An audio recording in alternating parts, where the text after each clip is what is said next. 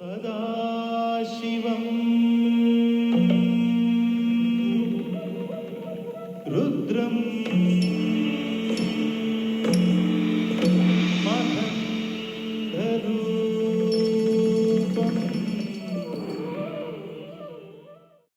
Everyone, thank you everyone for being here. This is we are going to do the Magha Nakshatra video.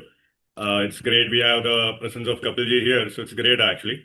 So it's I think he's blessing us today with his presence, so that's great. But we'll start the session with the prayer from EG, and then we'll go to Kapilji and Aditya, and then EG, and then Dr. Pai and myself in the end. So EG, please do a prayer. Thank you. Om Shri Gurubhyo Namaha. Om Aim Saraswati Namaha. Om Ganganapataye Namaha. Om Gurur Brahma Gurur Vishnu Gurur Devo Maheshwaraha. Gurur Sakshat Parabrahma Tasmai Sri Guruve Namaha. Om Namah Shivaya. Om Grahapataye Namaha.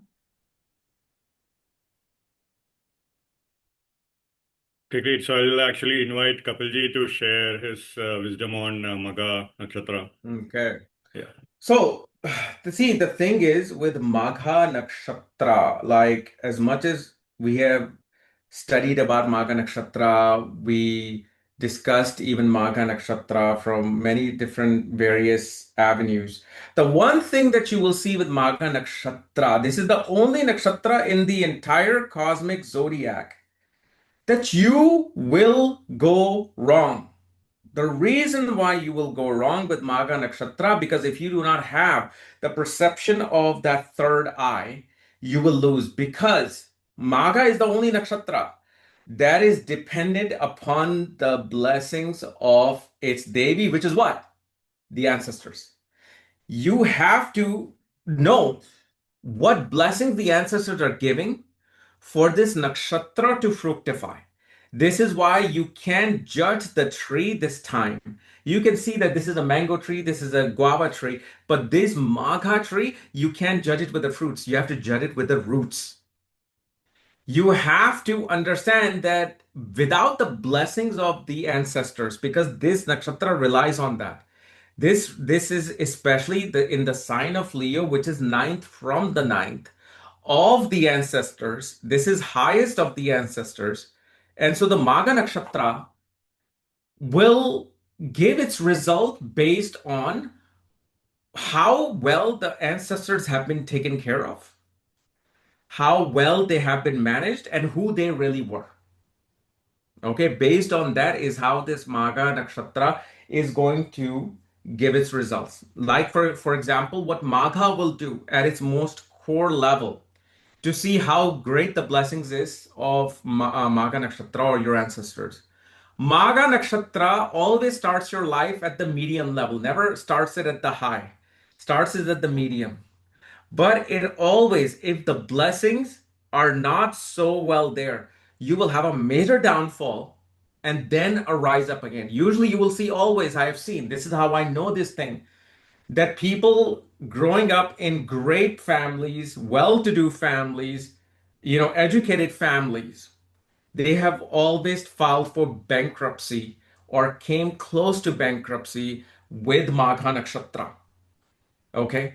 And this is simply because of the fact, because when you really look deeper into it, okay, so have you guys honored your ancestors? Have you guys done this? Have you guys did that? Well, you get to find out that there was nothing but world wars happening between the father, the brother, the father's father, and then their father, is nothing but conflict.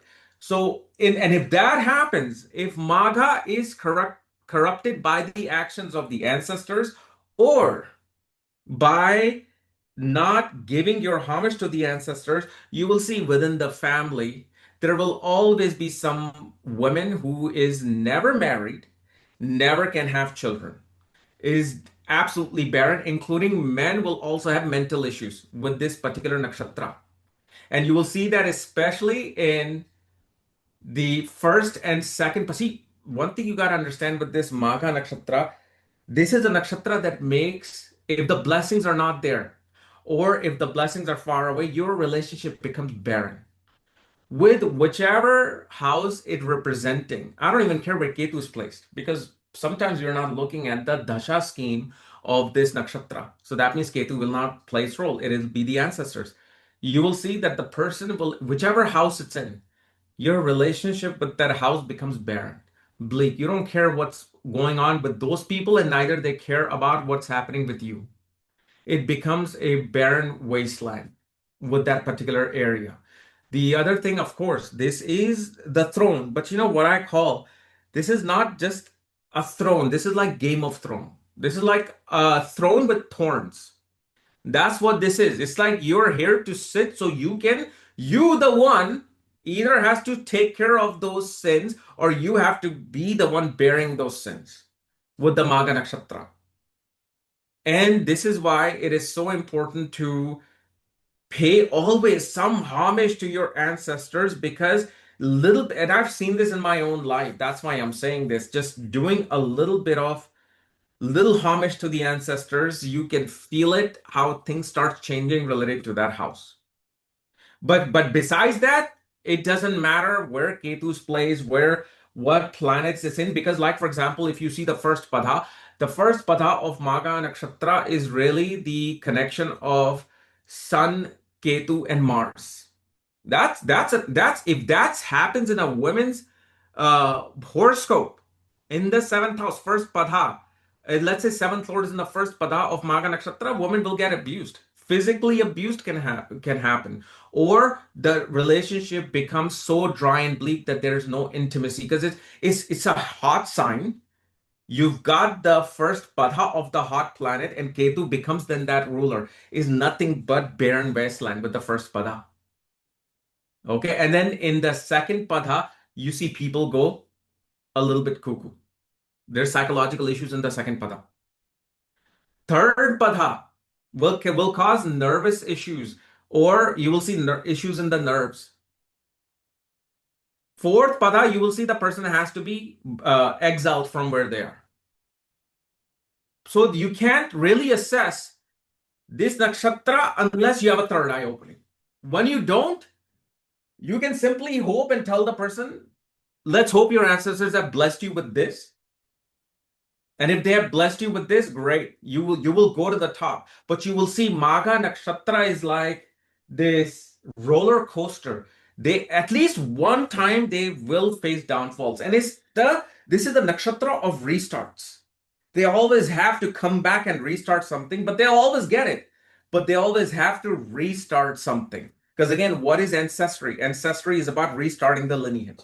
Lineage is going down. Okay, let's restart it. That's your main problem. This is the main thing. This is the reason why, especially you will see with this Magha Nakshatra, why coming together of the egg and sperm becomes most important, why becomes the most highly lustful and sexual nakshatra, because it's not because it's sexual and lustful like who's the guy, the Playboy mansion owner, I don't know, Hugh Hefner. It's not really you being a Hugh Hefner, or being some porn star. This is actually you having to propagate the lineage. That is your duty, that is your dharma, and you will not do that unless you have that zeal inside you that yes, I want a woman, I want a man, so I can experience it. It's not that. There's just simply putting that in you, so you pass forward those, because if you're not taking care of their past sins or their curses, they will force you to push the lineage forward. But if, let's say, from your side they're happy, do you know what happens with Magha Nakshatra? If from your side that they're happy, you will get blessed with girl children. So your side of that lineage does not continue. You're like, okay, you're good. You go somewhere else. Now you go be born in Japan. You go be born in US or Himalayas. We don't care. So these are some of the things that I will say with the Magha Nakshatra. There's a lot more, but you guys know how I'm like constrained on time. So go ahead. Anything, anyone would like to add on anything what Kapilji said? Dr. Bhai, any thoughts on whatever he said? And Yuji, any thoughts on? They're all muted. Yeah. Unmute yourself, guys. Okay, here we go. Yeah, I think there were some very important points that have come on from Kapil. Just another additional thought that I wanted to share as he was speaking. I was looking at all the power centers that you see is these nakshatras, which are two of those nakshatras. You don't seem as though they are power centers like Magha, but they are power centers.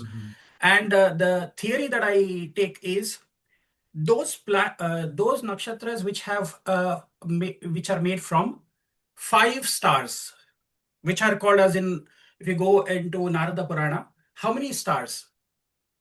Do you know the power center of the world in terms of military strategy and complex is Pentagon. Pentagon is made of 5 sides. There are only 3 stars which are made of 5 stars. 5 stars in the constellation.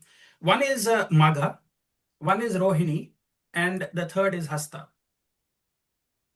Hasta, which means just before we started this discussion, we were talking about having that finger on that red button where you can press that button. So that means nobody knows who has that button. Everybody believes that the most powerful person will have that button under him. But Hasta is not, that is the fingerprint or whatever that is there.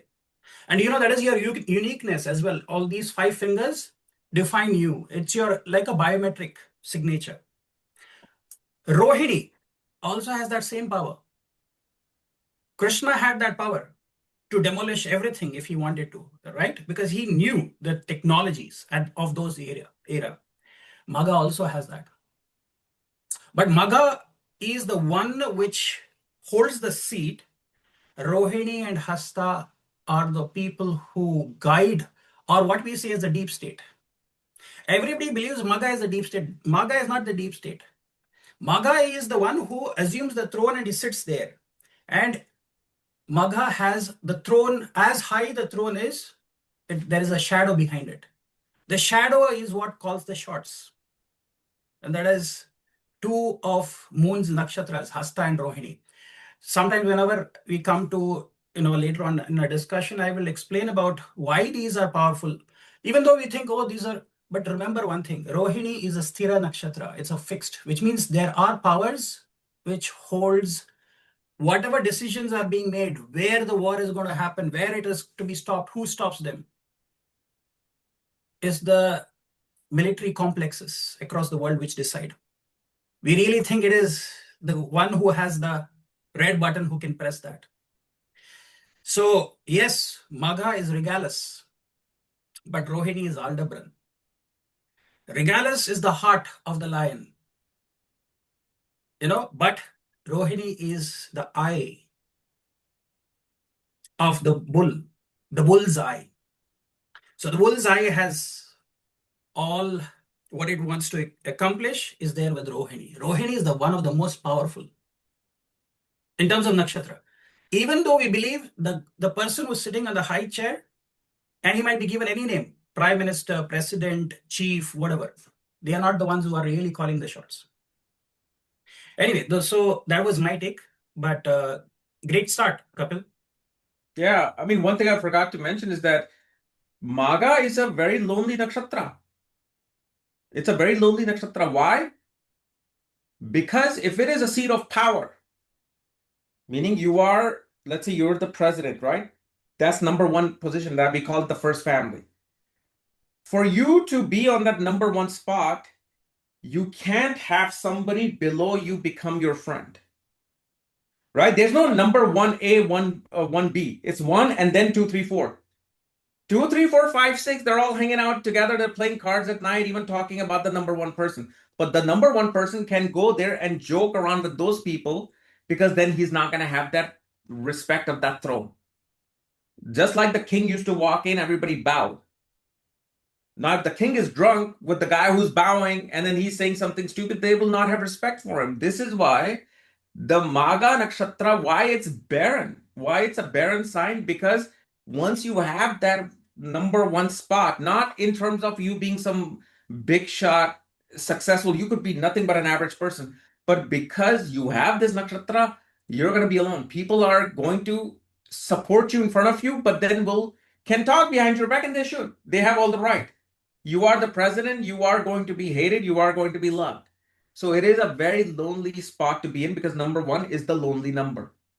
Even though we're not talking about Aries, but again, we're talking about the throne. So if you have received the throne of the ancestors, you're the one who's sitting and taking care of whatever the ancestral desires are, or curses are, or their needs are. Okay, so this is, again, I can keep on going, but you guys know how. Oh, Feel free, Kapil, to. yeah. Go ahead, start. Okay, finally. Can you see my slide? Yeah, we can. Yeah. As you know, I used to always show this slide at the end, but today I thought I'll show this slide at the beginning. So this is all the nakshatra length video, starting with Ashlesha. We missed Magha, and that's why we are doing Magha right now. And this much hours so far. So far, we have reached 83 hours, 6 minutes and 22 seconds. So if you play our video, I think our videos of nakshatra will go for 4 days. more than No, more you than mean 2 weeks, no? 83 hours continuously, 24 hours per day. Oh, right? okay, continuously. Okay, I see. I'm looking at the work week. Yeah. So that's where we are, I think. And today we are completing this series from Ashlesha to Magha. We're completing that series. So probably another 4 hours, 5 hours. I don't know what to add here. We will have 88 hours, 90 hours, probably about 90 hours video in total. So that was a big thing. We have come a It's long funny, way. April 10th, 2017, and today we're doing the 10th nakshatra. Yes, and there are many interesting things coming up. Our video came in YouTube on 10th April. But I just Oh, wanted to see when Dr. Pai, I got Dr. Pai's email from 2017. I don't know, I can't see the Right. date. Yeah. April 2nd, 2017, he invited us to do the Ashlesha Nakshatra video. So the video was recorded was on 2nd April. And at that time, Dr. Pai was in India. You can see he's got India time here. So Dr. Pai looks young at that time, I guess. We are all aged now, 10 years, yeah, And speak for yourself. I am the youngest man. I'm the hero. Actually, No, Togi, I'm the hero. Come on now. you are old guy now. No, Togi. I think I'm the oldest. I'm the old lady here. Yes, you are. I'm the oldest. You are. Yeah, you're the oldest than I. That's me. So She's yeah, she's a Pitri for he's a us. Pitri. Eve is Pitri, Pitri. yeah. Yeah, he was like the Pitri. Yeah. Pitri and Putra. But interestingly, you see, on that day, Ram Navami, on that year, to 2017, Ram Navami was on 5th, and we recorded the video on April 2nd, 3 days before. This year, Ram Navami is on March 26th, and what is today's date? March 24th. 44th. Just again, Ram Navami, few days. Wow.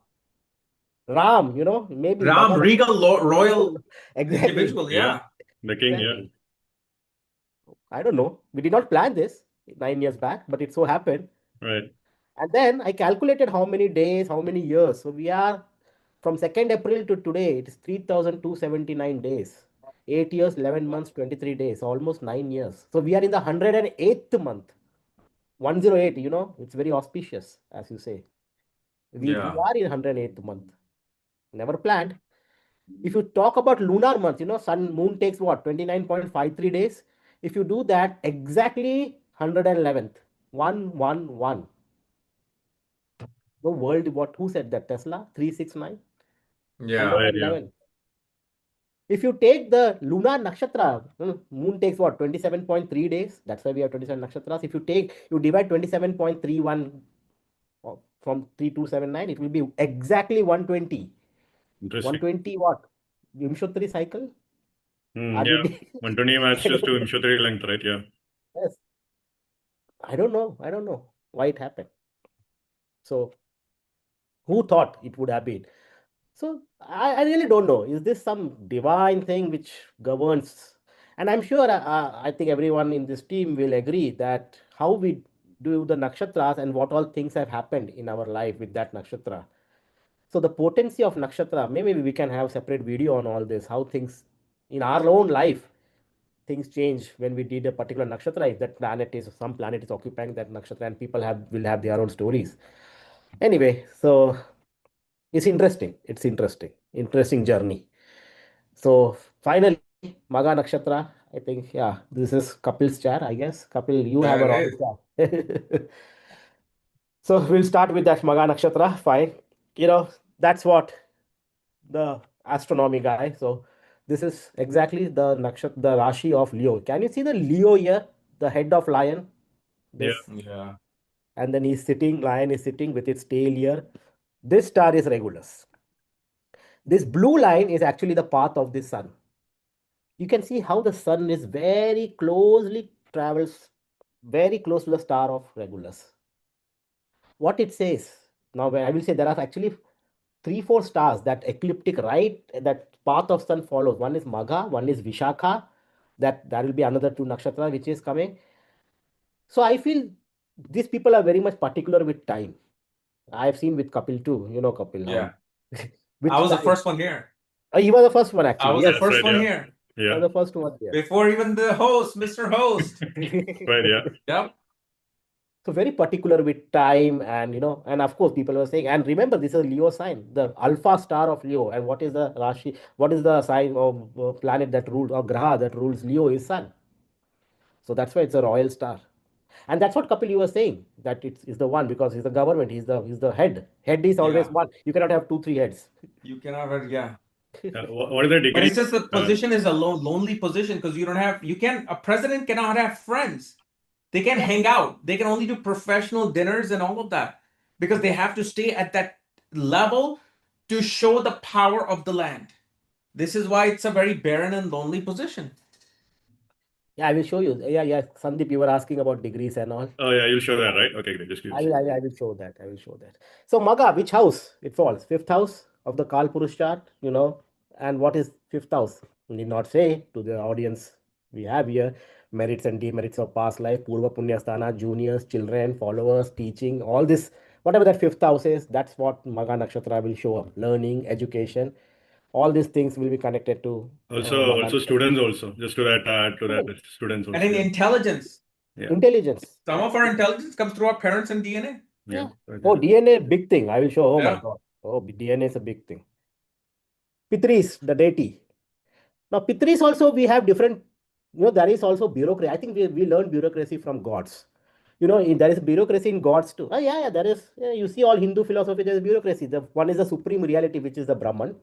After that comes the three Murtis, which is Brahma, Vishnu, Mahesh. After that come different devas and deities. Different devas, Indra, Dev, this and all. Whenever they have problem, they go to Vishnu and Shiva. So that's the hierarchy. Below them is Gandharvas, which are musicians and artists. The famous Gandharva we know is Chitrasen, who taught Arjuna the dance. If you remember, if you recall Mahabharata and all. Below that is Pitris, our ancestors. Below that is Manushya, we. And below that, I don't know, maybe below Manushya will be maybe Patal Lok, animals and all those things. Maybe that's a hierarchy. That's what. And one has to take care of the other, so and so forth. So there is a hierarchy here. What are Pitris responsible for? Of course, they are guardians of culture, ethics, and lineage. They are the link between the past, present, and future. They are the ones who are linked between you and the higher one. So that's why the Pitri worship is very important in Hinduism. And when they are satisfied, they give you health, they give you prosperity and peace. And Deva Pitris are divine progenitors of mankind. So Pitris, there's a whole thing, and we do Tarpanams and all regularly. So especially Magha people should be very much doing into their Pitris and their ancestors, Puja and all those things, very important for them. Now we have Pitru Paksha, right? There's a big Pitru Paksha thing. And then that comes when? That comes always around second to last week of September every year. Pitru Paksha is nothing but the 15 days after the full moon night, which happens in September actually. Now September, if I say which Rashi the sun is transiting around September, after around second to last week of September. Leo Virgo thing, right? Virgo, because it's second to last week, so probably we can say after Virgo. September 15th, so it's basically the Virgo. So in Virgo means sun, like this is, I have not given the date here probably, but this is around sun transits Hasta Nakshatra So post. why is Pitru Paksha not in Magha, but it's occurring in Uttara Falguni? Let me tell you, yes, exactly. Okay. Good question there. Sun is transiting which sign? Virgo. Where is Magas? In Leo. Where is Sun? Food. Second house to Magha, right? What we do in Pitru Paksha? We give food to? Food. We give Yeah. food. We give food. And where is the sun exactly transit? During Uttara Falguni and Hasta Nakshatra. Sun transits Hasta Nakshatra post September. And we give food to what? And the crow comes and eat. Yeah? We used to always do that. Yeah. Crow is what? Corvus. Corvus constellation is basically crow. So you see the connection around September when the sun transits the second house from Magha, food to Pitris. That's what second house is, food to Pitris. This whole video, we exactly follow how the sun goes. Sun comes here, okay, you get up. Sun is what? Life. When the sun is in the first house, you get up. Then where the sun goes? In the daily basis. In the daily In the basis. 12th house. 12th house. 12th house is That's what? when you have bed pleasures in the morning. Bed pleasure. Okay, yes, that's true. But then you brush your teeth. But you go to office. You go out of Oh, your I'm house. sorry. I was just telling you my routine. Yeah, your routine. Then what? Then what happens after 2 hours? Sun goes into which house? 11th house. 11th house. It's time to Where make are money. you? You are in office, making Yeah. money, meeting friends, colleagues, meetings. So Yeah. so human beings also you can I can talk about each houses and all. So you also follow the sun pattern, and maybe Pitris also follow the same thing probably. It's always sun. You have to take care, and then when the sun is at the 7th house, you come back to your pavilion, back to house. And then what you do Yeah. at around fifth, when the sun is in this 5th house, that's around time of what, 8 p.m. around. Yeah, you have your 8 p.m. bottle. There was an alcohol bottle in India, 8 p.m. I don't know if anyone of Now, you if you see the path of the sun, sun goes into the 7th house, right? Where sun sets. This is where the queen begins to yell at the king. That's where No, sun but- becomes weak. You Yeah. see, all the way till the morning, the poor sun for 1, 2, 3, 4, 5, 6, 7, 8, 9, 10 hours, it has to deal with the queen after sunset.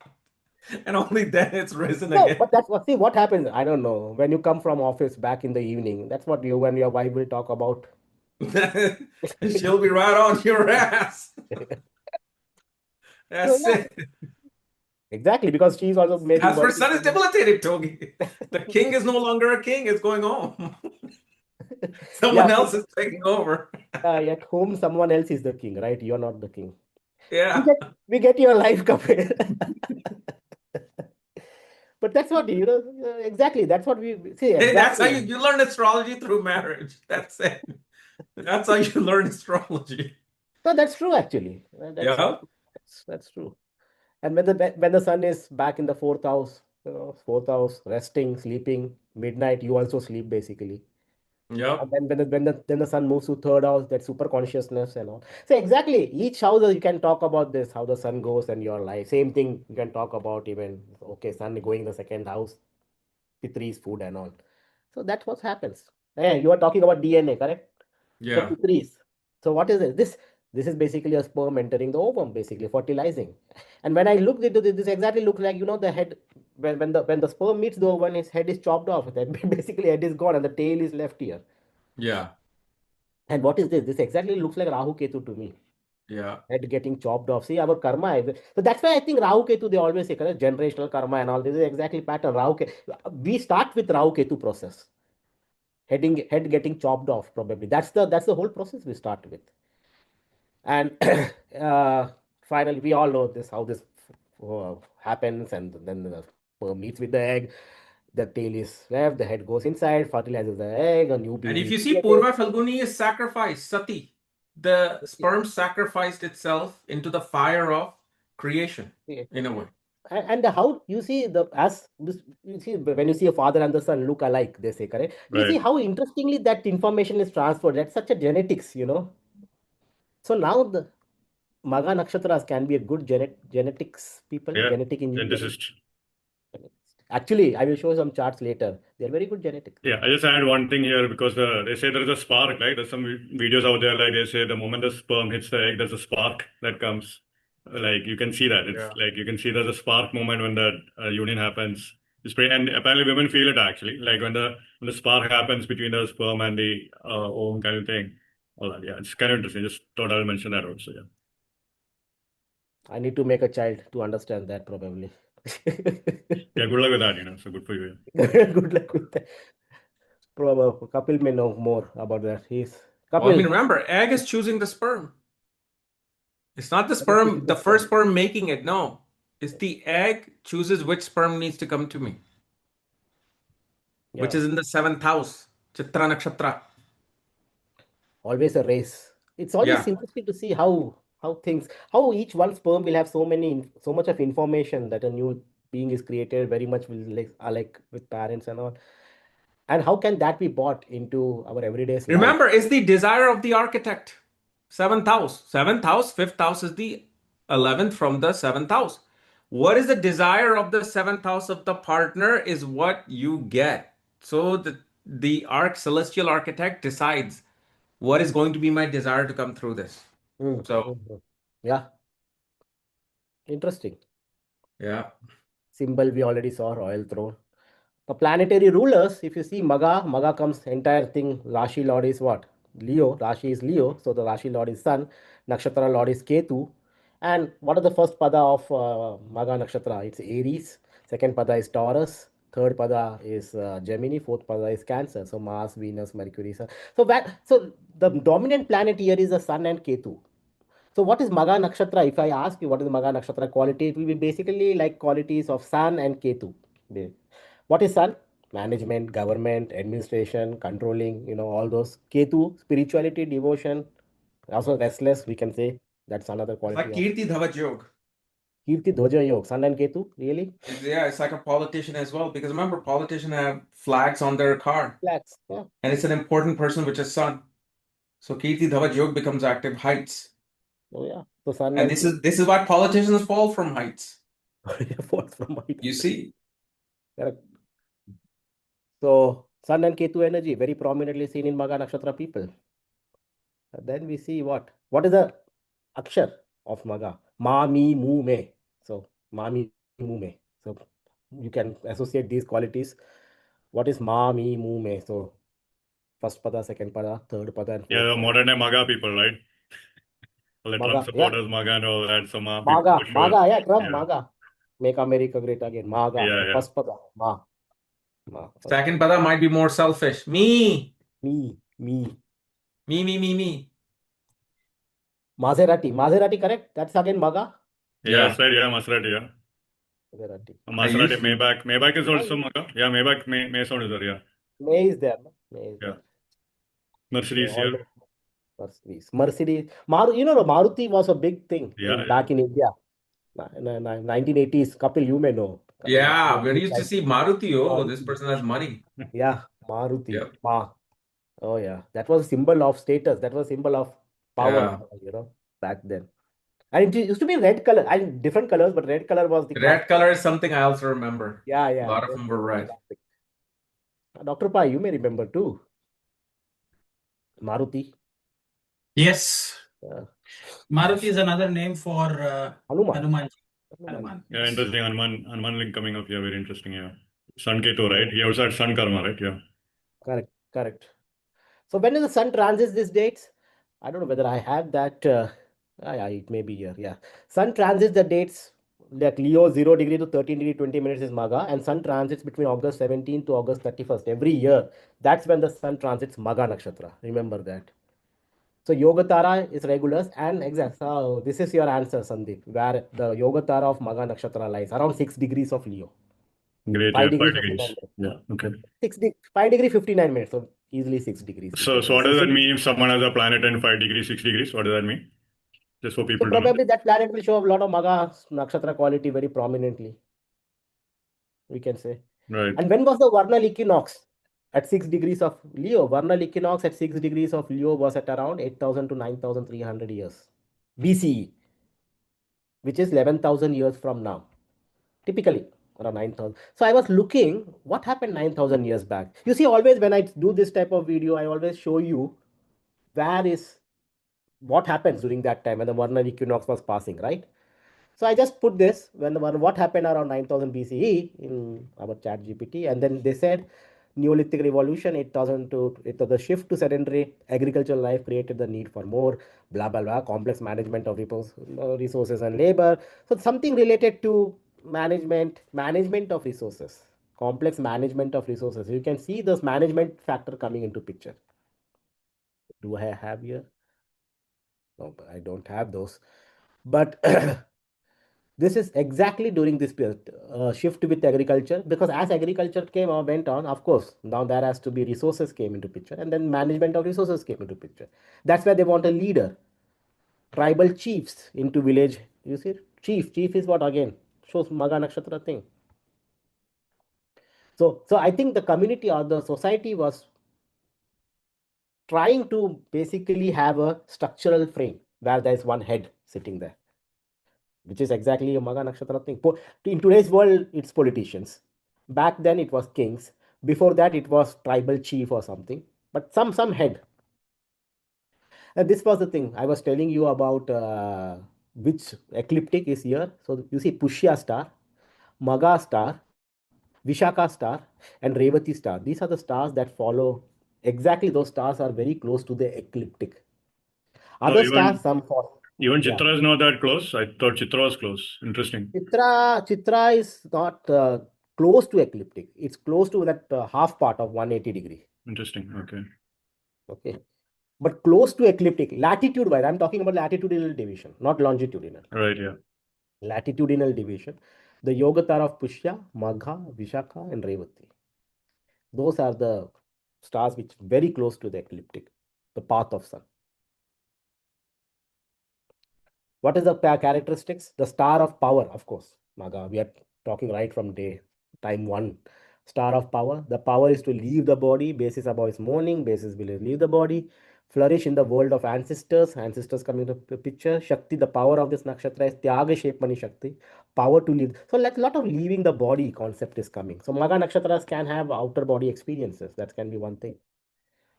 Results of Shakti basis. So very much themes of Ketu related themes. Leaving the body, mourning, Tyaga Shepani Shakti and all those.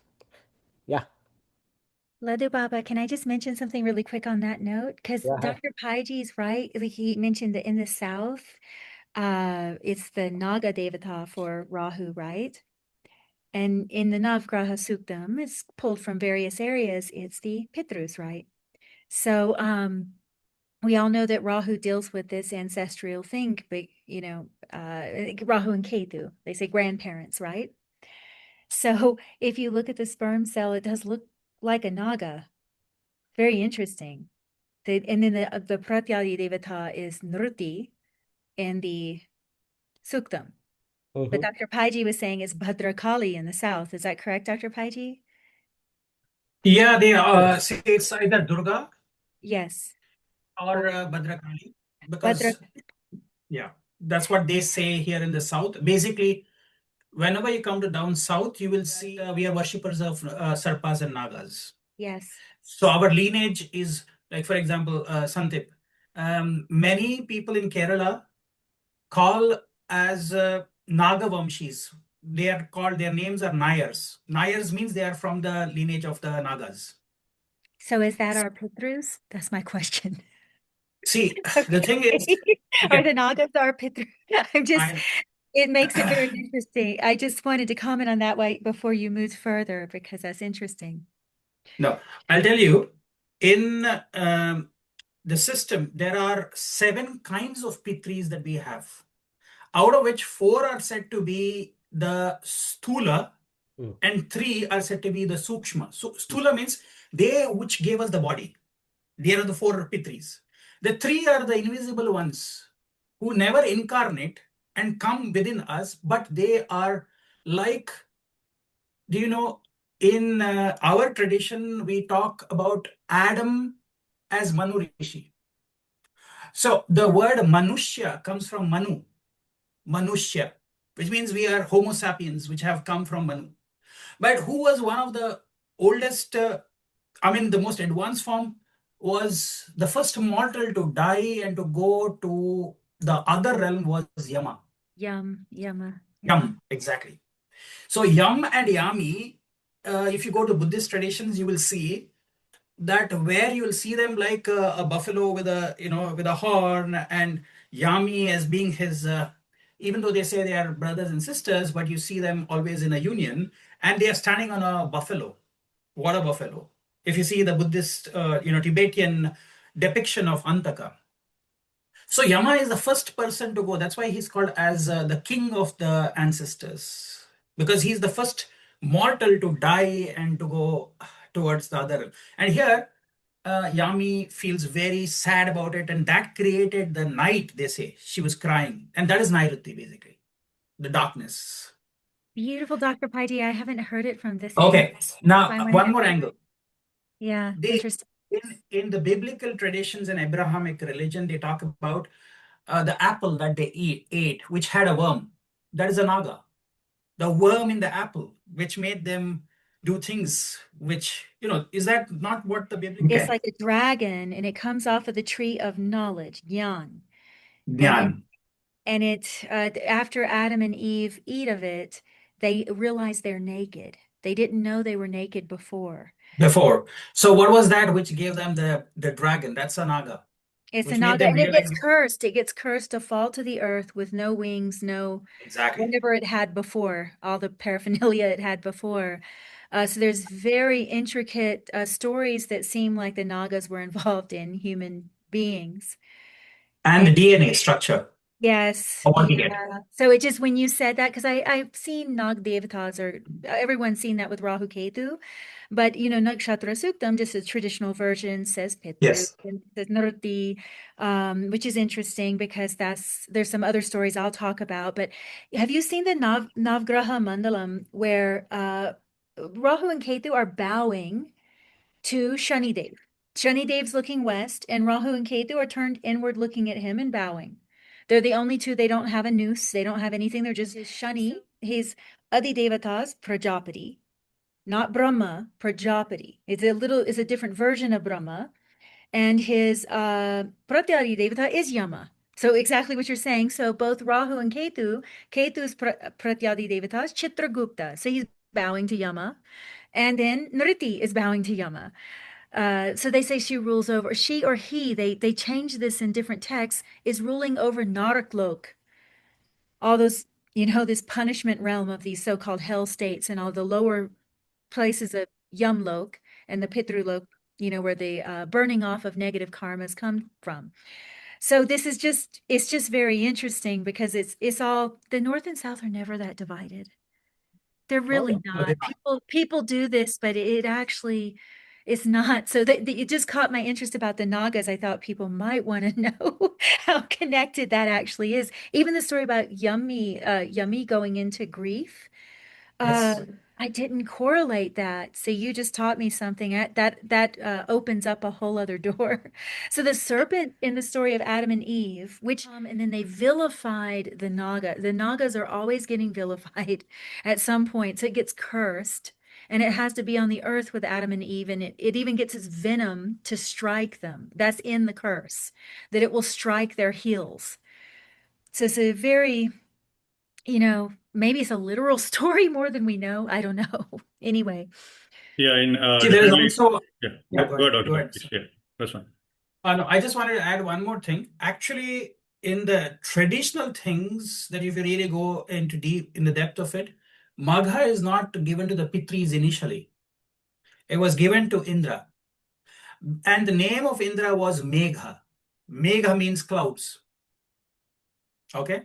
Many of the nakshatras, right, Dr. Paiji? Many of the nakshatras, they say Indra. Exactly. Chitra. Many of them, Rohini, all of them, there's Indras everywhere. Exactly. That's fascinating. So even if you see the original text, they talk about Indra was the lord of Magha. He was called as Megha. Megha or Magha is... So, and if you see, Indra always has a very close connection with Nagas. If you even see the episode of, what is that called? The forest. The forest, yeah. The Agni forest kind of thing, right? Yeah. The Agni forest, yeah, which was... Agni was in the forest for Arjuna's and When he tried to protect the Nagas. Yeah.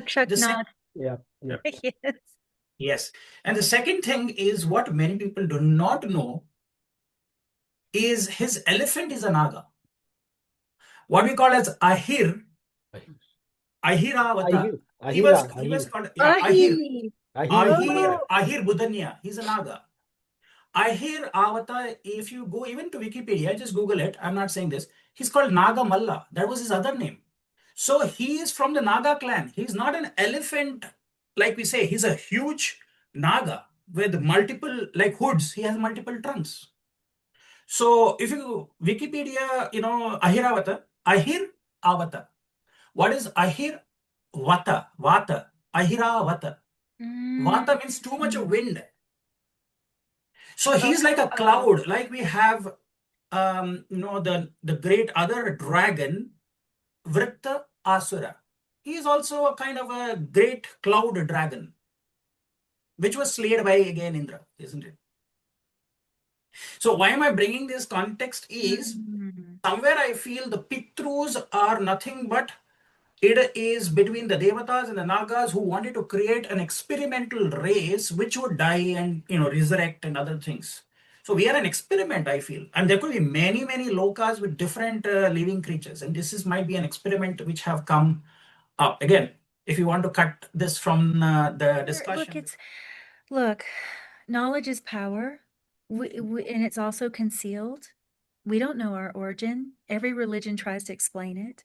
And it seems like Bharat has preserved a lot of things that the other religions are trying to explain in other stories, but they make it matter of fact.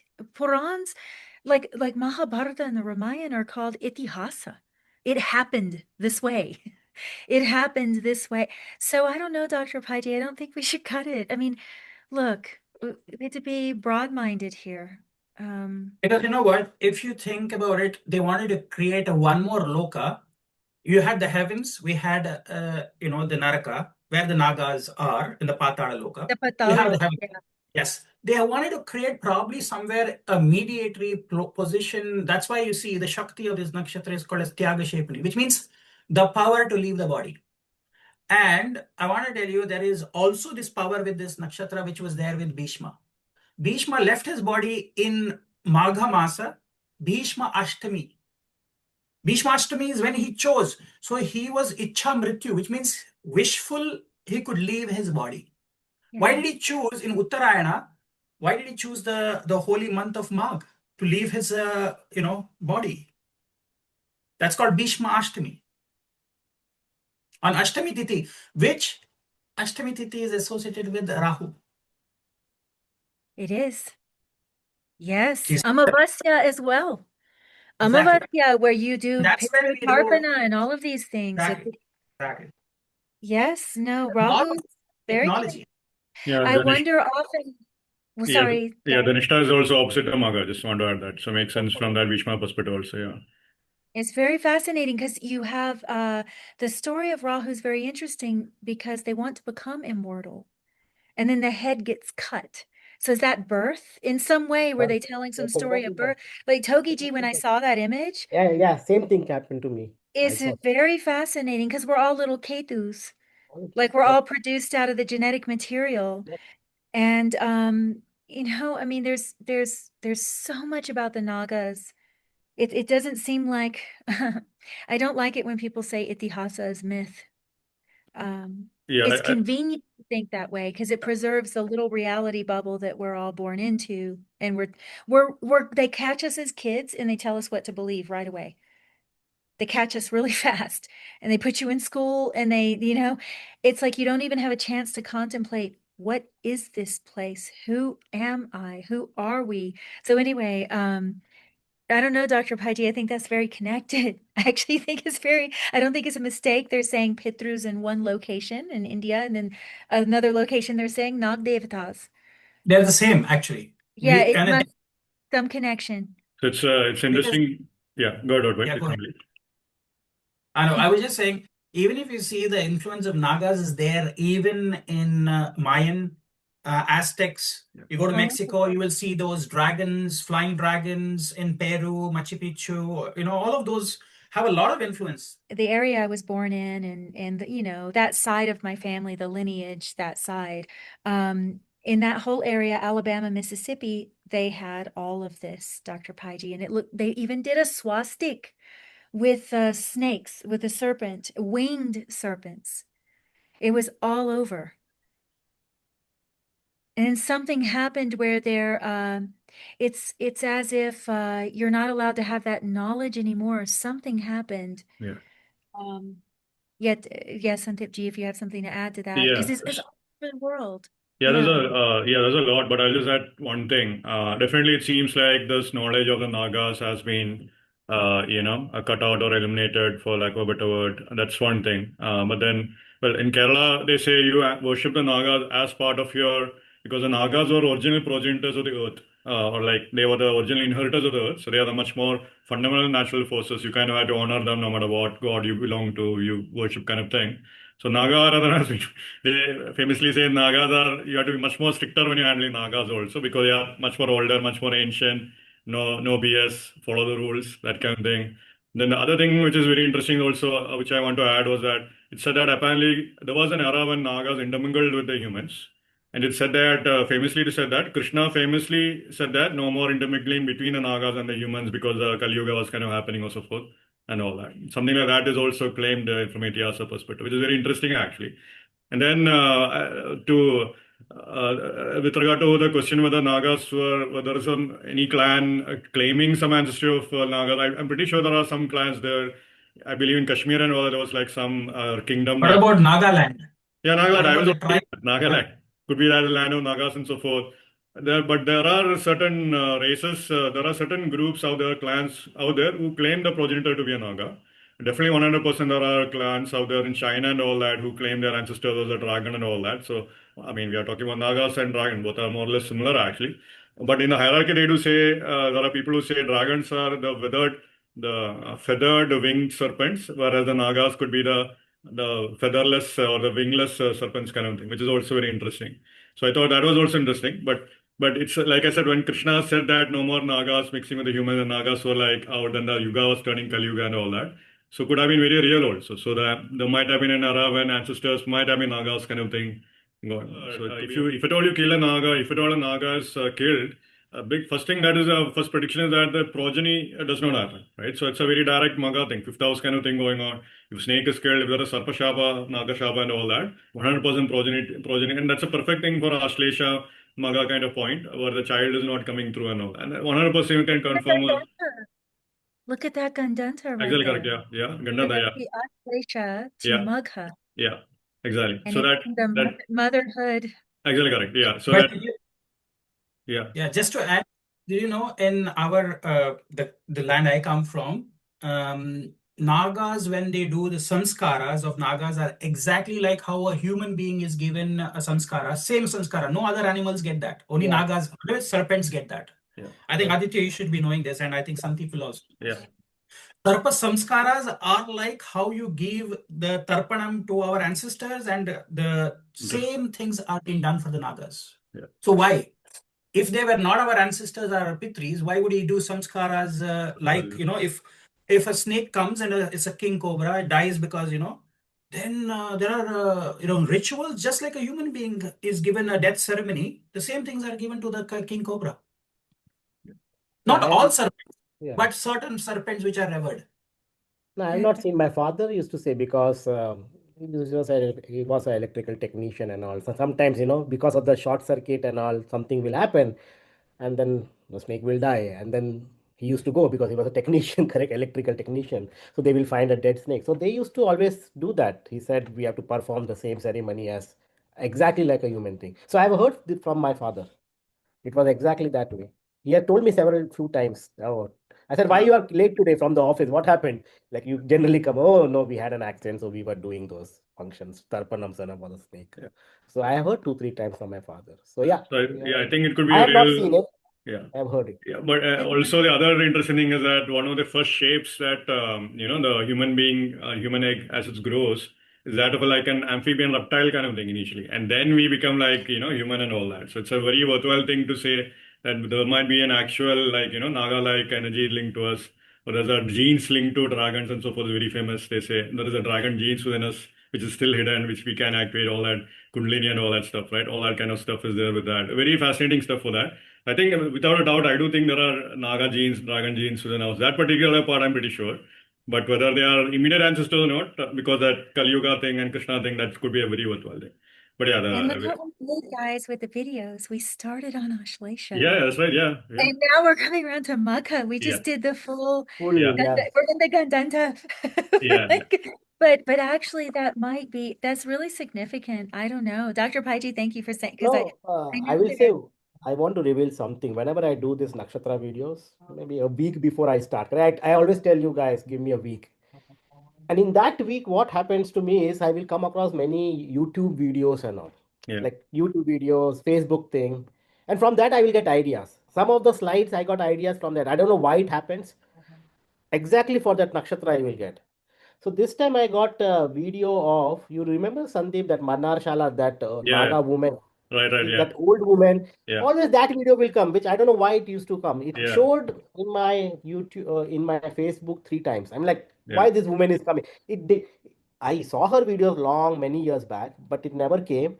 And this last week, it happened twice. And I'm like, why this old woman is coming and she's doing Naga ceremony and all those. Yeah. You should see that. Mannar Shala, Kerala, that old Right. woman is there.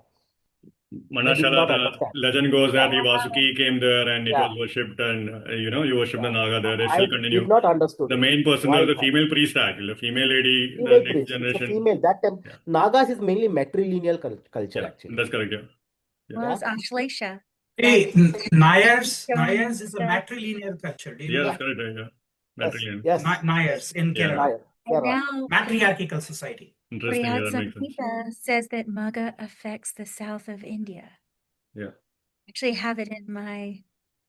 Okay, Dr. And Paiji. there is Actually, one. Tokiji inspired this because as soon as I saw that image, and then Dr. Paiji said Magha, and I'm like, wait a minute, Pitris, Nagas. Yes. I do And think that because the Pitri thing makes perfect sense in a genetic way without doubt. Because the first, Correct. the child formation is a reptile first. Only then we become an amphibian, and only then we become a human child in the womb, without a doubt. So from an ancestral perspective, genetic perspective, 100% there is a Naga thing going on. That is very true. Like genes do show, like that's very clear. But at but like I said, there was a blocking by Krishna at some point in time because of the yuga and deterioration of humankind and all that. So like some legendary stories how that humans could not handle that Rahu energy of a Naga, and then they became more lustful and all that. The kings became too violent, then he kind of banned that out, kind of thing. Something like that also is called out, And actually. So one more thing happened is I'm going to show that there is also Totanikara temple, correct? yeah. That also there is some story, and that also video came in Facebook, and I was like, Yeah, I was going. and I that will also talk about connected with Chodanikara actually. It was Magha. yeah, Yeah, Magha. yeah, that also I'll came, and talk I about was that. like, Yeah. why this video came up and why this Yeah. nakshatra? I know it was Magha, so I put that Yeah. slide Oh, is great. going Yeah, to we will come. talk about that. Yeah, great. Yeah, go Yeah, ahead. the slide is good. But now I understood why it happened. See, all your talks make sense to me. That's what 1 week before all these weird things will happen. It's happened to every nakshatra video for me. So it's Yeah. I'm not Well, saying you're something. all my gurus tonight because I didn't know the thing about yummy and this thing about the Mahabharata and Krishna saying this. I've never heard that either, Santip ji. Yeah, And I like heard one. yeah, Yeah, I heard one yogi say that this guru. Yeah, great. that's Okay, cool. see why Krishna, he didn't kill Kaliya Nag. He Yeah. asked Kaliya Nag to leave. Yeah. Yeah. Why? Because probably at that time, Kaliya with interbreeding with humans could have created giant like people. So he said, I don't want this kind of race. I want to end this Naga race and I want to. So he asked him to leave. So he had to leave Yamuna and he had to leave the waters. Yeah. And do you know, I mean, as per certain traditions, they asked Kaliya Nag to go to where today Fiji is. That's right. Fiji Islands. Yeah. And a lot of people you find in Fiji have connections with the Kaliya Naga. They say Kaliya went because he had to leave those waters as per Krishna's instruction. And Kaliya Naga was said, you go to southern quarters, even Garuda will not come to attack you. So Kaliya was very afraid of Garuda. So Krishna said, I'll give you that area, that land belongs to you, go there.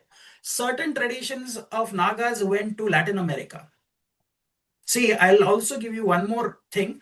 You can cut this, edit this later on if you want to, not keep this, but No. It's okay.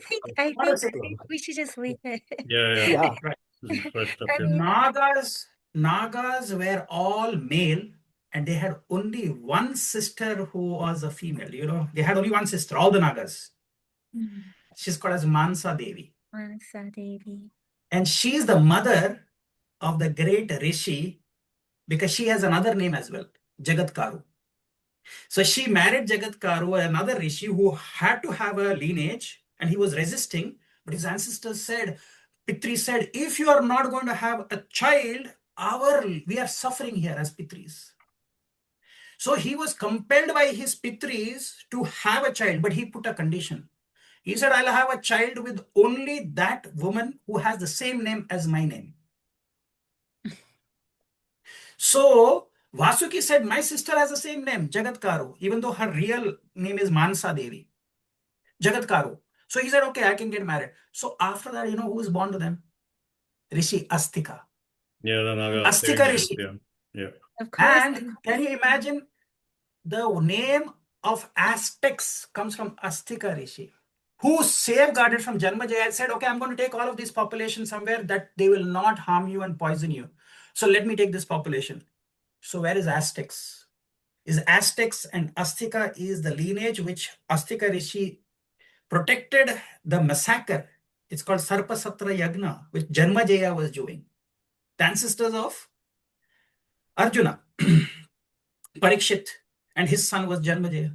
So there was a genocide of the Nagas which happened at some point, because probably they didn't want more intermingling and they said, go away. So there is a lot of such stories. Yeah. That means they must have gone somewhere. So if you see many of the indigenous traditions in different parts of the world, they have some Naga blood in them. That's Do you know famous. who is a protective god of the Nagas in South India? Murugan, Yeah. Skanda, Subramanya. He is a lord of the Nagas, which means he protects them on the earth. Okay, and he's the one that So he's protects the Martian. forest. So a Martian lord protecting the Nagas. Yeah, so Protecting one place. of course, I think one of the things they do say is that once some of the Nagas became evil also, like Nagas are more closer to that, so they started making excessive demands of humans, and apparently, of course, Aztecs and all that are famous for like human sacrifices kind of thing, so like cross the limit. So they were like, they eventually they might have become evil, overpowering. There are stories of evil dragons, evil Nagas, stuff like that. Or a Naga that went wrong. I mean, you can understand that also. So perhaps that could also have been like a lineage thing where they went evil or they went Well, down. even Patanjali Maharaj was very Yeah. dangerous for his disciple. He accidentally kills his number one disciple, burns him to death. I mean, Yeah. in a second. It's Yeah. interesting how Mars is debilitated in Ashlesha, and you related Kartikeya with Nagas and Yeah. Mars. I think because it's You too know, much. One, Mangal is a weapon, and Ashlesha is said to be a weapon. Yeah. It's Yeah, actually there are even some spiritual masters who say like if you read the Old Testament, it's like God is very evil kind of thing.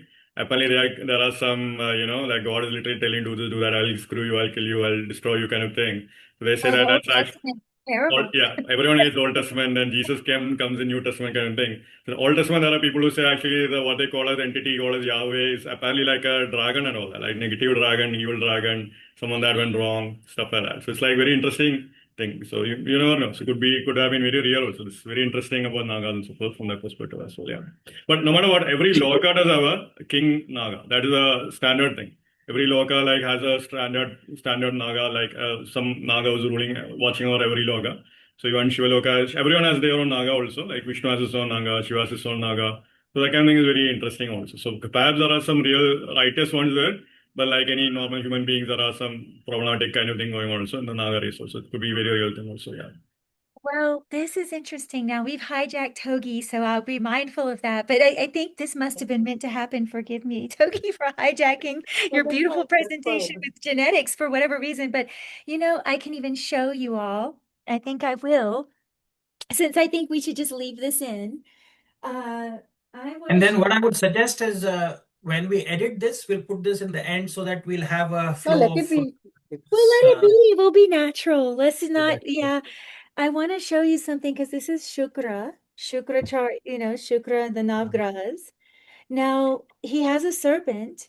And if you notice all the stories in the Middle East, or like in the story of Moses, Shukra as a serpent, really? yes, this is Shukra. Oh. So Moses' staff turns into Yeah. serpent, yeah. right? You know all the story. But Shukra is also what? Shukra Dhatu in Ayurveda is what? Sperm.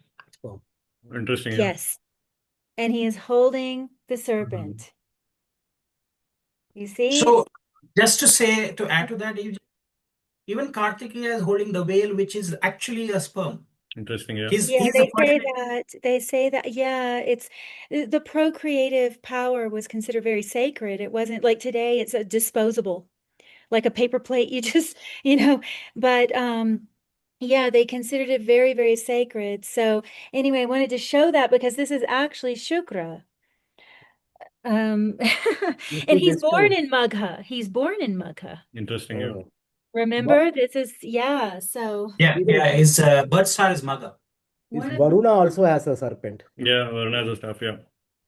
Like, so I don't know why this stuff was Satabisha is very also opposite to Magha also. That's interesting from that perspective. Satabisha and That's, Dhanishta opposite to Magha. Yeah. yeah, he's also holding a serpent. So interesting. Yeah, there's something there. Something there. So Togiji, sorry, No, you other thing, inspired that when I saw that. I was like, wait a second, hit through his nagas. correct. Again, you said about Megha, and what is the land? Meghalaya.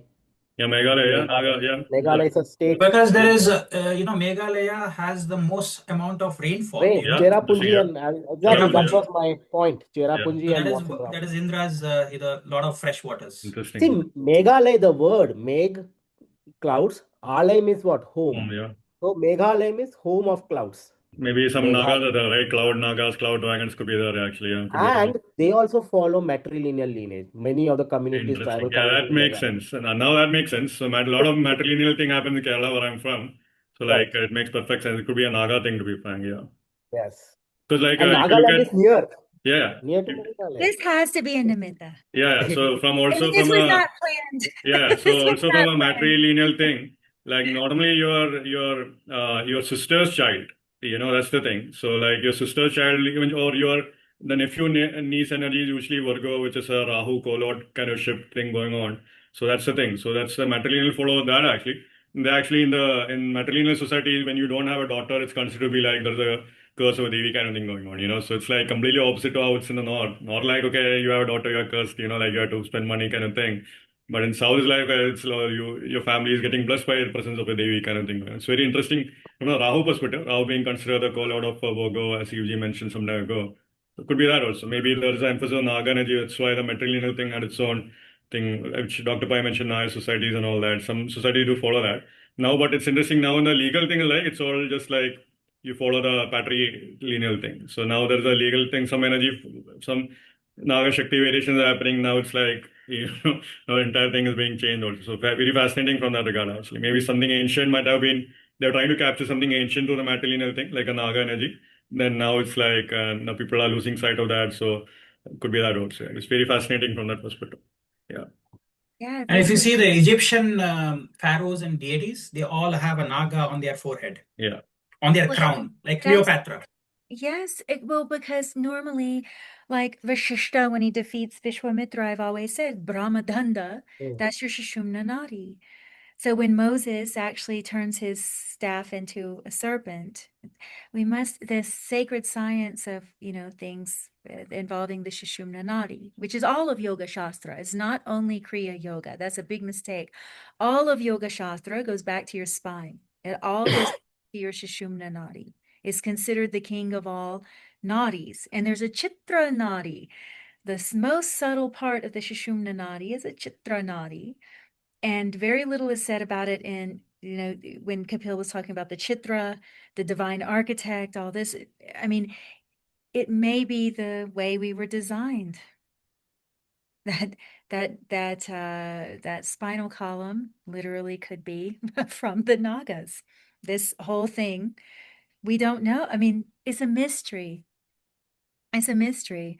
There's some people that will scoff at these things, but I would request people to be more open now, because we actually don't know anything. We've got an education system that teaches you just how to work. It's not teaching you about who you are. It's teaching you how to be a good slave. That's all it does. So Very who are we? interesting. Who are we? Okay, Ladhu Baba, we hijacked you. No, no worries, no worries. No, there are many points which became clear. You will see in the next coming slides. Like I was not knowing why this slide was, I just put it, but now it makes sense. So good. So where was we? We were here, right? So again, this is all textbook stuff which I'm giving. Purusharth Artha, Gana is Rakshas for Magha, Trimurti Brahma, animal, male, rat, bird, eagle, tree is banyan, quality is Ugra Nakshatra. Banyan tree. Now many things came up here. Banyan tree is a tree for Magha. You know, banyan tree, it can grow, like it can expand, it can cover a huge area, in fact. So this is one example of banyan tree. You can see it has covered a big area, and there are offshoots from the banyan tree, and that can be, you see those things coming from, that's the only tree. And it is giving support to that. It's like, descendants of that tree. So it looks like, again, genetic, the whole family you can think of. It looks like a Ketu family to me, the genetics basically coming, and then the root supports that tree basically. There are many stories with banyan tree, but I will say a few stories. It's a very sacred tree in Hinduism and Buddhism. Leaf juice is used to, now some of the medical properties, cough, asthma, diarrhea, ear pain, toothache, all those. Stem bark is used for many different purposes. The people tree has the following therapeutic properties: anti-diabetic, anti-inflammatory, antioxidant, so and so, anti-convulsant, antimicrobial, wound healing. And I've taken this from the pharmacy thing. But let's see which is the largest banyan tree in the world. It is somewhere here in Andhra Pradesh, very close to Madanapalli, in fact. Not that far from Madanapalli. Huge banyan tree. This is one whole tree, it seems. Its canopy covers around 19,107 meters square, which is 138 meters by 138 meters. you know, and 1 acre is basically 63.6 times 63.6 meters square. So it's 4.72. So if you multiply with this number 4, you will get basically 4.721 acres. So you can see 138 meter by 138 meters. So it's like a huge tree. So that's very close to in Andhra Pradesh, basically, South Andhra Pradesh. And this tree is, what is this called? Timmamma Marrimanu. Timmamma is maybe a goddess deity there. Marri in Telugu means for banyan tree. Banyan tree is called Marchettu. Chettu means trees, Marri means banyan tree. And this tree's age is, some says 550 years old. So banyan tree can be very old. It can grow like for many, many years, 600, or some say 600 years, some say 700 years, something like that. But let's see the story. And then there is a story associated with this. According to local myth, the tree is named after Timama. Timama was a woman who committed sati, suicide, by throwing herself on the funeral pyre of her husband's death. The tree is said to have originated from one of the poles used in the funeral pyre. Okay. And the residents of the region strongly believe that if a childless couple worships the mama, they will get a children. Again, you see the concept of children coming in the picture. So, banyan tree, Ketu. Again, we said that the genetic material, the children, the fifth house, all associated with this. So that's one thing. And this is a famous festival which have Vata Savitri Puja, which people do in Maharashtra. On the Vata Purnima day comes in the month of Jeshta. Jeshta Purnima is the Vata Purnima. So in the month of Jeshta, it's around, Jeshta month is around July, I guess, June, July, around that time, in the monsoon season. And Vata Savitri Puja. And here is the story, Dr. Pa, you said about Yama, Yami coming in the picture, just few. And I was like, what is Yama, Yami? They were the first mortals, but what is that genetic thing? Or he's the original Pitris, we can say. Again, connected to the banyan tree story. So I see the connection between this tree and Vata Savitri. The story of Savitri and Satyavan. Probably people may have known it. She basically fought with Yama to bring back the life of her husband Satyavan, who was supposed to die, but she married her. She fought with Yama, and then that's a whole story. I will not go into that story, but then Yama has to give back the life of her husband. And from in that honor, Vata Savitri Puja is done, where the woman will basically tie a thread to the banyan tree and ask for longevity of husband and all. So that's the story. But remember the story of, again, banyan tree connection with Yama and Yami, not Yami, but still Yama, Savitri's connection there. And I was like, why am I thinking about this story? But Dr. Pai, you mentioned about Yama, so that makes sense why we have this. There is another great banyan tree in Kolkata. It is believed to be at least 250 years old. And this is that, you see the whole canopy. This is a whole inside. It looks like a mini forest area within one banyan tree, you know. And it's huge. It's a very, I think it's in the botanical garden in Calcutta. I don't know, somewhere there. Still very, very well known place to visit. Many people do visit here, and it's very famous in India, the whole canopy. And right now, I think people have said that if you go inside this, you really don't know where is the main stem and where is the other offshoots. The other offshoots has become its own tree like that. But it has sprung from one tree, and then it has grown, and then the offshoot has come down, and it has formed like a mini forest there. Okay. Other use of banyan tree with respect to medical purposes. There are several other medical purposes, but I wouldn't go into that. But it is also used for furniture. Now, furniture was interesting, but because what is the symbol of Magha Nakshatra? Throne, chair, all these concepts. So making furnitures and all. So that was interesting to see. In India, you will see many places, you will have something like this. Under a banyan tree, there will be meeting, no panchayat meeting. People in India may know there will be a meeting, there will be. So what happens in this meeting? There will be one guy sitting. Actually, this is Sri M's photo here, actually. I got from his, and he is addressing these villagers under a banyan tree, and one head sitting there. It exactly looks like the theme of Magha, something like a king, something like an authority person sitting there addressing his people. And what happens in panchayat meeting, many decisions will be taken as per the law, justice, and all those things in the village meetings and all. So now you can say that what are the other jobs for Magha? It can be lawyers, it can be following of some law practices and all. Okay.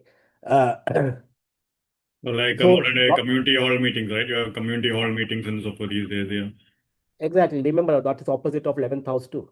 Yeah. So that's what, and in India it was, nowadays I don't know, but back in the days we used to always have this where they will make something structure like this, and old people and children will be playing. I still remember where I was born back then in my old house where I was born, 1983, 84, around that time. We just in front of our house we used to have such banyan tree. Now again, because of the construction and all, they have demolished the whole building now. So last time when I visited, I was so sad to see. I said, okay, let me see my birth house place, and then I was like, where is the building? The building itself is demolished, and they take out this tree, man. It was so sad to see. But it was a huge banyan tree, and then they have structures like this. And I was young, I don't remember, but many children and all will play under the shade, and that, so it was a sight to see. Even in many old villages in India, you will see this a huge banyan tree, and then they will construct something here, and people will just gather and chit chat. So it's a place to gather together, to have a discussion, to exchange ideas, to have meetings, to have justice and all those. What is the animal symbol for Magha? Rat. Now, again, that's very surprising. We all did talk about Sarpas and all. So, if you put Ashlesha in the first house, the second house is what? Magha. What is the food for snake? Rat. Again, it falls in the second house. So, now what is rat connected with? He's very intelligent, of course, rat, and so very socialized also. So, it's like fifth house and 11th house. It's a nice, cute looking rat, it seems here. They're highly reproductive. Okay, they become fertile within 5 to 10 weeks old, and their whole lifespan is 2-3 years. So again, fertile, producing children. Which house? Fifth house. You see that connection again. A single male rat can father thousands of offspring in a year due to rapid year round. Like for example, it can give its children, the children can give their children, and they don't produce one or two, they will produce multiple. And I am not going to show this video. You should see this video here, and it has shown how it could be and how they have done the calculations, and then they have shown that it can produce like thousands of rats can be produced in their lifespan, like one rat. They use also high frequency for communication, and these rats, they say that they do laugh, and while tickled they get tickling also and laugh, very similar to human. Rats are used for many many medical purposes too, very close. Our genetics, biology and all. I still remember in the 12th class we used to show dissection of rat, and then There used to be points, lab points. You will say, oh, we will ask, what is this organ and that organ? And we have to say, and for our lab points, we used to get points for that. So I still remember dissecting we never dissected the rat, but a dissected rat will be given. And then they will say, okay, point to the intestine, point to the this. And then the examiner has to give points for that. So our system, rat system, because that's also basically a mammal. We are also mammal. So studying rats is very common in biology and all. Excellent burrowers, climbers, and swimmers. So I was not knowing they use high frequency for communication. They laugh and then they get tickled. So that's strange. So when rat comes, plague comes in my mind. I was thinking about what is that connection with the plague. And apparently, I don't know. I saw this connection here. Like since from the states of 1970, since the mid 20th century, plague in US has typically occurred in the rural West. This is the main place, the EG. You have the highest number of plague. And I remember the event of rat. You see, you remember when I came at your place, there was a rat event there. Rat made a nest in the truck of EGs. I still remember. But there are rats, and mostly the plague cases are enormous here. This is actually a New Mexico state, and this is Arizona here.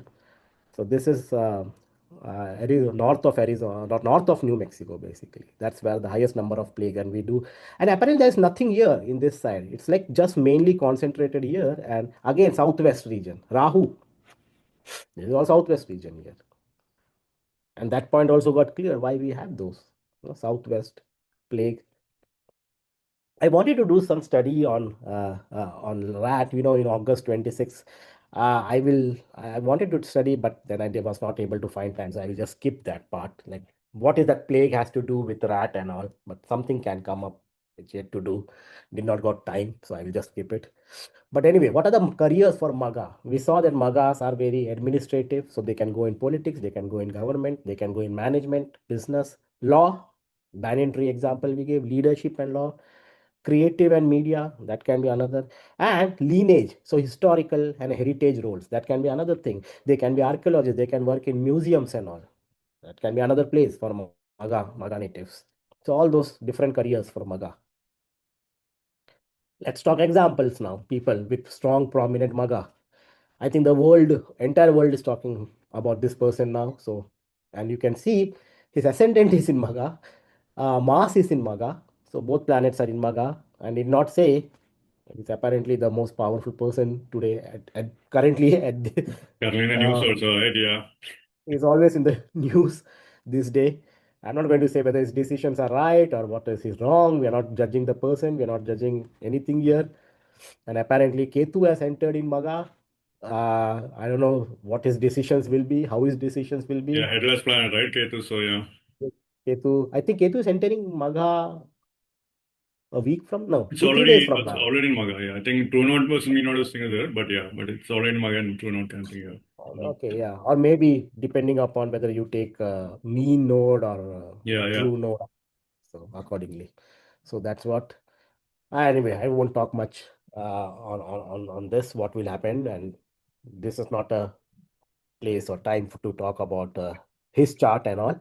But strong Magha, you can understand from his words and how he manages politician, government, topmost guy. That's one thing. Strong Magha, which everyone knows him. This guy here is George Gregor Mendel. Who doesn't know Mendel? That was taught to us in the school days. He's called father of genetics. Moon in Magha. Father of genetics. But moon in Magha, we don't know its time. So we don't know whether moon is in Magha or Ashlesha. We don't know. It can be anything. Since moon is there, moon changes fast. But whatever the case, we did talk about Ashlesha. See how things came up. Ketu is in Ashlesha for him, definitely. But that makes sense. Genetics, Ashlesha and Magha. Completely makes sense. And he's the father of genetics, Gregor Mendel. He's called father of modern human genetics. What is he has got in Magha? He's this one, Ketu. Ketu in Magha. Ketu will not change sign that much in one day. We don't know, of course, these people, we don't know their exact time, but we know their date. He's called father of modern genetics. Ketu is a planet, genetic material as we discussed, and that too in Magha Nakshatra. Father of modern genetics. This guy is called as human genetics pioneer. All these genetics people. That's why I said, genetics is strongly connected to Magha. Again, moon in Magha, 5 degrees possible. All human genetics pioneer, father of modern human genetics, father of genetics, all that is basically connected to genetics, and we see prominent Magha in their chart. Moon in Magha, Ketu in Magha. So, makes sense.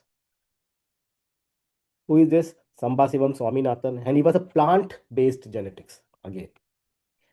Okay, Mars in Magha. Of course, he did not do for human, but for plant-based. And Sambasivam Swaminathan, he was basically to the reason for Green Revolution. Yeah, MS India was Swaminathan, yeah. Green Revolution India and food yeah. and all that, yeah. India had a lot of food problems back in 60s, and he was the one who did this. And from that time onwards, we never had problem with the food deficiency of food. Like back in 60s and all, you see, Indira Gandhi time and all, she asked food from US, and who was that? I think it was, Yeah, it was I in don't Gandhi remember. itself, yeah, I think so, yeah. Indira Gandhi, but who was the president in United States? I don't remember. Some Nixon Nixon or was some or Nixon or someone maybe, I don't know. But that was problem, and then we sometimes the time will be late to coming to the ships in, and we have to wait for the food. There was no. My father used to say that was we have to wait for food grains and wheat and all. That was we were not getting that wheat and all. Getting wheat was a big thing back. And the 1965 war happened with Pakistan. That was another headache. So yeah, anyway, so the big food problem. But he was the one who gave the green revolution, genetics basically. I did not say about this person, correct? Maybe yeah, we will talk about what is he has got. yeah, Rahu in famous Magha. actor, right? And not many people know who Amitabh Bachchan is, so Not all many the Gen people. Z Okay, people and India all that, in right? India people will know. He's a great Bollywood star. I mean now it is what 80s. What is that? 84 years old, but the great star Bollywood has ever seen. He's the king of Bollywood star. We can say not wrong in that. But he has got Rahu in Magha. Makes sense, correct? I think all astrologers will like his chart to talk about. So, big star, Rahu in Magha in the seventh house. Very famous, very well-known guy. So, makes sense. Rajiv Gandhi, another famous guy. You can see a bunch of planets there in Leo side. Sun in Magha, Jupiter in Magha, of course, Moon, Venus, Mercury. He is the son of Indira Gandhi. And he was also the president, actually. Not president, Prime Minister of India from when she died, 1984, right? Yeah. Yeah. Indira Gandhi died in 1984. He then became the Prime Minister of India. Unfortunately, he was also assassinated 1991 May, 21st May 1991. But again, big government, people were he was in his I've remembered stories when I was young about Rajiv Gandhi. I was young, so I still remember some of his things, and I clearly remember May 21st, 1991, when he was assassinated, big news and all those things. Um, did Of course, people will have some positives and negatives about him too, but you could see how strong, and he was a pilot. I think he was a pilot. Sonia Gandhi's husband, right? Yeah, yeah, He was yeah. a pilot, and of course government and all those policies. And he was born in a royal family, lineage. Yeah. His mother was Indira Gandhi. His mother's father was Jawaharlal Nehru. So he was born in a great lineage. And Yeah, clearly you could political see family in India, yeah.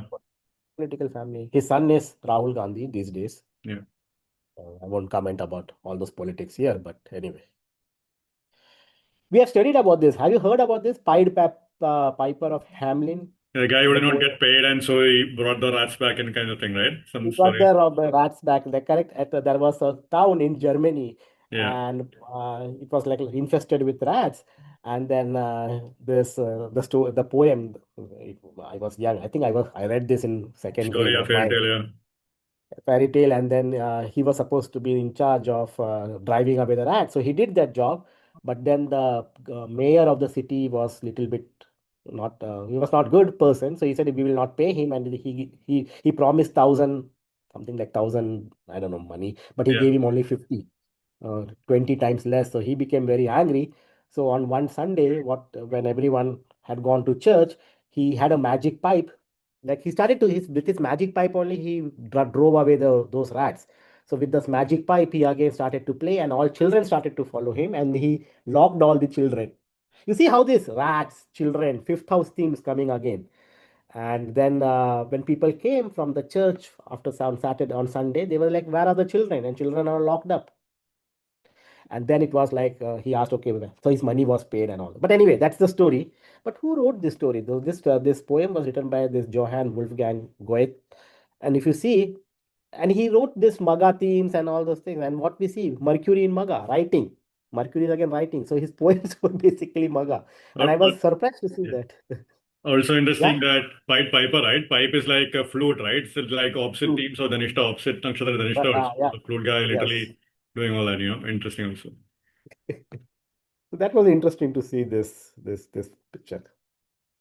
Dirk Jan de Pree, I don't know if you know this. He was a furniture guy and he has designed this famous chair.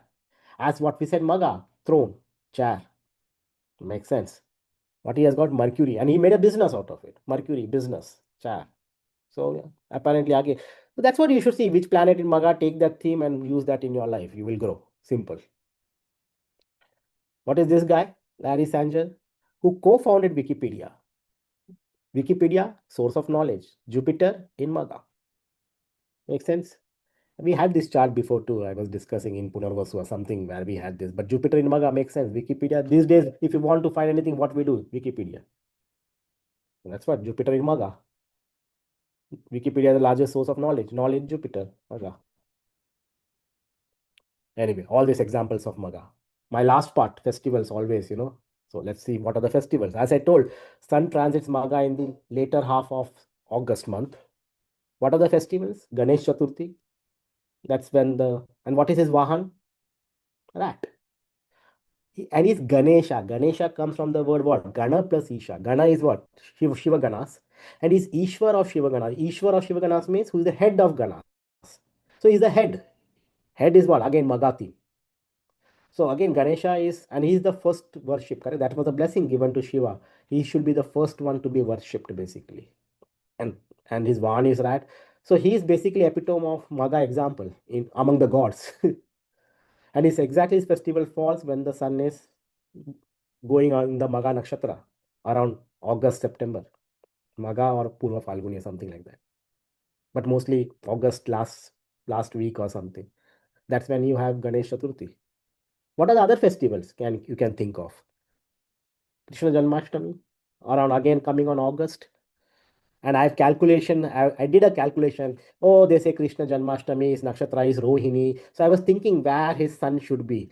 So as per all the instructions, I'm not going to bore you with all the mathematics here. Forget about all this. I found that his sun should be in Magha or possible in the first 4 degrees of Purva Falguni. From the information that he's born in Krishna Ashtami and Rohini Nakshatra. So Rohini Nakshatra span I know. He's born in Krishna Ashtami, so his moon's distance from sun I know. So I calculated that, took those two information, Krishna Ashtami Tithi and Rohini Nakshatra. So those two things I took and found that his sun has to be in Magha or in first 4 degrees of Purva Falguni. Looks like most like he must be like Magha because we told stories of Kalia, we told stories of all those. He was a king of Dwarka basically. We have all these stories. So, and he's also another revered lord in Hinduism. So 10 degrees of 13, basically, what is that? First 10 degrees of Magha, I don't know why I did this. 4 degree of Purva Falguni. Okay, it should be 13 divided by 17. So it should not be 10 divided by 14, but 13 divided by 17. So find that probability, whatever it is. So it looks like mostly his son is also in a Magha. He's also a Magha native. Onam also comes during this time, around August, September. Yeah, Onam sun has is got in Magha interesting. usually. Yeah, it's when the sun is in, again, Exactly, transiting yeah. Magha. So Kashyap and now we will see what is this lineage. Kashyap and Diti gave birth to Hiranyakashipu. His son was Pralada. His son was Virochana. His son was Mahabali, the one where Vishnu has to take the form of Vaman avatar to put him down. Mahabali has 100 sons, Banasur, Namuchi, he had many other sons, but these are some of the famous sons' name. He also has Ratnamala, which is Putna. Some says it is his daughter, some says it is his sister, we don't know, but we don't know. And again, we celebrate this festival when it is in the sun is transiting Magha. Mahabali, what was he aspiring to? To basically the king, he wanted become the king of the whole land, and then that's why Vishnu has to come and do all the Vaman of the story, and he has to put him in the Patal Lok and all those.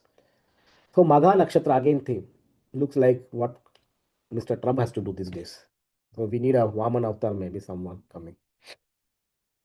And interestingly, I want to connect this story where when he did this, his daughter Ratnamala was when she saw Vaman, she was very impressed, and she had a desire that, oh, I should give basically I should be the mother of this child. Vaman sensed that, and he said, okay, your grant will be worshipped, your grant will be fulfilled. But when he put Mahabali in Patal Lok, she became very angry. She said, "Oh, this guy is so horrible. Maybe what I will do is I will, if possible, I will put poison on my breast, and maybe I will kill this child by making him to drink my milk." Vaman also accepted that, and the story says that she became Putana. Putana was the demon in during Krishna avatar. And you know that she came to Krishna because she was sent by Kamsa to go and kill Krishna, and she had applied some poison on her breast, and then she made Lord Krishna to drink the milk. But what happened? Krishna did not die, she died. And then she was liberated from the thing. So that's the story. So that's this actually, she was the daughter of Mahabali. That's what it is, Ratnamala. I don't know. It's well-known story. Did you know, Sandeep? No, first time hearing this. Very interesting, actually. Yeah. Yeah, I heard And it all was having a so. link with like all the way to Mahabali is very interesting, actually. Yeah. Krishna Purana and all. Yeah, we have those in with that. Interesting. It was Yeah, shown. I remember makes when sense, it was actually. I shown. think I'm not surprised, so it makes sense also. Yeah. Yeah. Because by the beauty of Vaman Avatar, she really wanted that he should be my son and Yeah, all. because But so later, Vamana Avatar would be Shravana, opposite to that will be Pushya, which is breast and all that, so makes perfect sense yeah, from that wife, potential wife wanting to be like, kill a future descendant and all that, Interesting, actually, yeah. correct. And then how his desires changed when his father was basically, Yeah, when he put, so she said, I will kill this guy. yeah, And exactly. Vaman said, Jupiter okay. tilted, all that, yeah. That's, so that is a story basically. Anyway, but what is this? Mahabali land was gone, correct? Land was gone. And this king, very good beneficial king, and his name was like everyone loved Mahabali and all, but he was basically thrown out from his kingdom. Now I want to tell you something. What's happening today? What is coming? What has come in Magha? Ketu this is March 28th. Ketu will be entering. This is actually, I don't know, mean node or something, but Ketu is very close to Magha. Ketu is entering Magha.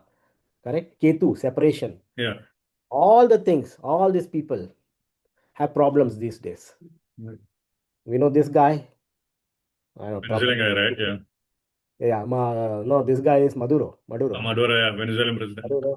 Yeah, I think so, yeah. He is gone. Then this guy has problems. Then this guy, we know, Kim Jong, North Korea has issues. Yeah, we hope he doesn't Iran have has problems, issues. Cuba is also having problem. right? So what's happening? Toppling of government. Exactly the story of, I think this story is playing. Mahabali Avatar. Taking all the dictators are like thrown out. Ketu coming in Magha, and we are seeing that effect. You see in Venezuela, you see in Iran, you see in China, you see in Cuba. I don't know what is going to happen. Let's wait. It has not yet come. It just started to come, and let's see the drama for the next 3-4 months. Another festival, Masi Magam, which is in sun in Kumbha, and it is a full moon, happens in Magha Nakshatra, and the sun is in Kumbha Rashi, and the moon is in Magha Nakshatra. This is a Tamil Nadu festival. It is believed that ancestors and divine beings come on the earth and visit earth on this day. And again, Pitris, very common theory to Pitris. It's popular in Mahabalipuram, Kanyakumari, all in Tamil Nadu actually. Connection with Magha Nakshatra. Finally, this one, which I was telling, Chota Nikara Makam Dolam. Same day, when the sun is in Kumbha, this is in Kerala. Yeah. Now, what is this story? I was like, we were talking, Sandeep, about this, right? Like, they said that on this day, when the sun is in Kumbha, moon is in Magha, when the Lagnam is Mithuna, that's the day when this Vilva Mangalam Swamiyar, he got a divine vision saying that the mother came in the form of full divine splendor and showed her form, and that's the day when they have selected where it is decorated. And I was like, okay, mother came and all what we are talking about. Why we are talking? Where is the Magha connection here? Oh, it happened in a Magha Nakshatra day, but what is the reason? But now when we are talking about Rahu, Ketu, Nakshatra, southwest direction, Kerala, matrilineal lineage, Nayars and all, it makes sense why we have this. Why? What? Because mother coming in full adorning and having that, what that has got connection with Magha. I was thinking I had a tough time to understand the connection. Then in the discussion, it happened that okay, Nayars and Kerala people and all those came in. It makes sense. So this is a festival celebrated in Kerala when the full moon is in Magha, and this of course. So this is in Tamil Nadu. This is in Kerala. Yeah, this And I was literally I just did pilgrimage to this temple literally like 1 month ago or something, randomly, but now it makes sense. So yeah, I'll oh, talk did about you this a little go? bit more actually. It's a very fascinating temple, but yeah, this is great. I think the one thing I'll just add is that the in Kerala you find the prayer specific goddess called out like this Amme Narayana, Devi Narayana, Lakshmi Narayana, Bhadra Narayana. That's a typical thing. So usually Correct. the legend goes that there is a Vishnu idol also close to this Devi. So that's why you have Narayana name added to like this thing. So this is a very famous thing. You go to any temple, all the like group pratana, like Kuta pratana as they call it kind of thing. Usually this is a typical thing they say in any Devi temple actually. So it's a very interesting link. But this is a temple which is having that origin of this particular, Amenarana kind of a thing going on. Very interesting on that. So it's a very famous temple because of that. So there are other things also with this temple which I'll talk about. It is very famous temple for spirits removal. Yeah, exactly. Ketu. Very, very famous temple. In Very fact, famous for yeah, spirits what removal. Vilwang Mangalam saw in that particular thing was that supposedly now this temple is having two things. There is one temple on the top of the mountain. Melakavu, Kilakavu, correct? Yeah, Melkavu and Kirkavu. Kirkavu, apparently, he was told that in a local pond, there's an Ugra form of this deity which needs to be installed. So he was able to find the Ugra deity also and install that very fierce kind of thing. There's hardcore possession removing place. I'll talk about this a little more. But it's very, very powerful place without doubt. A lot of history also. Very fascinating from that perspective also, yeah. I like this mantra. I don't know when I heard this first time, many years back. Yeah. Amme Narayana, Devi Yeah. Narayana, Lakshmi Narayana, Yeah, Bhadre Kerala Mandala, Narayana. yeah. Very, you Yeah, go to any small temple, big temple is a typical thing you'll see. Very I think famous. people should listen to Guruti Puja. Guruti Puja where they have this, the whole Guruti Puja you can find in YouTube. Yeah, Gurdi Where is they for usually to remove spirits and all that, so considered to be a very extreme kind of thing. Usually, Gurdi is like blood, right? You're giving blood to the deity, so it's like very no, extreme, very fierce. the devotional song. I mean, Oh yeah, song, that's yeah, YouTube thing, yeah, maybe, yeah, makes sense. yeah. I think that's what I have. I took really for Magha characteristic deities, Pitris, Sun and Ketu qualities, festival is banyan tree, and that's what I have for Magha. Long video. But anyway, we had a good discussion. So awesome. No, this was great, Adit. I think pretty amazing stuff we talked in between also. Yeah, Dr. Pai, would you like to add anything? Yeah, I think I'll just briefly add some more points what Aditya has already mentioned. And this, for some people, this might sound difficult to understand and digest, but I have to bring what is facts and what is history. So, I want to say Pitris are worshipped not only in the Sanatana Dharma, Pitris have been worshipped even in Islam, even though they don't accept that. See, I'll give you some instances today in connection with Magha Nakshatra itself, nothing else, and historical facts. First, they celebrate a new moon, which is called as Eid ul Fitr. It is Eid ul Fitr. Fitr means Pitris. Point number one. Second, they celebrate their most important month in the Islamic calendar is the 9th lunar month, which is called Ramadan. 9, and we know 9th house is our ancestors' house. Right? The second thing I would also tell you about Mecca, Makkah, Magha.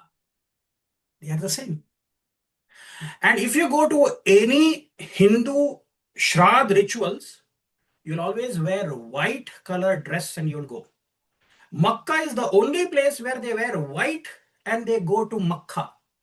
Makkah. Are you seeing what I'm trying to say here? The other thing I want to say, one of the most important days for Makkah is the day of Arafah. It occurs in the month which is called on the 9th day of the 12th lunar month of the Islamic calendar. The 9th day, it is called as Dhu al-Hijjah. 9th day of the 12th lunar month. The 9th lunar month is Ramadan. The whole month is fasting, prayers and other things. Who are you doing it for? Ultimately, at the end of Ramadan, what do you do on the new moon? Eid ul-Fitr. Eid ul-Fitr, they call it in Arabic. So 9th day. Why am I saying 9th day? You have to again look at the other names of Magha. See, not many people know Magha is also another name called as Anu Ashtaka. Like you have Anu Radha. What is Anu Radha? What follows Radha is Anuradha. So what follows Vishaka Nakshatra is called Anuradha. So what is Anu Ashtaka or Anu Ashtaka? It is the 9th day after the death. The 9th day is very important day in the Hindu rituals after somebody is deceased. It is called as Navvar. The 9th day is when they they taunt their head, the male, right? And 9th day is when certain communities also deposit the asti, which means the bones and the ashes are going into the water. Okay? Why am I bringing this up? Anu Ashtaka means the following day after the 8th day. Ashtak, Ashtam, Ashtami, like that. If you start thinking that Bharani is the first day of your funeral, the 9th day would be Magha Nakshatra. If you say every day you count from Bharani Nakshatra, which is Yama's Nakshatra, the 9th day would be Magha Nakshatra. I'm giving you some more hints. Anu Ashtaka is Magha, right? It is the 9th day of the ritual. Now I'll give you one more name of Magha. It's called as Agha. All of these are Sanskrit names. But do you know there is a community amongst the Islamic tradition where there are about 12 to 15 million people. They are Shia, Ismaili Muslims. They follow a leader called as Aga Khan. In Arabic, Agha means the chief, the great leader. So they are considering Aga Khan, and today they celebrate, the current pontiff is the 5th generation of the Aga Khans, Ismaili Muslims. Agha is, again, I want to say, they believe that Agha means prophet. So they think they are the descendants of the prophets, Agha. So that is the importance which is given to Magha Nakshatra. Third thing, all the Shraddh rituals have to be done where there is a water body. Which means without doing the Tarpanam, there is no Pitru karmas happening. In a desert, they have Makha or Magha or Makha. There is Zamzam river. Zamzam is a kind of a natural thing which flows from there. And that is where they go to a black stone and to pray, wearing white robes. Are you seeing a connection? That means there was a pilgrim center to go for everybody to pray for their ancestors. Yes, probably now, over the last 1,000 years, they must have not understood what was the importance of Makkah. So at one point of time, it must have been a center for ancestral worship. It is also believed that Guru Nanak Dev, the first Guru of the Sikh, was there in Makkah. Did you know even Adi Shankara, he took the form of a bee, honeybee, to travel to Makkah? Why would all of these people go there? There must have been many centers, but it was one of the centers for ancestral worship, Makkah. So all these rituals that you are thinking about are all because of Magha Nakshatra. And they knew that ancestral worship was very important. I'm not distorting facts here for people to believe that, you have to believe in whatever I'm saying. Do your own research. And, the sound and the names cannot actually, fox you by saying why they call it, Eid ul Fitr. I mean, Eid ul Fitr, we call it Fitr. And it happens on a new moon. Eid, new moon. I don't know how many of, I mean, I just want to leave it as an open discussion, but I know I will get a lot of brickbats from people thinking that, oh, I'm trying to promote, Sanatana Dharma, but it is the fact. What is the fact has to be, revealed. There is a black stone there. They touch and they rever it. It is a name of a horse, which is also given to that. Ashwa. I don't know, remember the Arabic name. Everybody considers that as a holy stone. They touch it. But isn't idol worship abolished in Islam? Why do you think that stone is very revered? Why everybody has to touch this stone?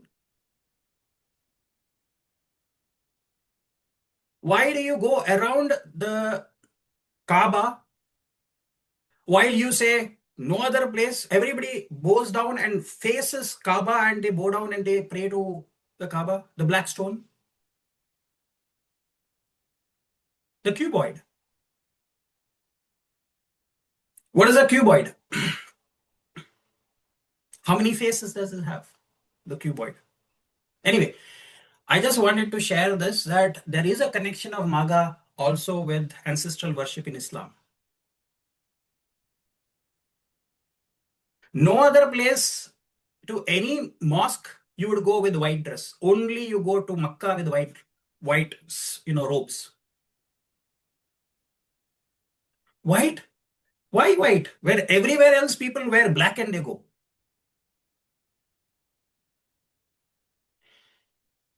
Anyway, but isn't it interesting that we have a connection with Pitris from various civilizations? You will see this. Yeah, we do not know. Very interesting. So very interesting, ideas out there, Dr. Pai. Very interesting. Yeah, definitely ancestor worship has been going on for a long time. So took various kind of shapes in different parts of the world for sure. So very, very fascinating points actually from that perspective. Evji, would you like to add, or you can start your portion, Evji? That'll be great actually. Yeah. Interesting week. Yeah, I think this will be the king of all the videos, longest video the more. Yeah. Yeah. I think Yeah. we're gonna have a long video, and I think we should leave everything. So I'll edit it nicely so it flows, but it's all been organic. So listeners, please forgive us if you feel like we're going off. Just take it as I think people like it. People have yeah, and I think they should take it as it's do the like it. flow. Yeah, no editing out the naturalness. I don't like that. So okay, guys, I'll get started then. First of all, I always mention something about the yoni or the animal. And, Dr. Paiji, I don't think we have to make excuses for supporting Sanatan Dharma. Because if someone understands what it really is, then there's no polarization, because it's one of the only paths that actually embraces all various forms of worshiping life, worshiping divinity. So we have this Karni Mata temple where rats are literally worshipped.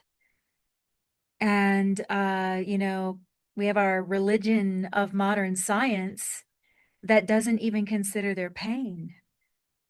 And I want to highlight and bow to them. We have our modern medicine because of them. We have so many discoveries because of their suffering. So I'm going to treat them as a relative, as something that our medical progress is on and even shallow things like our products are tested on animals like this, rabbits, this, that, and the other. They even manipulate their genetics in order to make them more responsive like a human being. I mean, these rats go through extreme torture. So if you follow something that someone else tells you to do out of blind faith, even in the name of science, it is still religion. If a scientist tells you a rat does not know it's being experimented on, and you just believe them, then you're doing the same thing if you get upset with a Christian for just believing in some, their religion. You can call it any name you want, but that's blind faith. How do you know what the rat feels and experiences? So first, I just want to Om Ganganapataye Namaha. I want to bow to the Vahana of Ganpati, who is the first before any ritual. And this is his sacred Vahana that we are testing on. So go figure.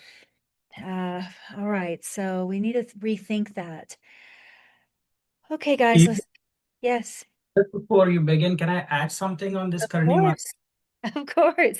My goodness, yes. Because, sorry to interrupt, but I wanted to share this. I've been to this temple in Rajasthan. Mm-hmm. I'll tell you about the local belief so that you will understand this is very relevant with the Magha Nakshatra. Okay, when you enter this temple, you will be astonished. They're infested with rats all around. And they are free to come inside, the prasad, as you see, they're drinking milk and other things.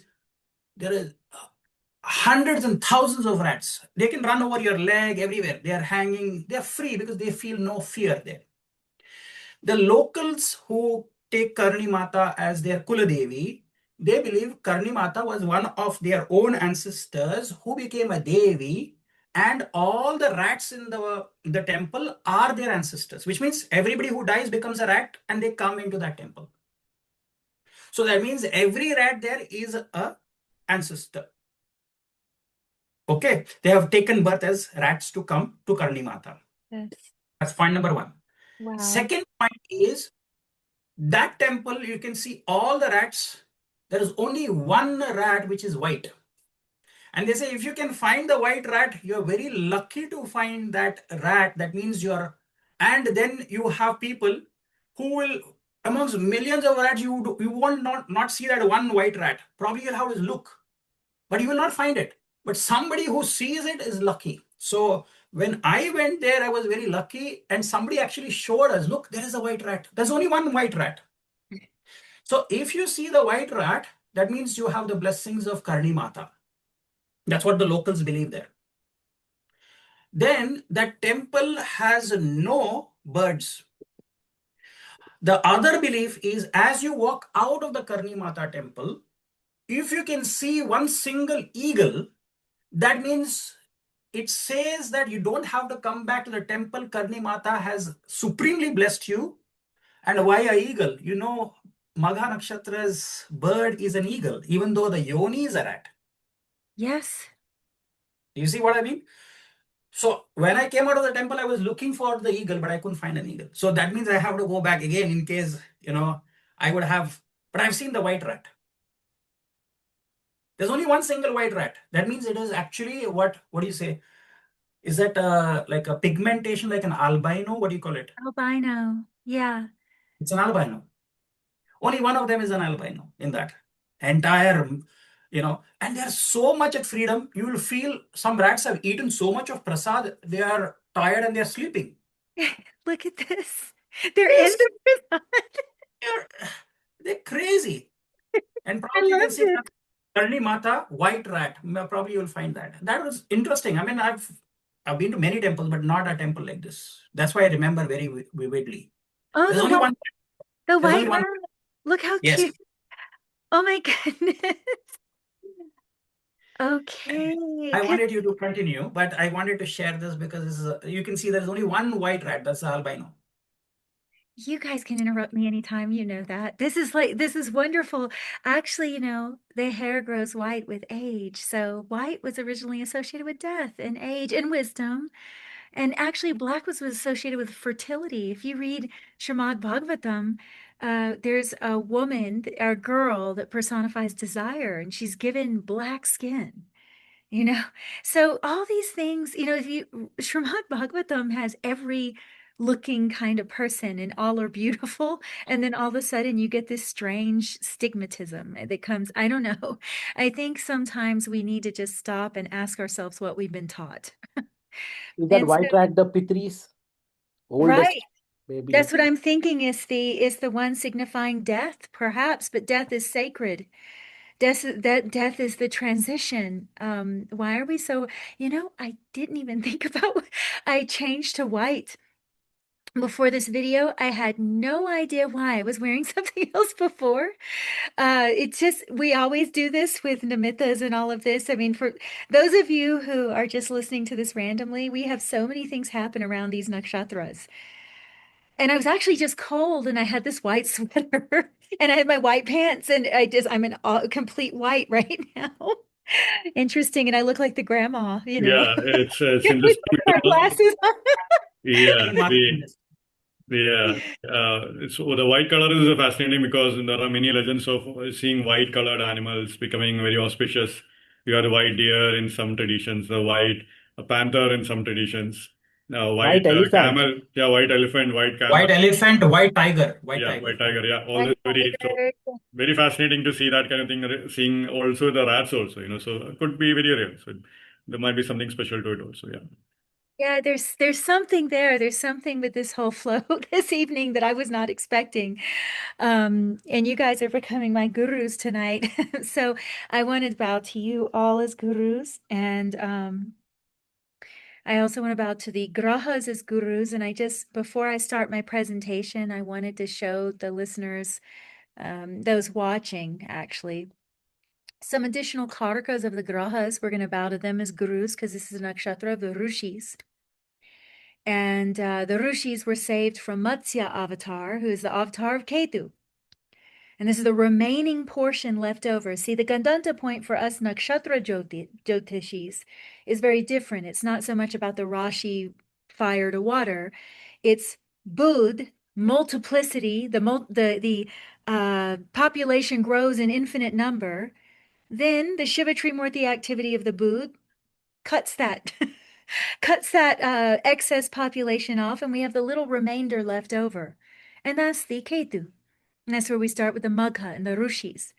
So we should honor, before getting into my presentation specifically, because I'm going to be talking about certain things, I just wanted to honor all of the gurus, all of the teachers, and the grahas for us as Jyotishis are gurus.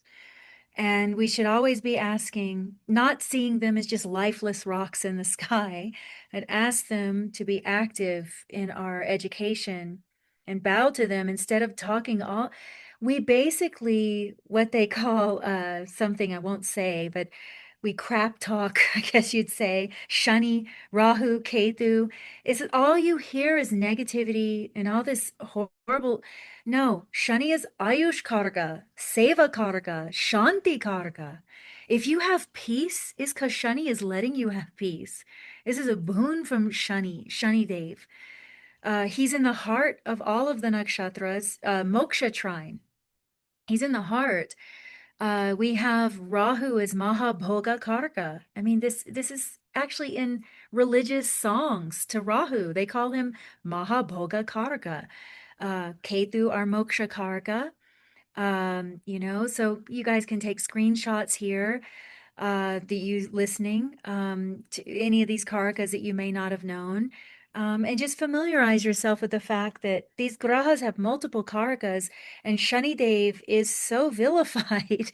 He's so I mean, goodness, I can barely listen to anyone's videos because of the way they speak about Shani, Rahu, and Ketu. So going into the Pitris, I want to honor those that bring death and give lifespan. And all this so-called terror that we have of them, I would really reapproach them as a guru and ask them for wisdom instead of fear, for whatever reason that we do that. Okay, It's so interesting. Shukra is called Samadhi Karaka. yeah, You see that? yeah, Chitta Uh-huh. Samadhi Krite. Yeah, the one that produces Samadhi in the Chitta. So that's why the fourth bhava, which we're going to be looking at in my presentation actually, because we're going to be talking about the fifth house, Moon and Shukra, Chandra and Shukra get the directional strength because your mind is better absorbed Mhm. in Samadhi. Yoga's Chitta Vritti Nirodha, stopping the warping of the Chitta. So, the Bhavalinga is Shukras, So to reside in an absorbed state is a blessing of Shukra, to be absorbed in anything, to forget yourself, to like when you hear music. If you can lose yourself in anything, that's the blessing of Shukra, the flow, unending flow of water. And Guru is Dhyana Karka, another one, unending flow of concentration, blessing of Guru. Mangal actually is Dharana Karka, if you can one-pointed focus on one place.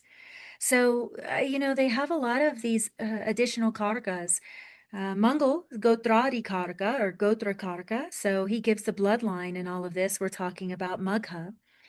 So, yeah, we should familiarize ourselves with the multiple karkas that these guys have and learn from them. Moon is also full of compassion. So Daya Karka you rarely hear, but that is a Karka of the moon. Moon gives good dreams too. I'm going to be talking about it at the conference, as you guys know. A moon is the giver of good dreams or in illumined dreams. And Mangal, of course, nightmares. Of course, the scary guy. All right, so let's go to the presentation. But first, I wanted to just introduce Magha in a way that people can maybe familiarize themselves. I have an actual presentation, but I'll just go through a few charts really quick. I mean, we've got some very Rushi-like people born under Magha Nakshatra. And one of the common names that is left out often of the fifth house is Vidyastan. Vidyastan. Leo is very unique. The Jnana Karaka Grahas. So we have the Swa Karakas, which I've spoken about before, the self Karakas, Atma, Chitta, Deha. So that's sun, moon, Mangal. Then we have the Jnana Karakas, the way that we gain knowledge. Budh, Shukra, and Guru. Now, Shukra said to be born in Magha. Guru is born in Purva Falguni. And Budh, one of his birth stars, is Uttar Falguni. So we literally have all Jnana Karakas being born in Simha Rashi, Vidyastan. There's no mistake. The Rishis had nothing out of place. So Leo, as you're going to see with the charts I'm going to show you in my presentation, is very common for scientists. I didn't want to take the route that's common for Leo. Everyone always goes for stars and performers. And actually, I have personally read the charts of so many scientists that have Simha Rashi or a strong Surya, or something of this nature, Agni Tattva, the ability to digest and comprehend. So Vidyastan is the fifth house, and we're going to be exploring that in my presentation. And you see this, don't take my word for it. I like to show examples. Yogananda Paramahansa, Lagna and Moon, Sri Aurobindo. Look at all this Simha Rashi and Magha. Okay. Shivananda actually has hemmed Magha. You guys know I always talk about hemmed nakshatras. They're very important. And he was a father of a lineage. Okay. People that start a lineage or father a lineage or mother a lineage, however you want to say it, but those who start something like that is very common. Hemmed Magha, right here between Rahu, interestingly, and Budh. Okay, hemmed nakshatras are a really big deal. I don't even know how people read without them. Okay, Narayan Maharaj of Kedgaon in Maharashtra, not the, he was actually born on Kalasarpa Yoga too, guys. You can look him up. It's the Narayan Maharaj of Kedgaon, okay, in Maharashtra. There's another one that's more modern, but this guy, he's back in the day. And he's truly, truly an Avaduta. He used to spend long hours under his temple in this little dark space, just meditating. And he wouldn't have any food or any water. His disciples would put him down there and get him out. He's the one with the Dattatreya Murti that would come to life and start moving during puja. Even kings, a lot of kings would come to him, this little gown in Maharashtra, Narayan Maharaj. Okay, so here we have Moon Jupiter conjunction in the ninth in Magha. Okay, look, even Sri Anandi Maima has Ketu in Magha, which would be a co-ruler of her first house if you use that with Meena Rashi. Okay, let's just keep going, guys. This Swami Ramdas Samhart, he was also back in the day, Rahu and Magha. Prabhupada of the Hare Krishna movement, Magha, lots of Magha. Started a lineage, or didn't start the lineage, but he brought it to the masses. Okay, I was just looking at Swamis there. Okay, so there's a lot more, but I don't want to spend too much time on that. I just wanted to show you how many of them have Magha before I go to my presentation. And it's Navaratri, so I want to bow to the Divine Mother as Guru, our first Guru, as we were talking about genetics, interestingly. All right. So, the cycle of birth and death. So we have Bharani in the heart of Mesha Rashi. Brahmarandra is soft on a baby, right? That soft spot on the head gets hard as we get older, where they say the jiva enters. Star of restraint, Bharani. You get pushed back in the womb. And then we have this disembodied state of the Pitrus or Pitris. And I wanted to talk a little bit about that because this unique Shakti of Magha, if we break it down, it technically translates to the power to cast off or renounce. So we could say to leave the body. That's how it's commonly translated. But actually, it has a lot to do with letting go, discarding of the body. It could even be a place of rebirth, if you want to take it as that. But this is a kind of mysterious Shakti.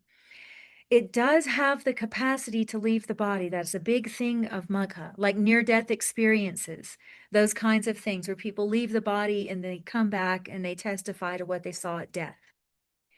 Okay, death, no one ever wants to come back. They say the body is really heavy and it's a nightmare to come back into the body. They all say they feel restrained. And when they leave the body, they have an expanse. Okay, so yeah, astral travel, all those things, remote viewing that people do is very linked to this. And the Pitru Devatas, I don't have a separate slide for it, but I want to suggest something that in my studies I've stumbled upon. There's also a class of Pitrus. Now, Dr. Paiji, you really educated me today on how many types there were. I couldn't find that myself. It might be online now, I guess. I always read books, but I could only find it's a class of spirits, a class of Yamduts. So this is the place, Magha is the place of Yamduts. And it is also said to be the place of Yama's Shakti. And I found that interesting when you mentioned Yummy. That's why my ears perked up, because they say this is her throne. So Bharani is his throne. Her throne is here. The power of, she's, you could say, the Shakti of the disembodied spirits. So the Pitrus serve Yama and his throne. And when you die, sometimes you see an ancestor come to retrieve you. That's actually one of the signs of death that hospice nurses will speak of. They'll say, when your relatives start seeing disembodied relatives coming to get them, they're close to death. This is actually, did you know it is an actual technical term now in hospice? It's so common that the dying relative starts seeing another dying relative to come retrieve them. So these Pitru spirits sometimes are not really the relatives. They come in the form that is familiar to retrieve you, or as your Ishta or something, or some Devata that's in the ancestral lineage. I'm just simply saying that there's a class of spirits that are compassionate. They're Yamdutas, and they serve death, and they serve that transition. This is why Magha is a Gandanta. Okay, they serve any Gandanta point is a major transition. And this transition is that of leaving the body as well. Okay, so I just talked about this one. All the Jnanakarkas have a birth star in Magha. So Simha is very interesting. I wanted to get into some technicalities here. So we've been talking about a lot of unique things this time. And I wanted to give the students some fascinating things to kind of walk around with to check in charts, more technical. So Simha Rashi Vidyastan, which we're going to get to, begins with the Pitris, Pitrus, and it ends with Ariyaman, the priest of the ancestors. So in some of the Purans, his wish was to be the priest of Yamalok. So Yamalok is very linked with Leo, just so you know, and this might be why it produces saints, many sons and these things. And knowledge has a transcendent element to it. You see a lot of scientists, people who are studying forces we don't understand. Okay, so please, if you have Leo, please don't think you're limited to being in the spotlight and wanting attention. And actually, I don't see this with all Leos. I know many shy Leos and Leos that never want to be in the spotlight. And as a matter of fact, a lot of them want to be alone. And this is that isolated aspect of Surya. Okay, so just humor me here because I'm going to present a very different image of Leo for you. All right, so for yogis, you should know that the Pancha Pran or the Pancha Vayu have different directions that they move in your body. And one of the important reasons we do this Pitru Tarpana and all of these things, when you leave the body through the Apana Vayu, this is actually why people defecate themselves or urinate themselves, is they say that the consciousness is leaving through the Apana Vayu, the downward moving air. Isn't it interesting that Bharani and Magha are downward facing here? Okay, majority of people. That happens like when you suicide strangle. I have seen. Oh, I have. Togiji. Yeah, I have seen some of my relatives hang themselves. Yes, so I know that. Laddu Baba, you're so. Yeah, yeah, yeah. No, it happened. Yeah, I know. my cousin, one of my cousins. So This is what happens because the nervous system is a whole thing. They'll explain it through, medical science, but the Rishis knew this before all this. They didn't need to test on rats to know this because maybe the human instrument is yeah, intelligent, right? yeah. And Togiji, I think most of us here have something in Magha, right? It says this is. I definitely have. Yeah. So, and you witness this. So this is the Apanavayu. Another thing which you said, I should also say, dead relatives coming. Yes, I have a near-death experience, and yes, my paternal grandmother, she had during my near-death experience, and she came with many other things, and I was like, I was not knowing I was going to die. Of course, came to know later. And I asked who they are, like I could identify her and I could identify some of my uncle whom I have seen who were dead at that time. But there were many other people whose faces were blurred, but I know they were there. And I asked her, who are all this? And then she said that, oh, they are your ancestors. So she introduced me to them and like, okay, I said, fine. Then suddenly I got up. I was like, okay, another dream. But yeah, what Not you a dream. say, so yeah, it happens when Laddu Baba, you're during the born death on time. Amavasya, right? You're close to. Amavasya and Pratipada, exact junction, exact when the sun is moon is going But to. that's profound because I've seen Magha result in near-death experiences. I've seen this. And it's very sacred. It's not to be taken lightly. It's actually a blessing. Okay. No, And and that is true. When they come, yes, it's time. So what you that's said, time. hospice and all, yes. Yeah. Hospice nurses actually, they know this. And this prana, it stays connected a little bit to the astral, what they're calling the astral body, the sukshma sharira for a minute. And so these ancestors are still linked because the manas is imprinted with the body that it was just in. So there's a whole thing that happens here. And for a yogi, they should know this is very useful knowledge because a yogi is trying to yoke the apana vayu and push it upward instead of letting it continuously drain the life force down. It gives you a hint that these nakshatras can drain your life force downward. Should be very aware of what's happening in these nakshatras because these nakshatras can drain your life force. And this is something like even Purvashara, I've often taught my students, has a link with your spinal fluid. And so the That spinal, oh my God, Kapil Raj is back. So right Yeah, on we get time to for see. draining life. Yeah, we got to see Kapilji's chair actually. Kapilji is not back. His throne. Yeah, And he my comes right with a Pranavayu going down. yeah, So Kapilji, do your Kriya. So Hold on. I was just getting a drink of water. it's okay. It's okay. So I'm actually, you chimed right in where I was talking about the yogic portion. So the Pancha Prana, they all move in different directions. And I was just explaining that it's listed that Magha moves downward. This is why people defecate themselves or urinate. And Togi was confirming all of this. And when you die, this happens. So a yogi is trying to yoke the apana vayu and push it upward. And this is where you get the Shukracharya's practice of Sanjeevani Vidya hanging upside down. The hanging upside down, he's born in Magha. He's born in death. He's seeking immortality. He has to face death. Shukracharya's color is white. He has to face death to get this Sanjeevani Vidya.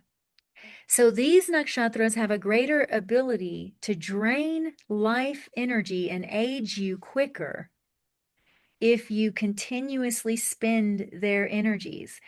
Vishaka nakshatra is actually linked to the Kundalini very intimately because the Muladhara is down there. So the little coiled Bhujangi, what is Indragni? Come on, guys. Indragni, the lightning of Indra. Indra is the subtle body. Indra is your Sukshma Sharira, where your Indriyas actually come from. Your Stula Indriyas, your gross senses, come from your Sukshma Indriyas. Whenever anyone dies, their Indriyas get more intense. They smell more, they see more, they can never, when they come back from a near-death experience, they can never explain the colors. The colors don't exist here. Why does Indra go from Sahasra Yoni to Sahasraksha? Sahasra Yoni is the birth and death of the physical body. Lakshmi blesses him to become aware of his sukshma indriyas, 1,000 eyes, because in your astral body you see all directions. So then he becomes the king of Swarga Loka, which you cannot enter with your Stula Sharira. You have to be in your Sukshma Sharira. So this Vishakha is nothing but your weapon of Indra, Indragni, which is your Kundalini. Also You the don't, Vajra Sharira concept, right? The Vajra and the Vajra Sharira, diamond body, all that exactly. yes, all of that. Vishaka is very subtle nakshatra, very powerful nakshatra. But if the energy of it is used in a downward motion, it can drain your vital energy. So Shukracharya is seen as hanging upside down to get this Sanjeevani Vidya. He is reversing. He is reversing his pranas. He's doing multiple things by hanging upside down, but that's one of the features.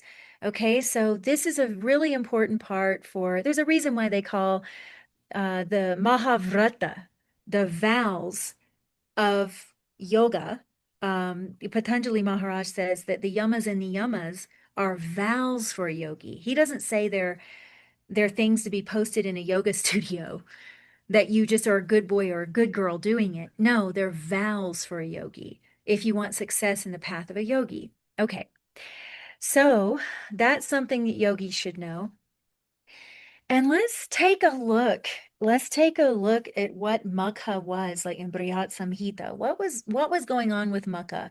Where was Magha important? What kind of nimittas came out of of Magha's nakshatra? Well, the southern direction, which interestingly we talked about Kapilji early, you can, when you watch the recording, It'd be interesting for you because there was a lot about this southern direction in Nagas that we were discussing. So that I had this as you guys were talking, I was going, God, they're my gurus tonight. Because I was just putting this together, not even knowing the knowledge that you guys had that would complement it. So the 7 nakshatras from Magha affect the southern direction. And specifically, if a retrograde graha goes into Magha, they would pay attention to the southern direction as a really important feature of prediction. And the 12 beginning with Magha make their effects felt in 1 month, 6 months. They have different. So when people are following these transits and they say, oh, a conjunction is going to happen and something's going to happen on the spot, that's a misunderstanding of how Gochar works. A lot of times something comes in conjunct something and it has an effect 6 months later. And you only know this through the nakshatras. So Magha was a starting point of a lot of these determining factors of how long something was going to take. If you notice, they're starting 12 nakshatras from Magha as first, 12 out have this kind of effect, then 7 out affect the southern direction, so on and so forth. If you wear new clothes on Magha Nakshatra, the nimitta was someone was about to die in your family or yourself. Okay, I'm not going to try to terrify everyone in this session, but I'm just giving you an idea of the kind of things that were talked about with Magha. Now, Magha belonged to people with wealth, granaries, mountaineers, interesting wild people. Kapilji, when you said it's an isolated nakshatra, that is reinforced again and again in the classics. Wanderers, people, mountaineers, like people who want to live out in the middle of nowhere. People who are devoted to their elders, interestingly, people who may care for elders, maybe people who do hospice care and these kinds of things. The Manus, their ancestors, business people, heroes. It's considered Ugra. And on the Nakshatra Purush that's worshipped to protect the physical body. So there's multiple Nakshatra Purushas. The one that is that you do the puja to protect your physical body, Magha is your nose. Magha gives the nose. Okay, so that's an interesting factor too. You should apply it to possibly medical Jyotish sometimes as well. All right, so we have a very fiery circle of nakshatras, and Magha is one of them, where meteors are said to fall. And there was just all those meteor sightings right over Ohio and all of it. This is Brihat Samhita. This was way back in the day. But Togiji, where was it? Ohio, It was Texas? Ohio, it was in Ohio, yeah. Texas, Houston, Yeah, a lot of places, yeah. California. That was everywhere meteors are going. I don't know. Guys, don't lose your lineage. It's like, look at this. How did he know? I mean, he was really observed. Maryland also. Yeah, there was there was like a shower, right? And they were all Yeah. hitting the atmosphere. So, he must have observed this same thing, and he observed it under these same nakshatras that were listed before. He often groups these, by the way. So fascinating thing to note. So the fire circle. And we do see a lot of fires break out in Purva Falguni for sure. I've seen a lot of fires happening. And look at this, wind rages over the land. Fire and wind rages over the land. So these are possibly connected to great destructions in weather and all of those things. A little bit more dangerous nakshatras, you could say. Now, Mahabharata. Does everyone know who was born in Magha? Three main characters are said to Bhima be was born in Magha, right? Bhim? Yeah, no. Yudhishthir? No, he's Jesht. Duryodhana is not Magha? Duryodhan. Yeah, Duryodhan and Karn. Karna was born in Shukla Pratipad. I think Bhim was born in Krishna Navami. And I don't know about Duryodhan, but yeah, they're all Magha. And it's even speculated that Draupadi could have been Magha Nakshatra as well. There's a lot of Magha Nakshatra in the Mahabharata and a lot of references to Magha Nakshatra. Many references. I actually got them here for students.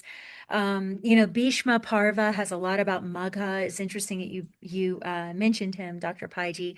So there's a lot about Magha Nakshatra in Mahabharata specifically, not Ramayan or anything. Magha is mentioned a lot. So interesting, going back to our conversation earlier about genetics and Ashlesha and Krishna telling the Nagas that they could no longer mate with humans. I just find it interesting. Like for the listeners, we did not plan this. We just happen to always connect like this somehow.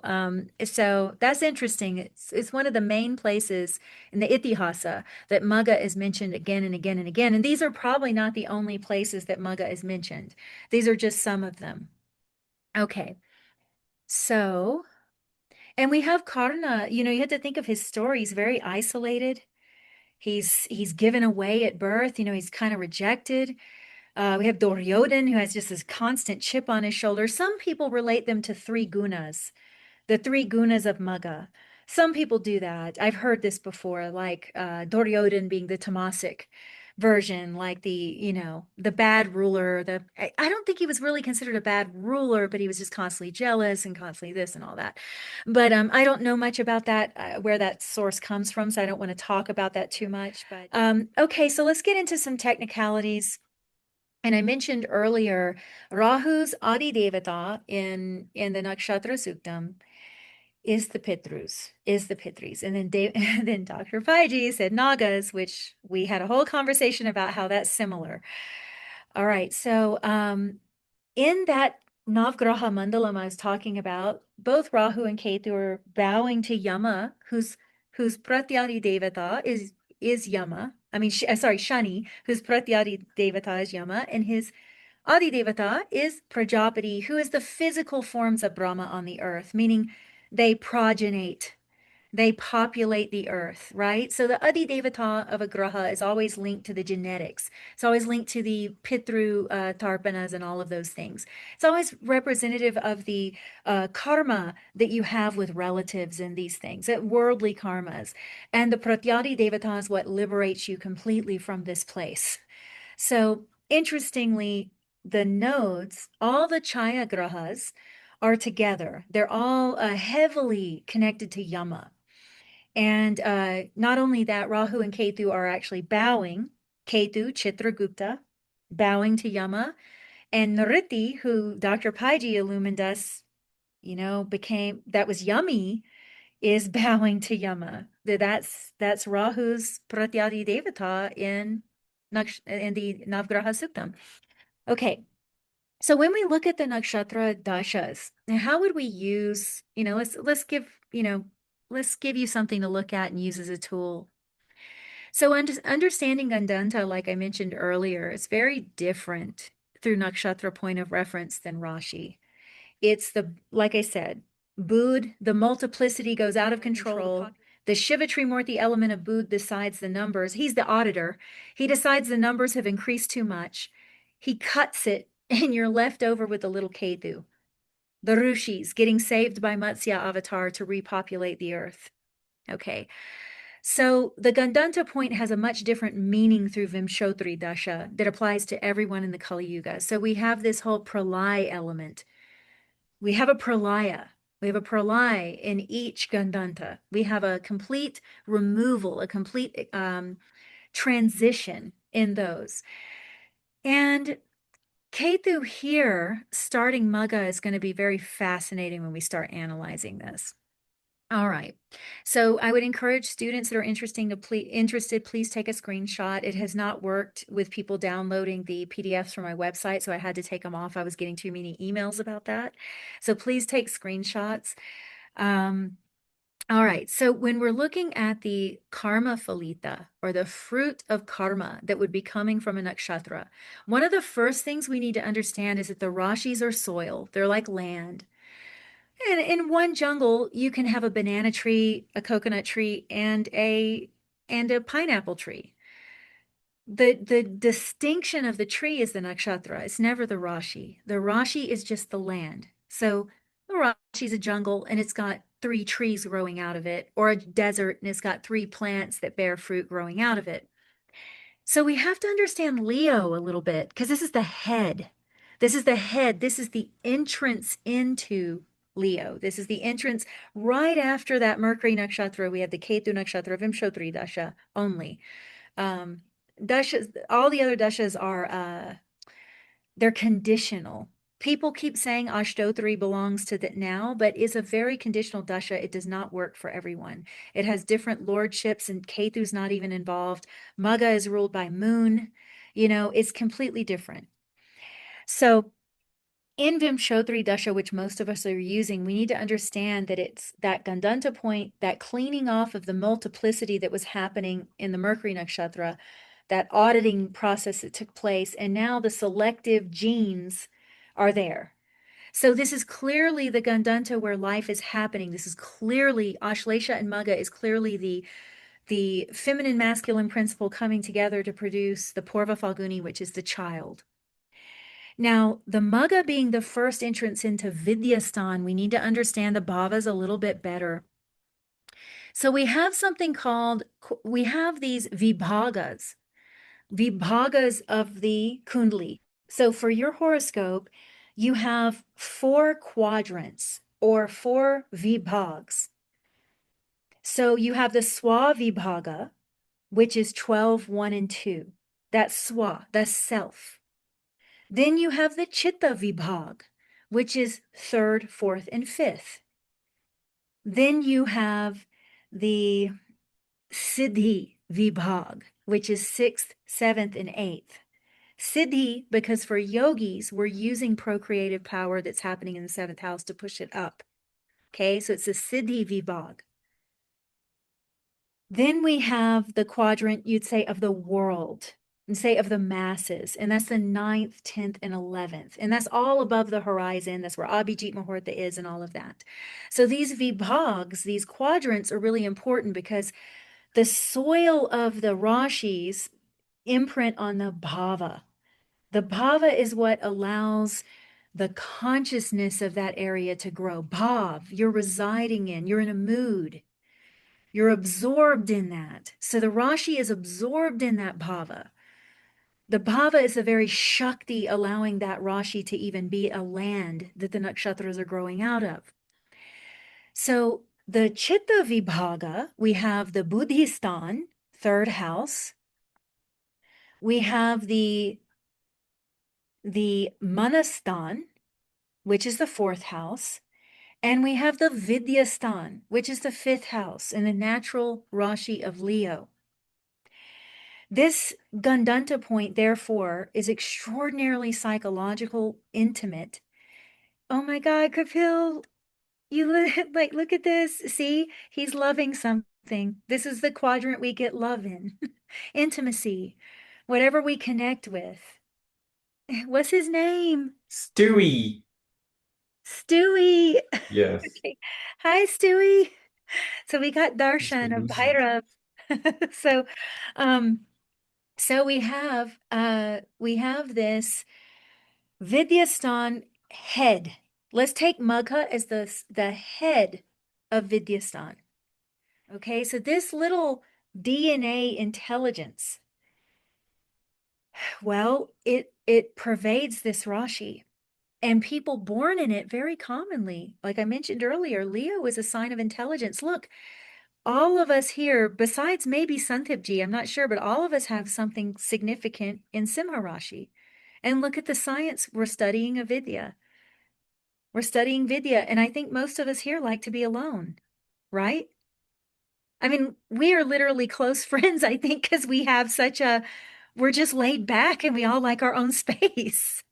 Okay, so Leo liking all this attention and all this stuff, I'm not so sold on that.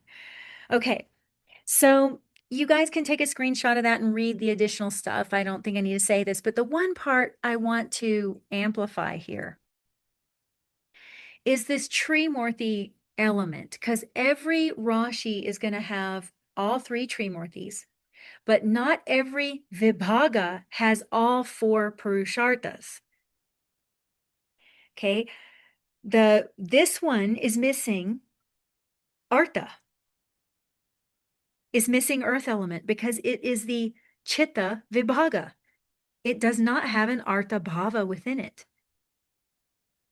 You guys all follow that, right? It's missing the earth element because it's Manas.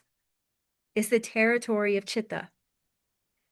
So if we're entering the head is Magha, and it's the anabolic feature, it's going to increase. The Brahma Trimurti nakshatra within any Rashi is always the one that's anabolic, and it's interested in increasing something, increasing intelligence, increasing lineage, which could be through having children, increasing wealth.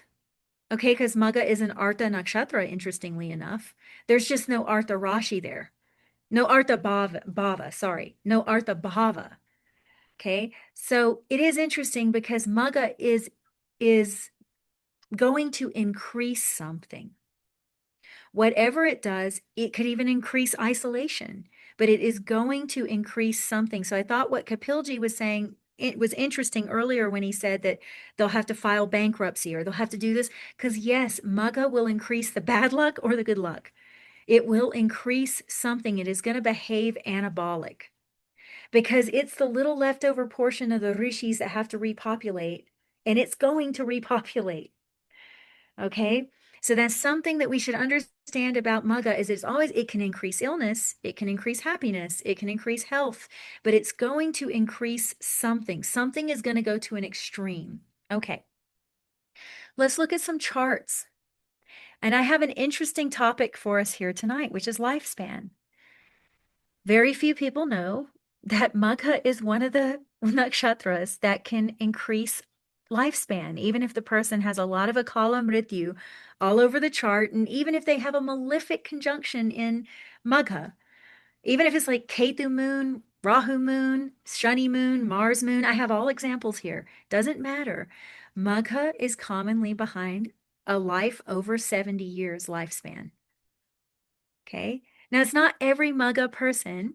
Okay. There's plenty that may die early because there's something else in the chart. This is a whole science with lifespan. Okay. Medical Jyotish takes a lot of study, but this is something I caught early on because a person would have all the key features of Akala Mrityu and for some reason be living past 80.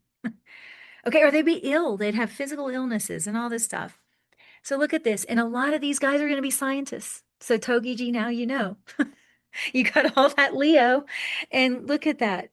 Okay, so look, So apparently in the world of astrology, we know so many people who we many have interact. So many are not Maga, but Leo Leo dominant. in general, right? Vidyastan. Right. So here's a 91 years. He lived to 91 years. Moon in the sixth in Magha. Man, so everyone is going to live so long, right? So Kapilji, Dr. Pai. Kapil's gonna cry. Seriously. I'm just counting my minutes and days. But some of these scientists are quite brilliant. When I was compiling this, You know what? Scientists don't die easily, man. I've seen that. Yeah. Because they know their body, they are very particular, and I've seen them. and they're Man, exercising the brain. yeah, I've read that because of that helps them. 85 man, they will retire at 60, 65, and then they are still coming to job like every day for next 20, 25 years. I have seen those. The neuroplasticity, because they're always curious, they're always wanting to know. And then they will fight with everyone. That's another horrible thing. But they are. I've seen they don't die easily. And very particular with food habits, very particular, like they take care of their body also. So yeah, they don't die easily. That's true. It's very interesting because and a lot of these guys were Nobel Prize winners. Oh yeah. Yeah. So I mean, Tony, you can keep eating your sweets now. Okay, where is my laddu? I need to have that. Yeah, Now So Togi's gonna go on a Luckily, I rampage. was supposed to die, near that experience, and I again came back. and So you I'm like, couldn't die. I couldn't. You got sent back by Yama. Yes. Yeah. Savitri Satyavan story happened probably that too. See? So this is another one, 81, you know. He's, lived a long time. Here's more, guys. I'm telling you, very intelligent people.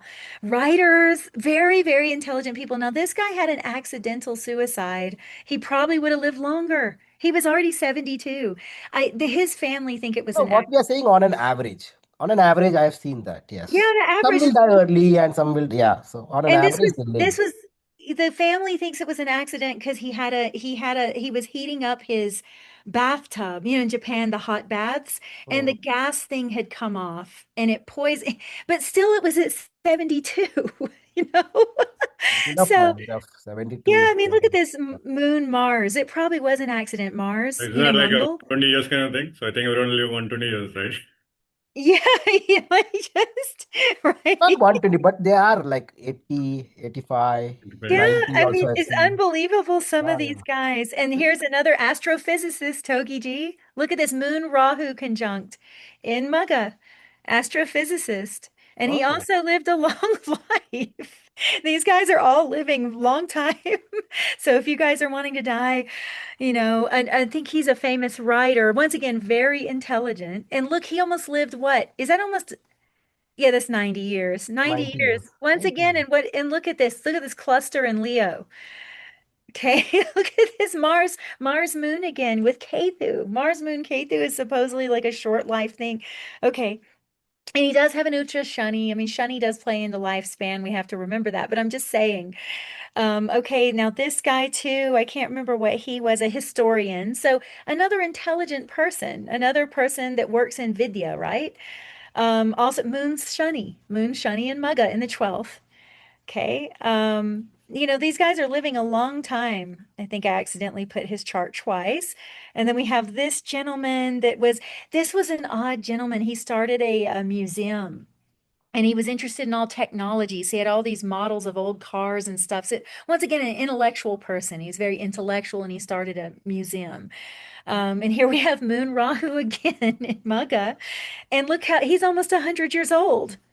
He was a month away from 100 years old. So if we gather all items, we end up living for 100 years, kind of. Yeah. Maybe there's some value to like all the museum people and all that. So yeah. Yeah, see, I mean, like Tokiji said, these intellectual people, they just keep ticking. No, but one thing is they maintain their food habits and all, which may be the reason for them because being intelligent, they eat good food. They are not like eating junk. So that I have seen in them, and that may be the reason why that I mean, could I be. mean, Yeah. it's unbelievable. It could be Tokiji because Could there's be. just there were so many, I couldn't compile them all. I mean, I could just go chart after chart. Another one, another writer, a mathematician. Here, mathematician. Leo's very intelligent. Moon Ketu. They're strict disciplinary, while eating food habits and all. So that may be, yeah. Yeah, I think some of maybe they just can't die so easy. Look at you. Like, and then, look, 91 years again. 91 was the most common. It must have some relation to Magha, and it's a 1. In Wow. numerology, 91 is a 1. A lot of these guys are living 91 years. There were like multiple charts in Devaguru with Magha living 91 years. And so here it is again. Moon Ketu. Doesn't matter if it's with a malefic, doesn't matter if it's in the 12th house, doesn't matter how malefic the chart is.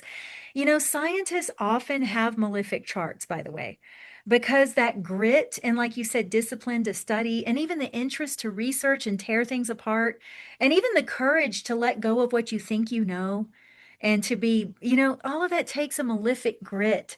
So a lot of these guys have big conjunctions of malefics, and Rahu is really common with scientists. So yeah, this is just an interesting factor that I wanted students to see that this is concrete karma phalita coming through Magha, a nakshatra dealing with leaving the body and is dealing with lifespan clearly dealing with something with lifespan. Here we have another guy. Okay, another old guy. How long did 86 years? What does he have? Oh God, look at all this Magha. Mars, Saturn, Venus, no one would think. And what he was a writer, right? This guy, a philosopher, another intelligent person. Okay, living 86 years with all this malefic stuff, you know? Yeah, and then I wanted to show people just Shani and Magha alone with a life more than 80 years is the tag here. Was 236 charts. Shani. Just Shani alone, because he's a lifespan karka. These guys were living like 91 years, and they were all mostly, look at this, writer. The first one's a writer. You know, a lot of them are in Was it the first Padha? Because Shani then goes into the fire in Navamsh. It doesn't matter. Doesn't It matter. was all padas. It was all of them. Yeah, it didn't seem to matter. It was just like all look, this guy's Ketu and Magha in the first pada. It just depends, you know, on multiple factors because you can't really isolate one planet to lifespan. It's a whole study. But I'm just saying this is one of the ingredients to bake the cake, you know? So there is something unique with the Dharma trine, by the way, guys, the Dharma trine, which is the Agni trine, because Shukra is in the heart. And I hate to tell you, but they live a long time. So even though it's an Agni Rashi, Shukra is in the Ojas the section of the heart. And Shukra Sanjeevani. So Dr. Paiji, that interesting thing you said about Yummy, and some people saying this Magha Nakshatra is her seat. In ancient Greece, they had the mysteries of death, where Hades and Persephone were the king and queen of these mystery schools. And Magha would have been considered her nakshatra. And she was a big part of it. So those mystery schools, I don't really know what they were doing. The cypress tree was sacred to Hades and all of this. Persephone is interesting because, like Kapilji said, facing that kind of like deep fall, she is stolen from the spring. He steals her and takes her to the underworld. And she at first resists it. But when you eat the food of a world, you stay in that world. So like, for instance, if we don't eat the food of this world, we lose our physical body, mostly, unless we have some yogic power. If you eat the food of the underworld, you stay in that world. So Hades tricks her and gives her that food, and she eats it. And she's stuck there with him, but she slowly realizes her real power is actually in the Patala Loka. She slowly realizes that she has a grace there.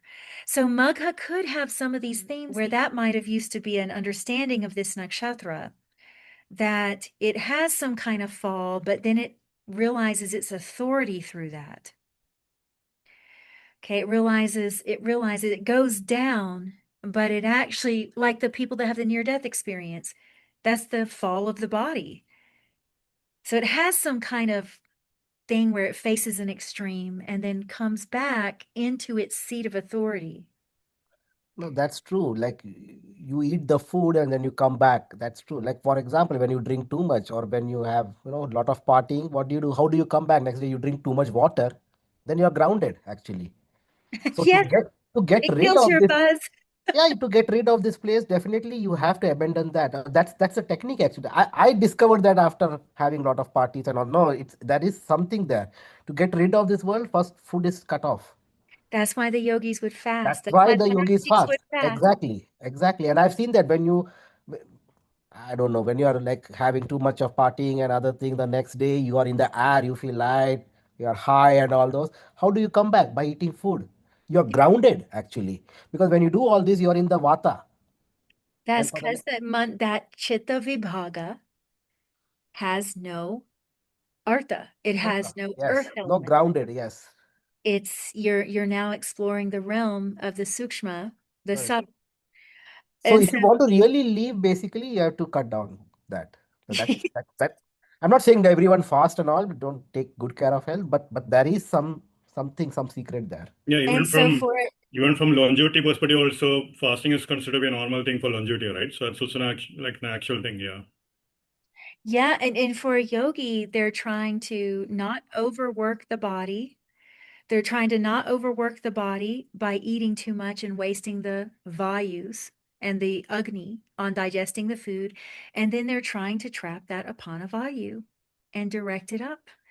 So they're trying to, Shukracharya hangs upside down. Does he eat? No.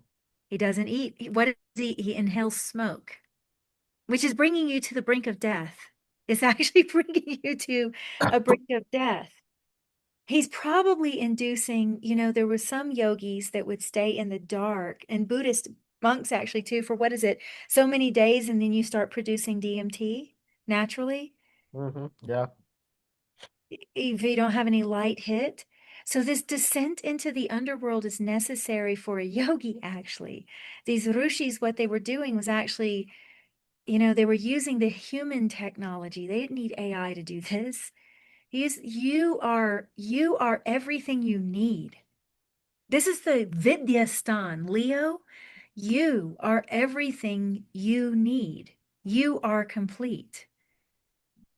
It is an illusion that you're not complete. And so if you use the intelligence to have children, that's an extension of yourself. People do that because they feel empty sometimes. People do that out of love too. I mean, they do it for all other reasons. But you're also complete alone. You are whole and complete. And so Vidya, to have Vidya, this isolation element, all the rishis, all the yogis, they isolate themselves at least for a period of time. And they do these practices. So guys, I wanted to highlight just something that, someone might not think of related to Magha Nakshatra. And that's why I chose that. And so I will close here, guys. Thank you. Please take over, Dr. Paiti. This is definitely the royal nakshatra, I feel, and the longest video of ours will be this, and it has to Totally be sure, yeah. because it is Magha. It has to be. Correct. Had to be. Yeah, It's Dr. Pai, over to you. No, I think there were some, a lot of good points, very excellent points, Evji. I'll pick on those as the thread to probably connect more. Okay. I was thinking where to start from. The first thing I wanted to point out is from Bharani Nakshatra, Magha is the 9th Nakshatra. So, do you know the story where if, like Evji mentioned, Magha is the seat of Yami. And what happens during Bhai Dooj, which means or Raksha Bandhan? For the long life of her brother, she ties a, do you see, Raksha, which means to protect him for his long life. She says, okay, please come and I will tie you a Rakhi. So Magha is the seat of power for protecting the next generation or the near and dear ones. Now I want to give you a different perspective about nakshatras, which I would say I've never discussed this, but I will give you a different perspective about nakshatras, and for which I will probably ask Evji to share, not now, the slide that you showed about Adhomukha nakshatras, whenever I come to that. Now, the first thing I wanted to say about nakshatras, how they operate. This is from a medical perspective, and I think we have already discussed about this. See, from a medical perspective, nakshatras operate in an anabolic way and a catabolic way. And I'll explain that to you. What is anabolism? Anabolism means, trying to build complex molecules from smaller ones, which means it needs energy. And catabolism means breaking down. These are all metabolic processes, breaking down larger molecules into smaller ones, like digestion. And catabolism is about releasing energies. So you are, say for example, let me give you. Anabolism builds body tissues and stores energy, which means that is required for growth, for repair, and other things. Catabolism breaks down food and stored nutrients to create energy. So anabolism requires ATP, which is the energy to, and catabolism releases the energy. So basically what I want to say to you, so some people who want to know nakshatras better, think from this perspective. Anabolic, way of trying to do is protein synthesis, muscle building, storing sugar in the body because it wants to preserve and to be used later on. So your anabolism is like Urdhva-mukha nakshatras, which means you are rising something in the body. Catabolism means you are depleting something so that you can, like fasting is what? Breaking down sugar, glycosis, or breaking down your muscles to grow muscles. So anabolic activity in your body is, increases. Anabolic means Urdhva-mukha nakshatras, increases your growth hormone, your testosterone, your estrogen. However, the catabolism is, what are you doing? We are trying to release cortisols, adrenaline rush in the body. Now, Evji, can I request you to share that slide where you're talking about? There is an interesting perspective you will see here, what I'm trying to connect here. I think I already know. This is really fascinating, Dr. Paiji, because Yeah. the thing, I don't want to confuse students, so let me clarify something because I think I know where you're going with this. What he's saying is correct, and okay. So hold on, this is yes. No, Okay. there is a slide before that, not this one. There was a Oh, slide. I just want to show them this so Adhomukha. they don't get confused by this in case they Okay. took, because Magha is considered Brahma Trimurti. Let me put my hand down. And therefore it is anabolic, meaning it will increase karma phalita. Anything happening under Magha will increase. But what you're saying is still correct, because I think you're going to talk about a catabolic feature here, and that is still correct. So I don't want students to be confused. In general, Brahma Trimurti will expand an event, and that's all the anabolic is referring to here. But what Dr. Paiji is about to talk about is also correct. Okay. Where was it? It's here. Right. Now, you will see something which is very interesting here. All the one that I was talking about, catabolism, comes as a pair. Look, Bharani is Adhomukha, Kritika is Adhomukha.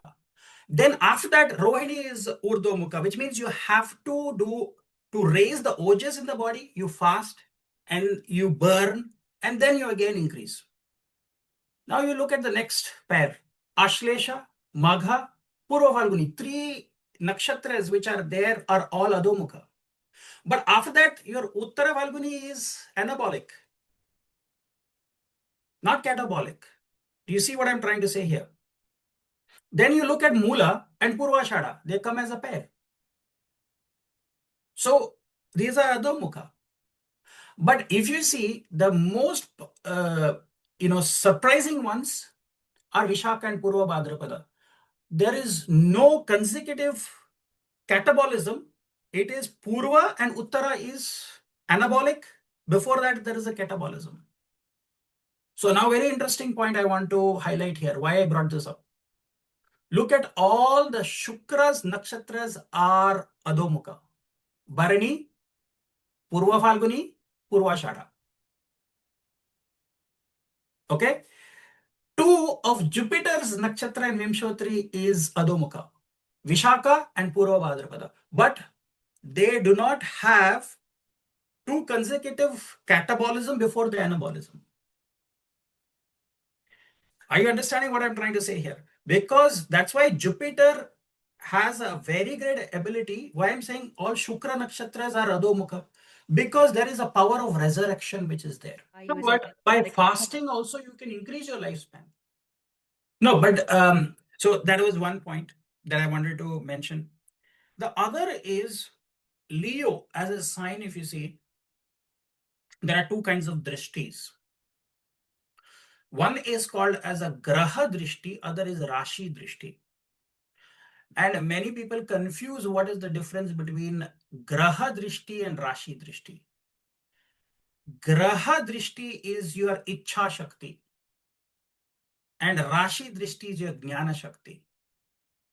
Now, if you look at the Jnana Shakti, which is the levers which give Jnana to Leo, you'll see Aries gives a Rashi Drishti on Leo. Capricorn gives a Rashi Drishti on Leo. Libra gives a Rashi Drishti on Leo. That means all the Chara Rashis are giving Rashi Drishti, of course. But those are the points where you see the exaltation of planets like Aries, Sun gets exalted. Libra, Saturn gets exalted. And Capricorn, Mars gets exalted. They're all adding to the natural fifth house, which Evji already mentioned. It is your Vidya Mandir. Vidya Mandir means that is your knowledge base. So if you have strength of Leo, which automatically you also mentioned, the nakshatras which fall in the backdrop of Leo, Magha is the birth star of Shukra. Purva Falguni is the birth star of Jupiter. Uttara Falguni is the birth star of Mercury.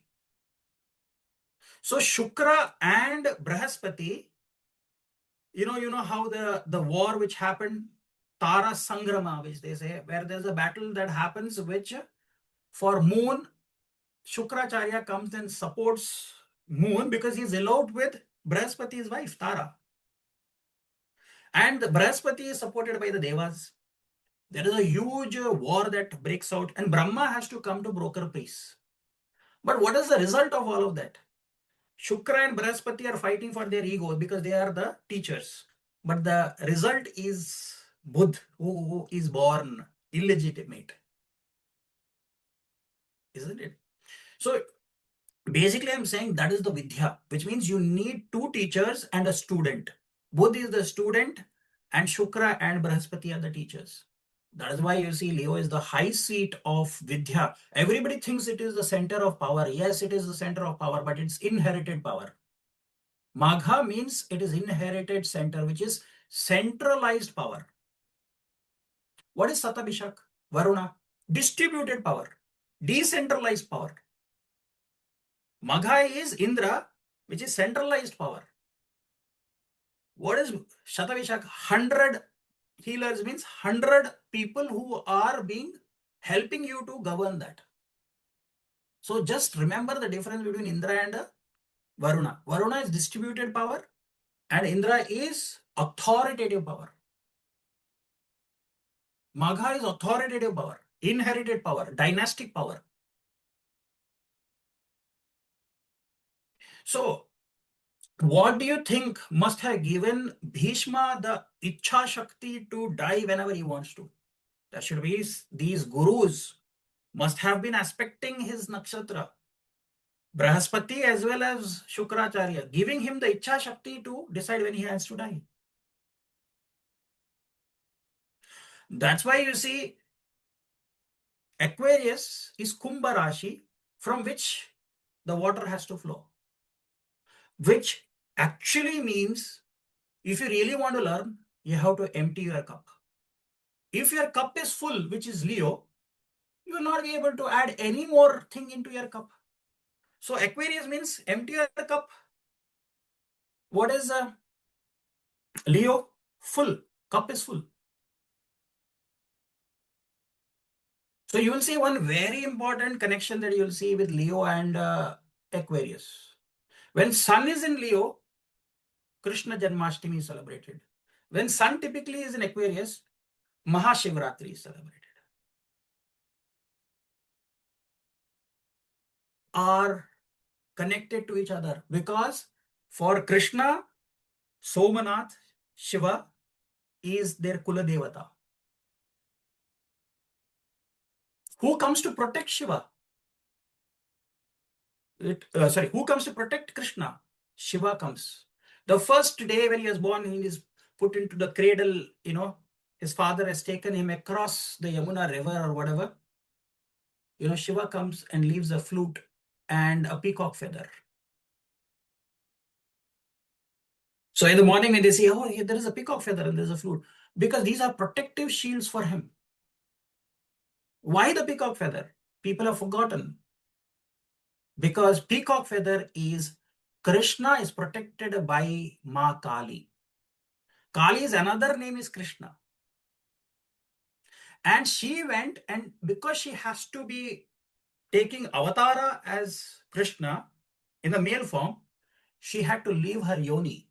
And the yoni went and became the peacock feather. If you see the center of the peacock feather, it looks like a yoni. It's a very colorful thing.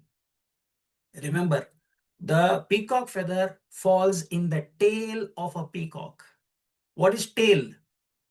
Ketu.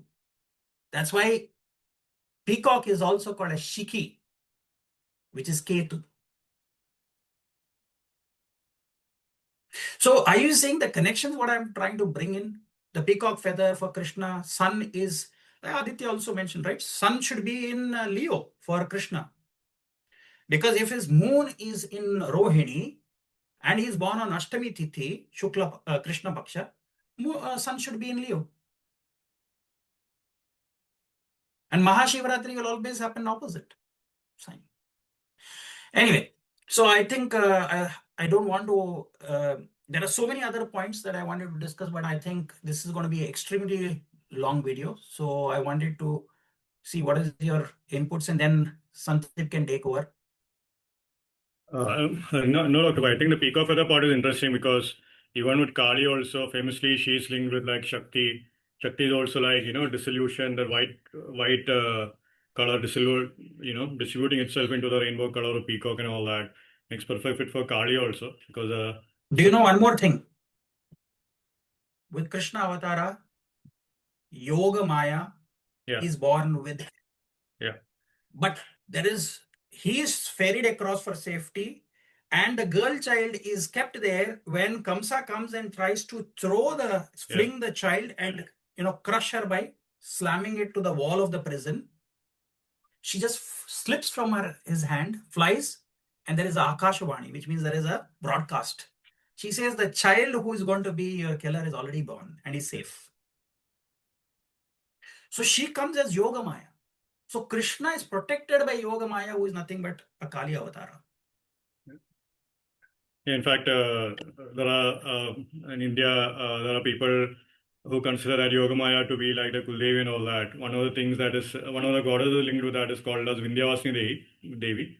Vindhyavasini Devi is attributed to a legend where like of course she resides in Vindhya mountains and all that. But then there is a thing where they say like a king who was linked with this particular Devi, his entire army died, and then he prayed to this Devi. The Devi revived everyone, brought them back to life, and then he literally conquered one land. Apparently, that land is still there. It's close to BR kind of thing going on, if I'm not mistaken. So that part actually, so fascinating actually. It is very close to Varanasi. Yeah, yeah. Again, wherever people go to die, and those are Kshetras, you see wherever Shiva is there, it is called as Chitta Bhumi. Yeah. Where Shiva's certain temples, near that there is a cremation ground. Yeah. I'll give you some of the main temples. Varanasi is one of them. Where the Chitta Bhumi is there right outside, you will see, you go to Manikarnika Ghat, or there is Harishchandra Ghat. When you are going through a phase of your life and you want to release, I remember I sent one of my clients to go there. They were going through a lot of, and this person said, I've never been to Varanasi. And I specifically asked him to go to Manikarnika Ghat. And he said he went and he sat there, and it was very surreal for him to see there was, flames of dead bodies coming. There's continuously there are dead bodies coming. And he said he cried for 1 hour. That was a huge release. It's a purging thing. The same thing you will also see in Kathmandu. Yeah. Because that Pashupatinath, just outside the Pashupatinath Mandir, there is Bagmati River. And on the banks of that, there is Arya Ghat, one of the biggest Chitta Bhumi of Nepal. Even the kings of Nepal, their bodies are finally burnt on Arya Ghat, on Bagmati River. So in some way, I want to bring this concept. What about Ujjain and all, Dr. Pai? Was there? There is Shipra. Yeah, no, Shipra.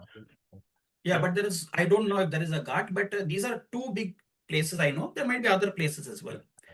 But I want to say, if you experience Magha, which means people just go to Varanasi to die, which means people are staying in many of those places. You go near the Ganges River, old people come there and they stay in, hostels and things just to die. Because they're already abandoned by their family. They have left everything. They said, I want to come to this Chitta Bhumi to die. Can you imagine the kind of thing? That means you're very close to experience death and life. That is a place what Kashi is. When are we going, Dr. Pai? I've been twice. I want to say Kashi is a place, it's called Varanasi. It's made of two names, two rivers, Varuna and Assi. Both are tributaries of river Ganga. Varuna Assi is Varanasi. Varanasi. So Assi Dr. Ghat is there. So Dr. Pai, when are we planning? Whenever you say, I'm ready. Nakshatra, Because our ultimately video I is have to done. go. 27 nakshatras completed. Now we can. Our Kashi See, is done now. exactly. See, Kashi is Kashi Vishwanath. If you experience that, then you go to Purva Phalguni, Uttara Phalguni. You know what? Shivalinga is associated with Purva Phalguni. Yeah. But to experience the Shivalinga, you have to go into Magha, which means that is the realm of our ancestors. Means, see, not every ancestor is a Pitri. Do you know that? This again, I want to correct. Everybody who dies doesn't become a Pitri. Only those very few amongst your ancestors who keep coming into your dreams or who you meet them when you are having a near-death experience, because they are like Evji, like death doulas. The death doulas are people who are wanting to help. Not every person can be a death doula. Similarly, a death doula is on our side, on this side of the grass. Who are on the other side of the grass, who help you in your journey. Those are your Pitris. Not everybody who dies become a Pitris. Remember this. Only those elevated souls who want to help you in the journey after will come. How come not every of your ancestors who die will come in your dreams? Or when you have a near-death experience, out-of-body experience? Many masters will be seen. They are called as bodhisattvas. In Buddhist traditions, they are called as bodhisattvas. Right opposite to your Magha Nakshatra is Sattavishak Nakshatra.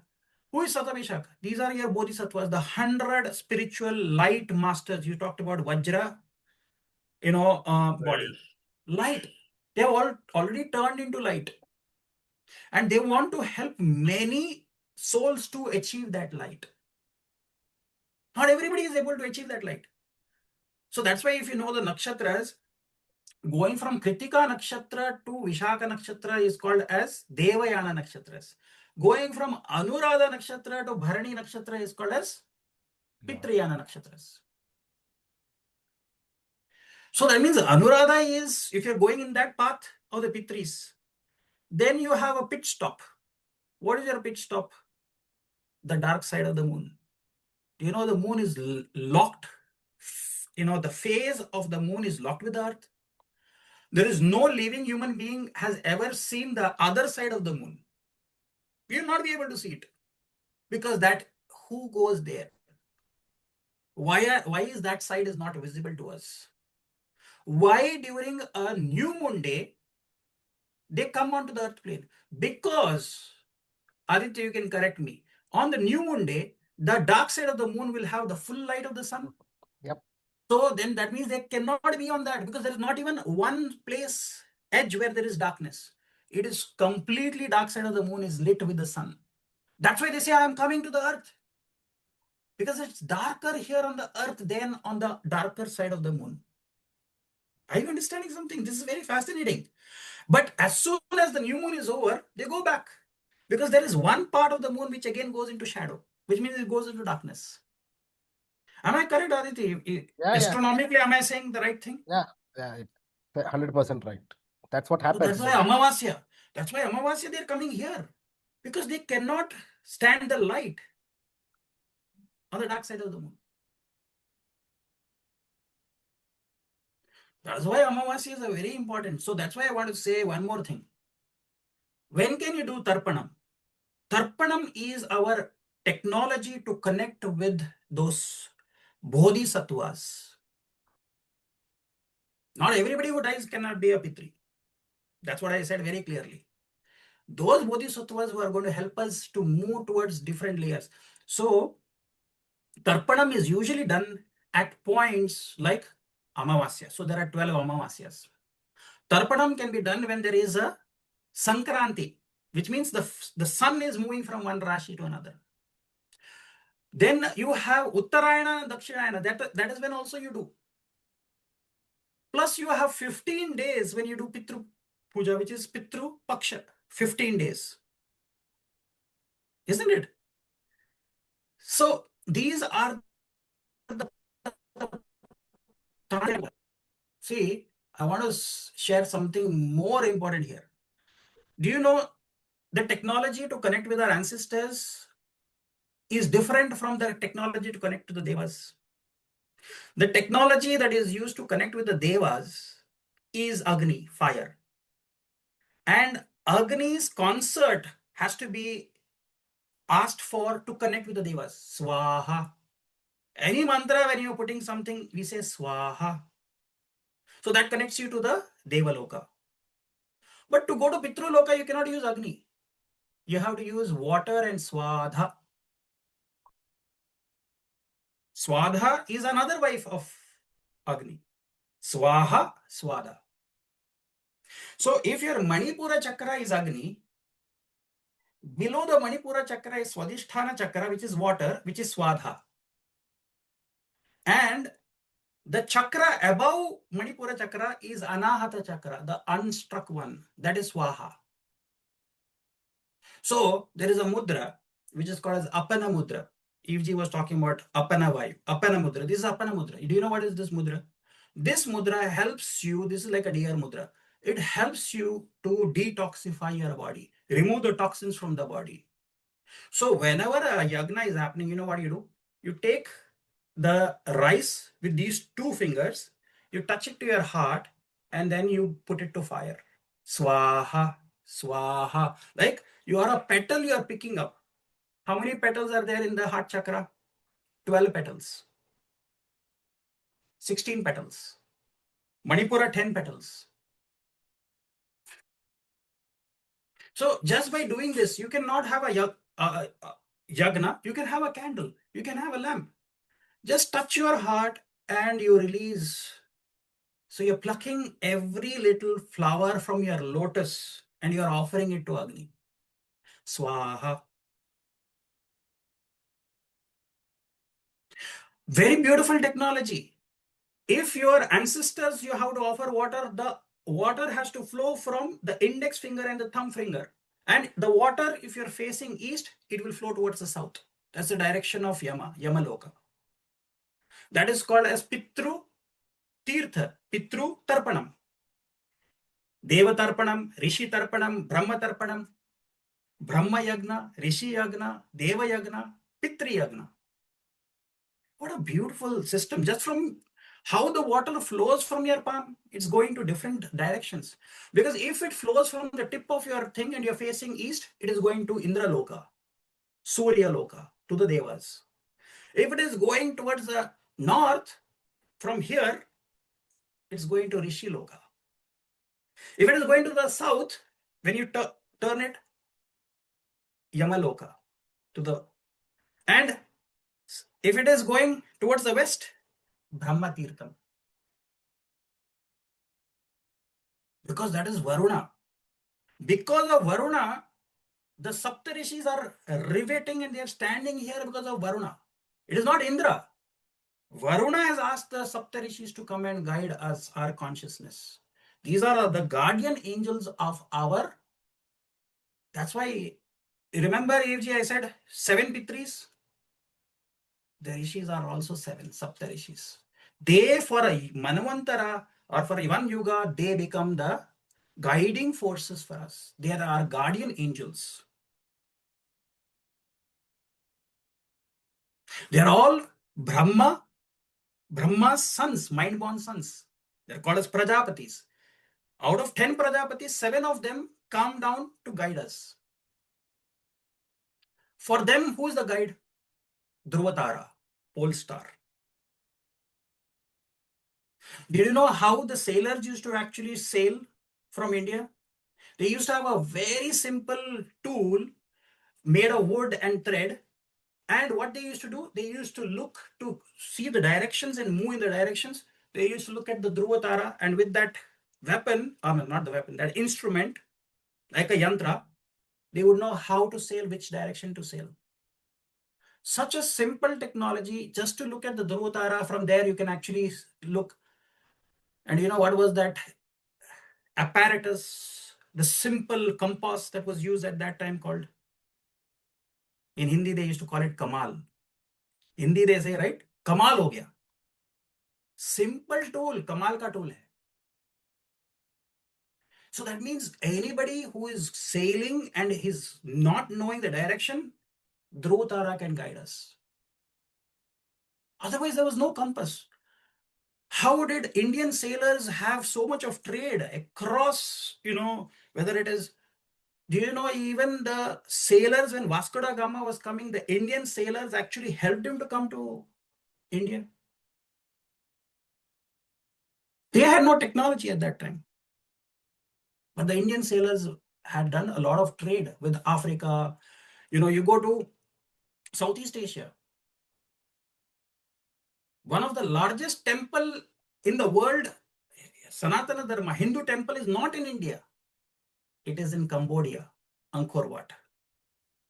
Who built them? Who gave them the technology to build in Cambodia? Because our trade was so very much spread that it was a Chola, Chola king who actually built that temple. Anyway, let's cut it short, but I'm saying there is so much of rich heritage which is there. Even going to our temples, which are ancient temples, will also connect you to Magha. How many hospitals that our ancients have created are still there? But look at the temples, monasteries, thousands of years. They have stood the test of time. They have gone through, what about Pyramid of Giza? 4,500 years. What about earthquakes, tsunamis? Survived all of those. Wasn't there a cloud burst in Kedarnath?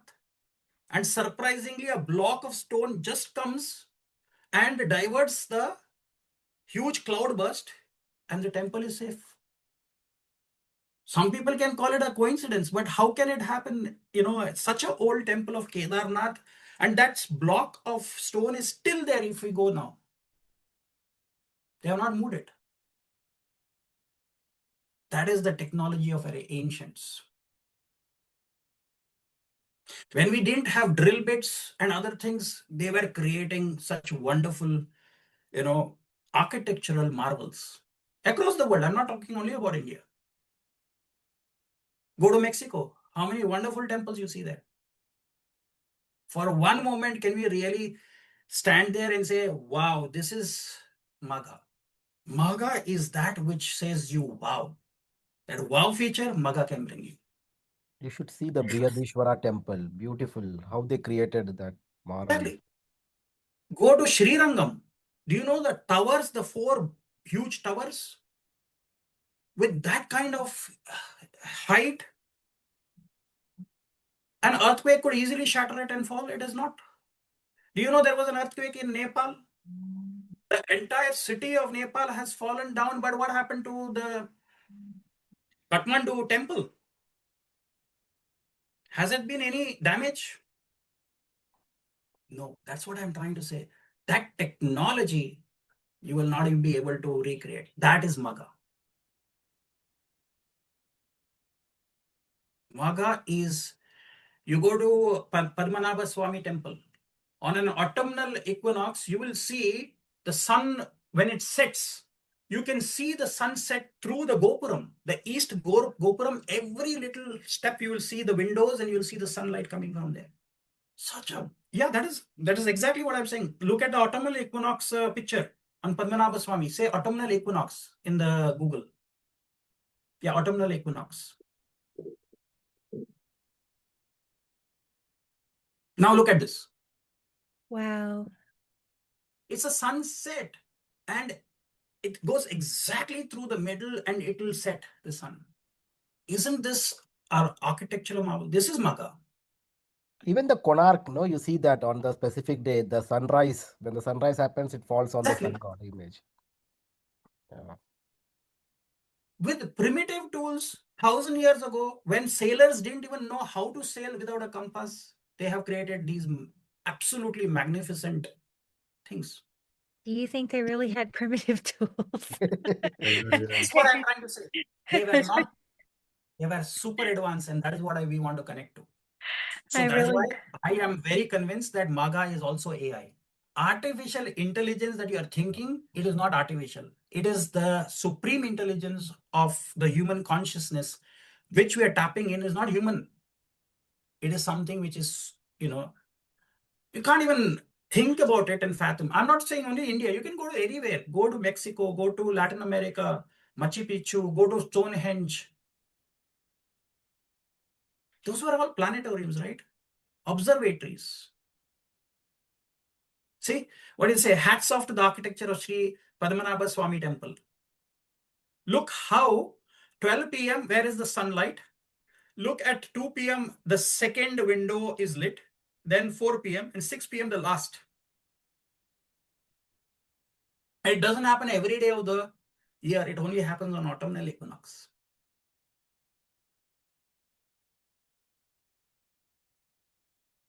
Anyway, I think we have spoken, I've spoken quite a lot. Sandeep, over to you. This is interesting. Yeah, no, this was a great points, Dr. Pai. This was brilliant. I think, this was a lot of great points. I think a lot of great points are already shared. So my job is basically to connect everything I shared, which is great. First thing I want to say was that in at least in the Vedic times, the most powerful person in a particular court was not the king. In terms of decision making, it was a Rajguru. So and this guru, of course, was most likely a rishi. Someone who was enlightened, and he had the ability to may have the final say whether the king would act on it, kind of thing or not. The king would, of course, implement the decision and so forth and all that. And the Rajguru famously would not own any positions. He was a rishi after. He did not care for any positions, kind of thing. And this was the case actually. So many of the royal lineages would have these kind of Rajgurus, and this would be a thing. The king would, of course, experience of the wealth and power and all that, but the royalty, the Rajguru would always have an important. And Jyotisha was a shastra which was, of course, practiced by Rajgurus, royalty, people who advise royalty and all that and so forth. There is a Raj Jyotishi, so correspondingly you find there's a lineage of Raj Jyotishi still in this India to this day. You do find that kind of case where actually a lot of Jyotishis who are advisors to king kind of thing coming up, or potentially like descendants of future Rajgurus kind of thing who basically ends up being a Jyotishi in this lineage. So that's the first thing I want to highlight. The idea that there could be a royalty link. So that's a big point. A royalty link, Magha natives at some point in time, they were linked with royalty. They are descendants of kings. Now, we all are descendants of kings without a doubt. However, at some point in time, Magha natives more so, because more genetic proportion, something like that, will be the case. And most of the time, you find that very strongly in these natives. Like they have that sudden commanding power, they have the mastery of their knowledge, or they have this gift in a particular segment of knowledge, or any particular gift they have, and all that kind of friendly. And this is a very direct thing. Most of the time, the royalty skill sets, the power of management, project management, or corporate things, or politics, or even leadership aspects, and so forth. To put in Indian context, you find a lot of people go for an MBA and all that. So like you go for your natural bachelor's degree, and you go for your MBA, the master's in business administration degree. Magha natives are natural MBAs. They don't want to get an MBA degree to run the business. They are naturally capable of running it. It's there in their blood kind of thing going on. So their ancestors were business people. Their father was a business person. They grew up around a business. They don't need to run a business, right? Having said so, you'll still find a category of people who will naturally be drawn to these management kind of sciences. People who go and study political sciences, management sciences, and all that. Of course, in India, you want your children to become like a doctor or an engineer, which is what the traditional stereotype is usually. So from that perspective, actually, so normally, but you will still find a lot of people, engineers, who will go the path of MBA kind of thing, and so which is normally Magha. Most of the time, these are the native. And the other thing, of course, with Magha is that they'll want to go for positions of power. So naturally drawn to government kind of thing, government jobs and so forth in this needed. The usually government machinery, like whether you're a congressman, when you're a senator, when you're part of the government thing, you're the solicitor general, or whatever, positions of power within the government structure. Or in UP, BR kind of situation, you are working for the central government, working for the state government. A state government, employee can demand more dowry in UP and BR compared to someone who works in Google and all that. So you kind of understand they value the governmentship, they value the being linked with power and all that much more strongly than even the normal technology and all that, which is the world of Rahu kind of thing going on. But having said so, the Rishi kind of thing is very interesting. The royalty in ancient time were really people who were very wise. That's the other interesting thing that also needs to be understood. Maybe in India, you had a setup of Rajguru and kings and so forth. But in other part of the world, the wisest person of the land was the king of the land. The wise king of Solomon is a great example. Actually, he was very wise kind of thing. So here is also a very interesting concept where someone who is very wise, someone who is enlightened, someone who has attained that Brahmajnana kind of thing was capable of becoming a guiding force, guiding light to many people. This was the original king. The original king was an enlightened being. And that is why, to emphasize that they are enlightened, the Sahasrara chakra is wide open. That's why a crown would be given to them. Now, of course, you would wear the crown upon the king, and therefore the Sahasrara chakra is already open. A lot of energies are being passed on to the crown. At some point in time, even the descendants were not enlightened, just by wearing the crown, it was capable of uplifting all the energies all the way to the top. This was a real thing going on with crowns. This was why you have royal jewelry being passed on, royal robes being passed on, the royal scepter being passed on, the royal crown being passed on, and all that. And so, a very important point, because this is a real thing. This was something which kings would use. Many royal lineages have used to this day, and they had its own utility. They had its own power uplifting kind of energy. They had a functional kind of energy to it, kind of thing going on. There's a functional quality to this particular jewelry kind of thing. It's something to recognize. And this was also linked with what you would call as objects of power. So definitely these are spiritual objects that would gather power and all that. So definitely you find this kind of spiritual objects of power in all spiritual traditions, no matter what you follow, whether it's a yoga, the yoga danda of a yogi, whether it's a kamandali of a rishi, or whether it's a scepter carried by like a king, or whether it's like even what do you call it, the vajra carried by a Buddhist lama or whatnot. And definitely it is all objects of power. There is Shakti in that object. You would carry that object, and then that Shakti would capable of highly uplifting you through that energy that was stored in that particular object kind of thing. This is the first thing I want to highlight. And this was, many ways, this was a big thing, which was very fascinating, because one very great thing which I think Yuji shared was that how Magha could be linked with meteorites. So in Chinese thing and all that, they actually say meteorites were when higher dimensional beings like gods would come from the celestial world to the earthly plane, because their body would get suddenly dense and all that. The meteorites were literally bodies of gods literally being formed in the earthly plane. So there was a higher dimensional, there was a Shakti aspect to meteorite. And meteorites is a big deal. Meteorites, so objects of power would quite often be linked with meteorites also from that perspective. In Japan and all that, you have the legend, if you watch some animes, the sword made from a meteorite became an evil sword and wants to kill the entire people and all that. You begin to see those kind of things. Of course, the other side of animes is there, like you get a sword from the meteorite, which saves the entire kingdom and all that, and so forth also. So that's also the other hidden thing. Now, it does not mean that you should go for hunt meteorites kind of thing, but funnily enough, Vatican Church is actually literally hunting meteorites. Why is the church hunting meteorites? And they are not astronomical institute, they clearly have thing, but they are hunting meteorites. So they understand this side of power thing, and you'll clearly see that. But here the important point is that meteorites can be powerful, but meteorites can be evil also, which is some anime has some truth to it. Some meteorites can be evil. So it's not always going to be divine beings. Can be sometimes evil beings also that can come. Not all Shakti is strong. But anyway, positive for that matter. So that's one thing I want to highlight. And as I mentioned, the royalty linkage with Magha Nakshatra natals is very powerful. And quite often you see that royal ego coming out of them, no matter what. This is like an ordinary person in the beggar, but make high demands to like who's asking. I don't care who you are, I'm just going to be myself, right? That kind of thing going on. I don't care what your position is, what title is, I'm going to just like, do whatever I want to do kind of thing. And that's a real quality, that's a royalty quality. Like if you feel like you're a king, your genetics is linking you with a king, definitely you will feel like that. Rishis did not care. They had Brahmagyan and all that, did not care. Like even I believe, the teacher of Socrates, teacher of Alexander, when there's some Greek guy was just laying down enjoying the sun, Alexander came and like everyone is behind Alexander and all that. The guy basically said, please move.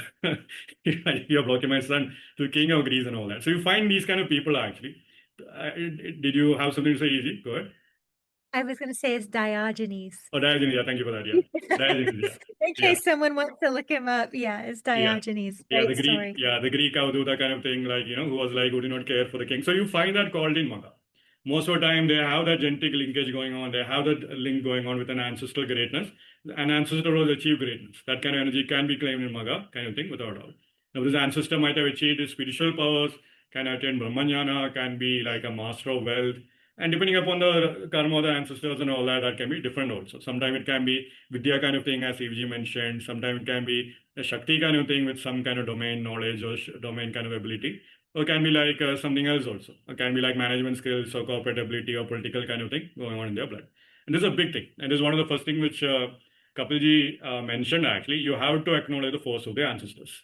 And quite often the solution for the natives is to connect back to what their ancestors did. And this can happen in many ways. One of the easiest way to do this, like do a DNA test of yourself. Find out which DNA group is dominantly linked with you. And then find out what did your DNA ancestors do. Like say you have DNA of like Vikings. Now this is very interesting actually. This is like say Vikings were like, okay, they were great masters of trade and conquered lands and so forth. Of course, modern day conquering land is not possible, so you might have to find some alternative for that. You might have to conquer some scientific domain, or you have to have some drive kind of thing towards something and all that. That kind of thing would be the case. You might have to find some athletic ability, martial ability, so forth. Whatever they are good at, that can be playing out. But a superior kind of thing with Magha is like, many times ancestors in India, there's a fundamental thing that happens, and there's a uniquely Indian problem also, where your ancestors might have worshipped a Devi or Devata, and the descendants the ancestors prayed for Devi Devata, assuming that the future descendants will be linked with a Devata, will be maintaining that worship.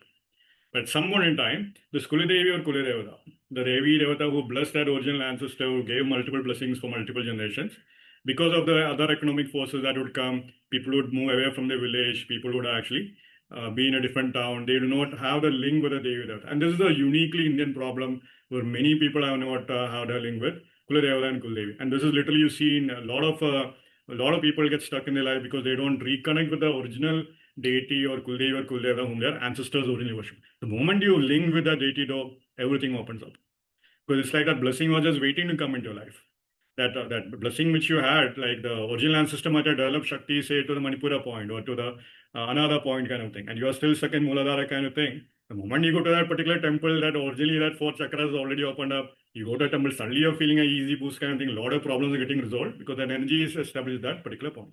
So very powerful point actually. So this Kuladevi and Kuldeva becomes very, very important with Magha Nakshatra natives, more so. All the Rahu Ketu Nakshatras have this particular thing, but the moment they actually start to reconnect with a Kuldevi or Kuldeva, they can be, their Ishtadevata could be anyone. They could be worshippers of Krishna, they could be worshippers of like Shiva, doesn't matter, but their ancestral deity. The family deity is a very important factor, no matter what. This becomes very much important for Magha Nakshatra native. And quite often I've seen royalty kind of karma playing out very directly. Without a doubt, you can claim this native at one point in time was a king in a past lifetime. Without a doubt. Or they were around kings. Depending upon the planet, you can make that kind of prediction also. They were around kings, they were around royalty, they have karmic link with multiple lineages of royalty. Different royalty lineages have different karmas actually, which is why you find when Ketu's in Magha, many royalty people are literally suffering right now. Like literally the entire Gulf kingdoms are literally suffering. Like I wouldn't know where they are with this Ketu kind of karma. They experience a lot of loss kind of thing going on. Now this is the other aspect. So the practical that is that quite often you might have an actual karma with one of these kingdoms. You might be drawn to UK, you might be drawn to Morocco, you might be drawn to Belgium, which is technically a kingdom. Like one of these constitutional monarchy places you might be actually drawn to. You might be drawn to the Gulf region where you might have karma and all that. Magha Nakshatra natives quite often you will see have that karma kingdoms actually. Now the other interesting point which I want to highlight was one very interesting other character also as in Magha as a main nakshatra. And that is actually, I believe it is Sita actually. Sita's nakshatra is actually Magha if I'm not mistaken. There are some people who claim that. Now that's very interesting because if you look at Sita and Rama, Lord Rama is famously Punvasu kind of thing, and Sita is Magha actually. Now one is a cat, another is a rat.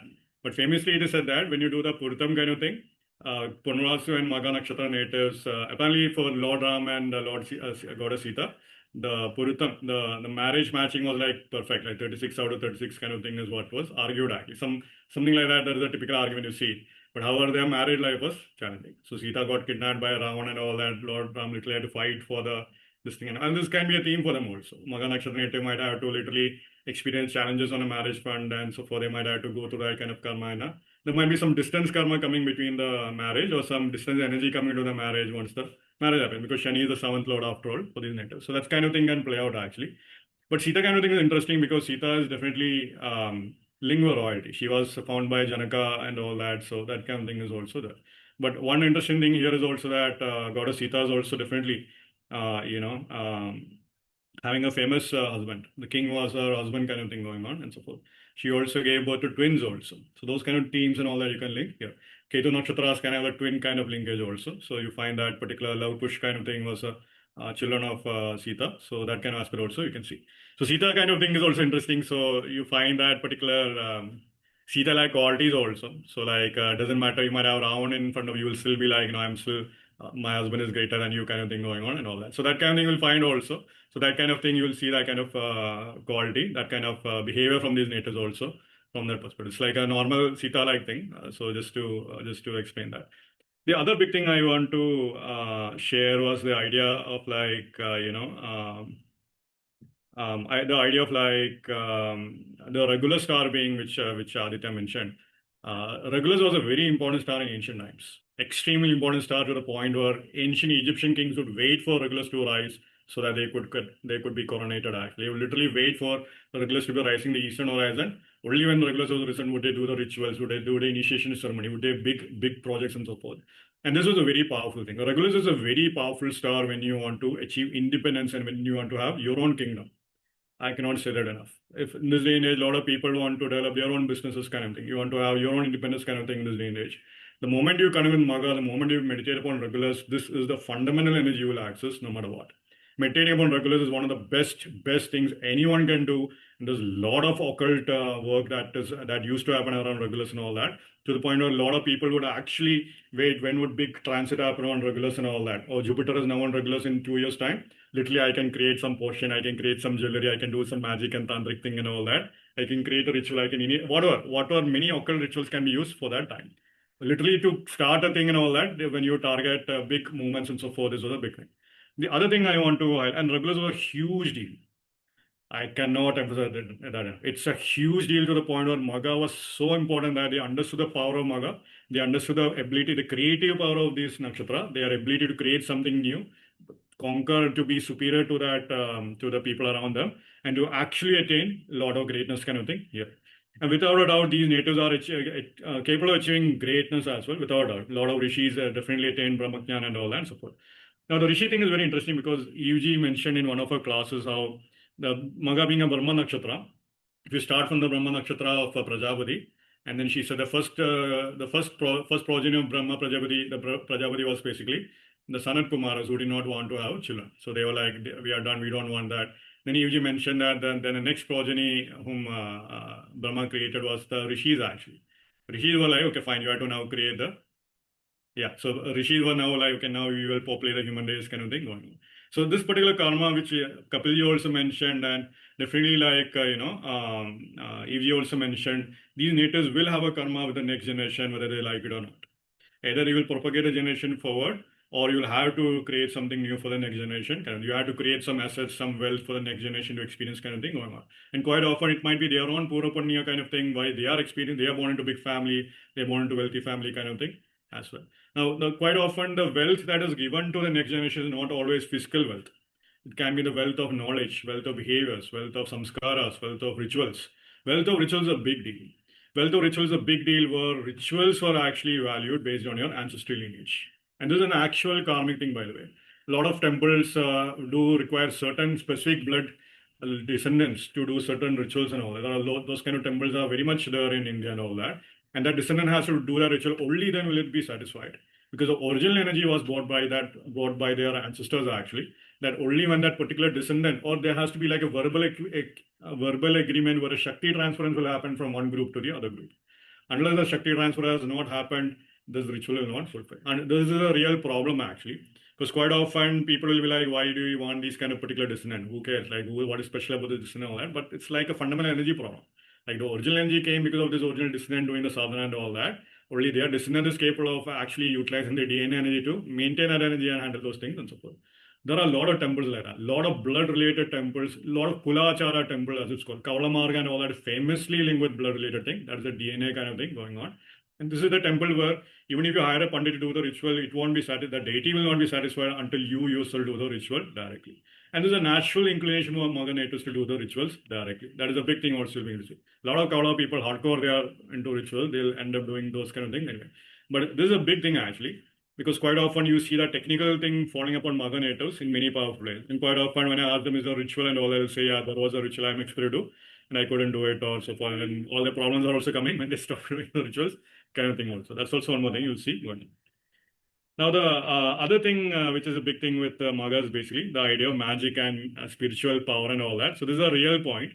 Quite often these natives do have that DNA gift kind of thing going on. They have some activated gifts, psychic abilities.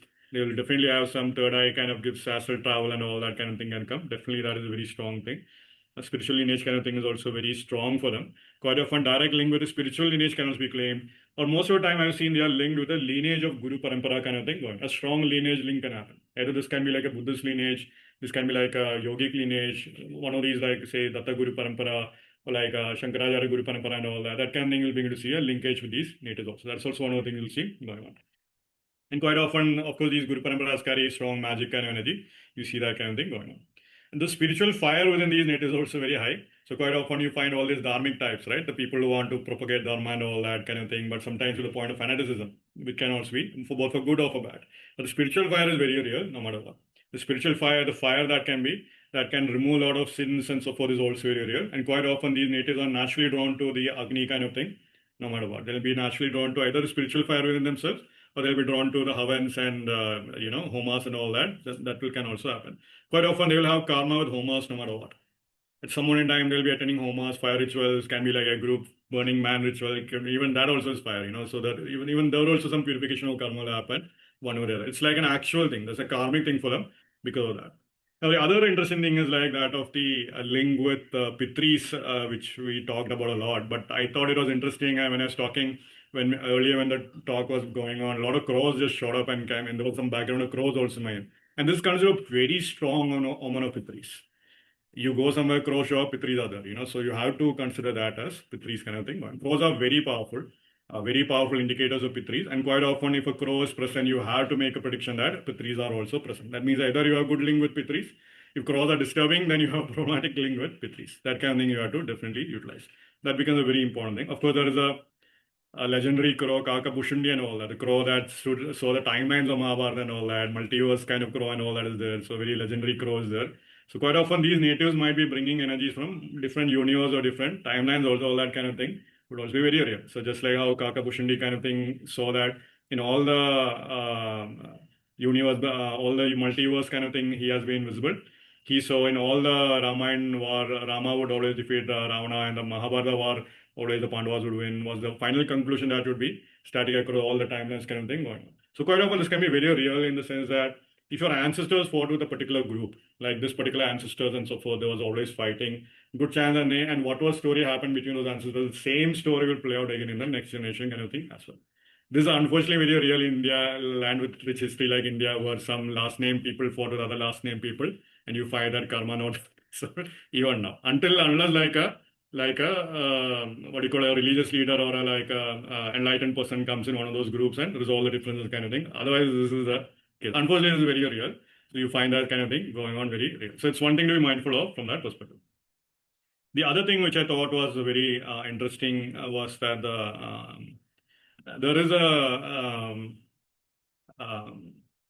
there is one thing where they say the magic of childbirth. So childbirth is kind of very interesting in many other ways. So of course, when the union happens, as I mentioned, there is a spark that happens at that point in time.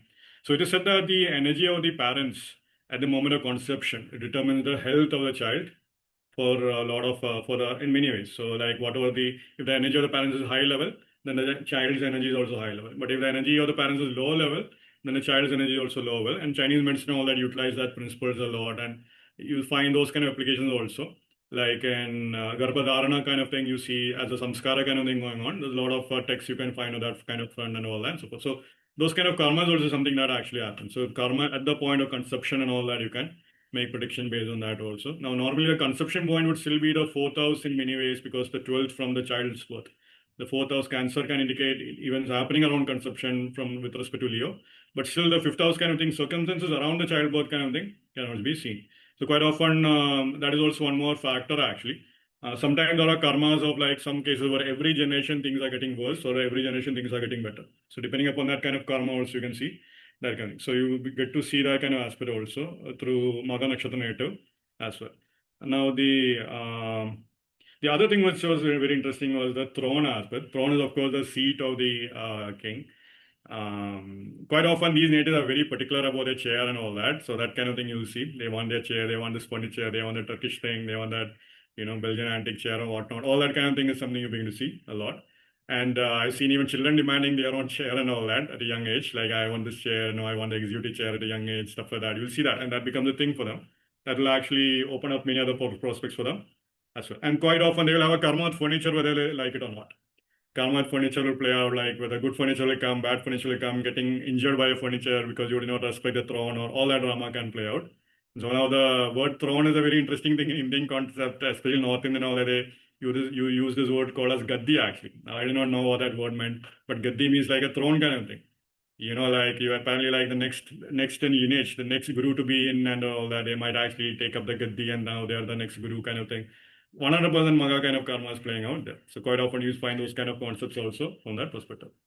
Now the other thing which I want to highlight was that of how this karma countries, now we are all getting affected by the war in Iran and this thing. Everyone is experiencing the sharp thing in gas prices and all that and so forth. Or other in India, you are having increase in LPG.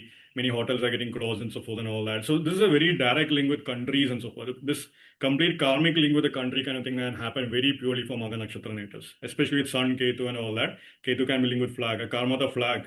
This can be very real. Like 9/11 happened, suddenly you have to close down your gym.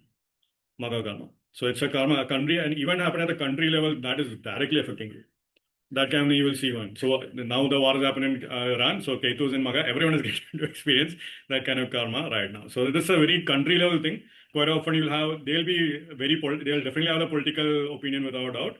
At the same time, the tendency to be pro one country, anti one country, pro one leader, anti one leader, and all that will come very heavy here also. Now, of course, I'm not sure if Donald Trump has a Vedic advice or not, but definitely from a Vedic astrology perspective, him using Magha in a repeated fashion is very interesting to from that perspective, bringing out a specific quality of Magha, superiority complex of Magha, inferiority complex of other races, all that drama and all that definitely you can see going on.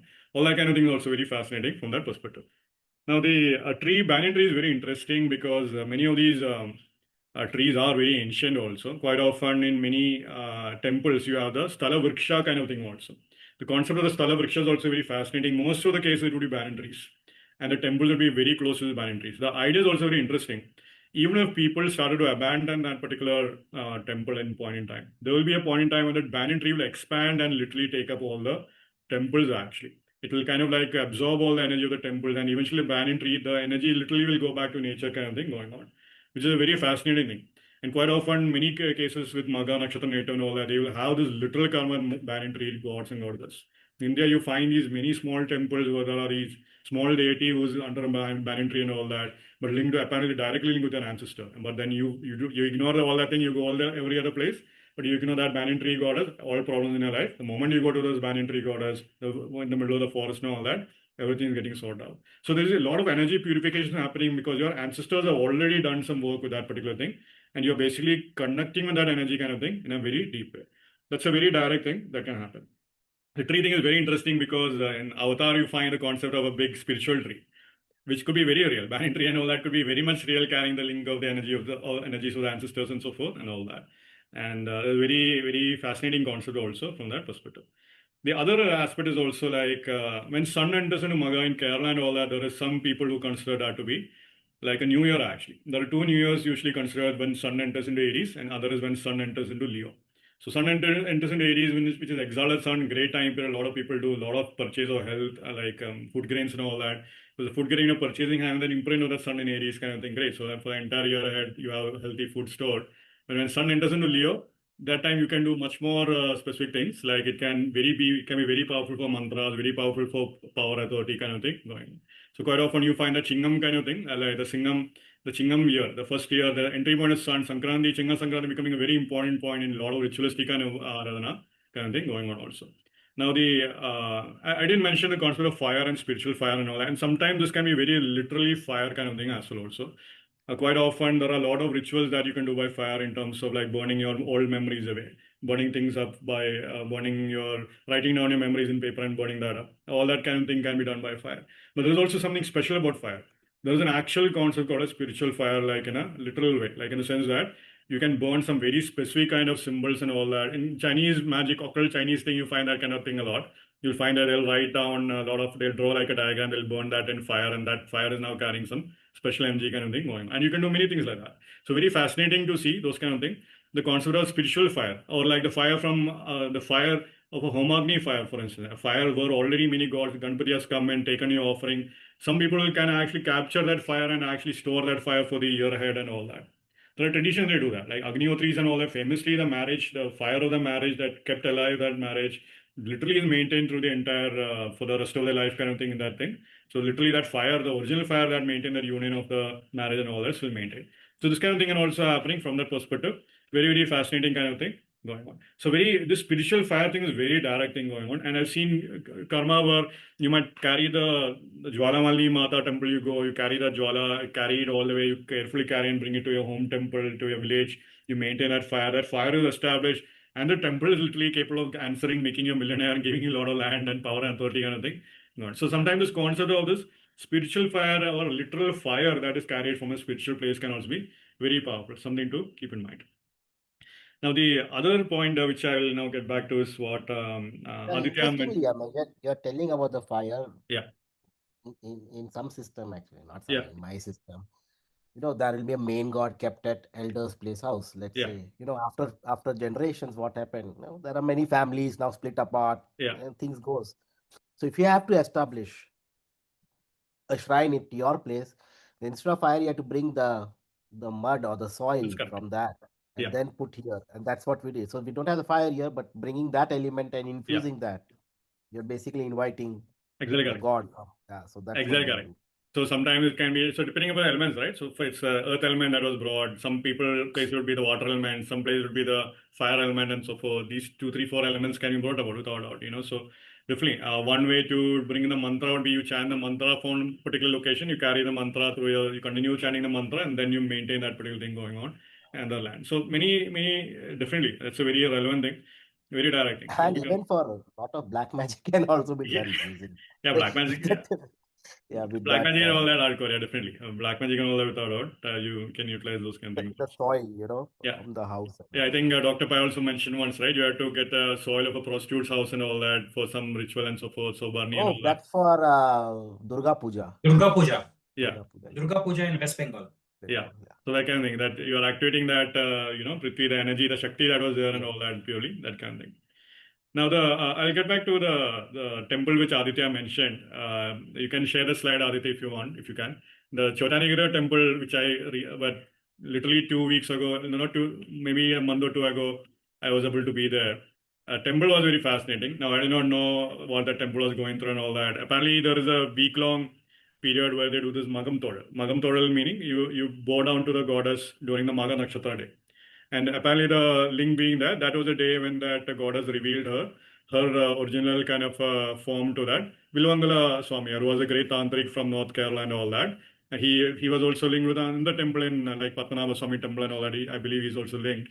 Now he basically on his way back, apparently he got this vision of this Devi where he was like, this goddess literally guided him towards establish a temple for me here and all that. Now what is fascinating is that when I went there, it was kind of interesting. Like apparently the week-long celebration has started. Now normally this temple is very famous for exorcism. If you are attached, you have some attachment of a spirit kind of thing. If you are attached, you feel like some ghost has possessed you or some other entity has possessed you. You feel everything is going down. You don't feel like yourself. You feel like self-harm tendencies is very high. All that kind of thing going on. Complete possession kind of case, you feel like you need to exercise yourself. What people do is that they'll go to this temple. They'll actually start the darshan of this Devi from the morning and sit all the way till the evening time. Now, then in that temple, there is a male cow and kid cow. There is a very fierce Kali temple. The rituals happen every night. In the kid cow temple, in the evening, there will be a Gurdi Puja. Gurdi Puja is when blood is offered to the Devi. Now, when the blood is offered to the Devi, of course, this is not an actual blood. I'm not sure if they are using actual blood of a rooster or they are like doing simulated blood. I believe it's an actual blood of a rooster, if I'm not mistaken. They'll do this sacrifice of rooster, and that gurdi is given. Then the concept is that that gurdi, the blood, when the blood is being consumed by the deity, the ghosts are also being consumed by the deity, and the ghost is also taken to her army kind of thing is the concept. So it's a big famous temple. And one of the final thing they'll do is that to make sure that the ghost is completely taken to the army is that army of the Devi. They'll take the nail, and there is a banyan tree there. They'll literally, the main priest, the main tantric will literally nail that nail to that banyan tree. That's how that ghost is now chained to that banyan tree. And that ghost is now literally, and you go to a tree, it's like filled with nails. You don't see the aloe tree anymore. You only see the nail kind of thing. So many people remove their spirits there actually. And you literally, it's nail on nail kind of thing, which is basically what you see going on. So it's a very powerful temple. And now, when I went there, it was kind of interesting because the festival has already started. So apparently there was also a lot of other stories there with this Devi. This Devi apparently was linked with certain Brahmin families there. And during the festival time, this 1 week of festival time, the Devi will be taken on an elephant top, and she'll be taken to many ancient historical Brahminical families there actually. There are at least 10, 16 families linked with this particular Devi. And one main family still owns the Brahmin family, still owns the temple land and all that. And they still have that thing. The Devi has to come to that ancestral location because that was the original ancestors to maintain the Devi and all that and so forth. And this becomes a very interesting ritual actually, because you see. Of course, now the temple is run by the government and all that, but then still the rituals have been maintained to the thing. So sometimes it's a very interesting thing where you see a link between this temple and what they call as a Brahmin family and all that. So of course, there's a full-on history on that front and all that, which is very interesting. Even I wasn't aware about this thing, first time seeing and getting to know all this kind of thing. But this temple is very famous for this exorcism thing, which means Magha Nakshatra natives, all the Rahu Ketu Nakshatra natives especially have this problem, where they can actually attract a lot of negative energies to themselves, where they don't feel themselves and all that can really be happening. That's a big point. And because the Rahu Ketu force is a very, very interesting thing, and quite often this can be a real issue kind of thing and so forth. So a lot of spiritual purity, spiritual purification kind of thing will be a very necessary kind of thing for them, no matter what. They'll have to do some ritual, externalized ritualistic practice will have to be maintained. Not like a spiritual meditation thing, some ritualistic practice where you're using fire, where you're using elements, or you're using some kind of minimum thing will have to be maintained to remove this kind of thing. And of course, this goddess, as I mentioned, is having a pair goddess kind of thing going on also. A very famous deity. This goddess also linked with other story where like someone was being chased by a yakshi actually. Yakshi is like, of course, female yaksha is a yakshi. Yakshis, of course, are cannibals. They eat on humans and so forth. So the person was actually carrying Devi Mahatmyam, the Durga Saptashati book in his hand. So the yakshi could not eat him. But he was just walking towards his, going to see some performance, theatre performance, which is interesting, Pura Falguni and all that. So he was going to watch a theatre performance. He wanted to give this book to his guru along the way. Along the way, a beautiful lady joins him. Now, this beautiful lady is, of course, Yakshi in disguise, right? So he goes to his guru's home. The guru is, third eye is open, guru is divine. Guru immediately sees that the lady accompanying him is basically like a Yakshi. He basically says, well, seems like the Yakshi has already targeted you. She wants to eat you. The only thing that is saving you is the book that is holding in your hand. Only place for you can be saved is go to this temple. So this guy literally goes to this temple. And he runs to this temple actually, and the Yakshi also follows him. Now, Yakshi originally was a beautiful woman and all that. And now, along the way, she's chasing him, all her form comes out and so forth. And the moment he steps into the temple, the story goes that Yakshi also followed him into the temple. The goddess came out of the temple and literally cut off the head of the Yakshi kind of thing. And that story is also there. There is another temple where the Yakshi is also, now that Yakshi was killed by the goddess. Now she has become divine. She has become enlightened actually at this point in time. So this is also a very interesting point where a sacrifice kind of karma had to play out. And now you're on sacrifice, now you're getting killed by a goddess, suddenly now you're elevated kind of thing, right? So that kind of thing. Very fascinating to think like that kind of thing. So this is also interesting because there are a lot of traditions where if a demon has been defeated by, killed by a god or goddess like an avatar, they actually worship that particular demon as part of that story. They honor. Now that demon has elevated himself or transformed himself from an enemy of the Devata to the greatest Bhakta of the Devata. There are traditions where Ravan is being worshipped like that. There are traditions where even the Yakshi kind of thing is worshipped. Like even like, I believe many other sampradayas there where this kind of thing can happen. So this was very interesting actually. Because I was literally... Kuber is Yaksha, right? Kuber is Yaksha, but Yakshi is a female. No, not all Yakshas are great, right? Not all Nagas are great Nagas. Some Nagas can be evil also. Not all Yakshas are great. Some Yakshas can be evil. So Yakshinis and all that can be evil. They're different class of beings, similar to that. So, yeah, and of course this day, Magam day, when Moon was in Magha was when this goddess revealed herself. Very powerful. So, of course, carrying spiritual books with you. Very powerful way to protect yourself. Now, that's the ancient reason why people would carry Vedas with them. Like some copy of Vedas, some copy of spiritual books with them. Be carried, like you would carry the Bhagavatam or some pocket Bhagavad Gita or something like that, right? That kind of thing would still have something. So I thought this was interesting actually because I was literally in this temple and all that. Even I didn't know this Magam Toral kind of thing happened there, but very fascinating. Of course, Magam Toral happens on a 2 p.m. kind of thing there, crowded, people are staying in queue, huge crowd and all that. But this exorcism kind of thing could also be a real problem for these natives. Now, not all ancestors are divine, just like how Dr. Pai mentioned. Yeah, Aditya, you can stop the share actually. So there are some category of ancestors who can become divine. So you do have the Divya Pitris kind of thing going on. There are some divine ancestors, but some ancestors are still low. Having said so, the ancestral rituals become very important no matter what. Now there are certain temples for that also. Bodh Gaya and all that is very famous temple in north and all that where people go to do the rituals there. Many people go to Triambakeshwar and all that in Maharashtra, do the rituals for ancestors. There are also people in Kerala and all that. You go to this north place and all that where I'm from. In Kerala and all that, you will go to like specific ancestral focus places in Kerala. Like you have the Tirunavai and all that, where the great Magha festival happened. In Kerala, there was a big ritual called as Mahamagam. Mahamagam, of course, is like, you have the Kumbh Mela and all that. There was an actual time in Kerala. Now, it already restarted, literally just, restarted this year, actually. Mahamagam, there was a great gathering of all scholars, all divine people, multiple schools of thought, multiple philosophies, all the sannyasi matas and all that would come together. Like a Kerala Kumbh Mela kind of thing would happen in Mahamagam time. And Mahamagam was the basically Shivratri kind of event. The full moon in Magha was the time period when this particular thing would happen. Of course, there were rituals and so forth. This was happening in a temple which was supposedly linked with a Navayogi kind of temple, actually. Navayogis established temple. I believe that's the thing going on. There's a big legend there, actually. This temple, apparently, with the people there of the land was so prosperous because Lakshmi was literally, Lakshmi Murti having hands like that. Like, no, two hands like that. Yeah, two hands like that. So much wealth in that particular land. Wealth was flowing. But the story goes that only one temple, the 9 yogis established 9 temples there, actually. But and 9 saligramas were used to establish 9 temples. 8 temples went into ruin. They don't know which temple that was the case. Adi Shankara comes to that particular land. Now, when he's in that particular land, he doesn't know. He's afraid, oh my God, which stone, if I'm not sure if I touch any stone, will that be a saligram kind of thing? So he's basically crawling on all 4 of his legs and hands because he does not want to accidentally even stamp on a saligram that was worshipped by a great yogis of the past.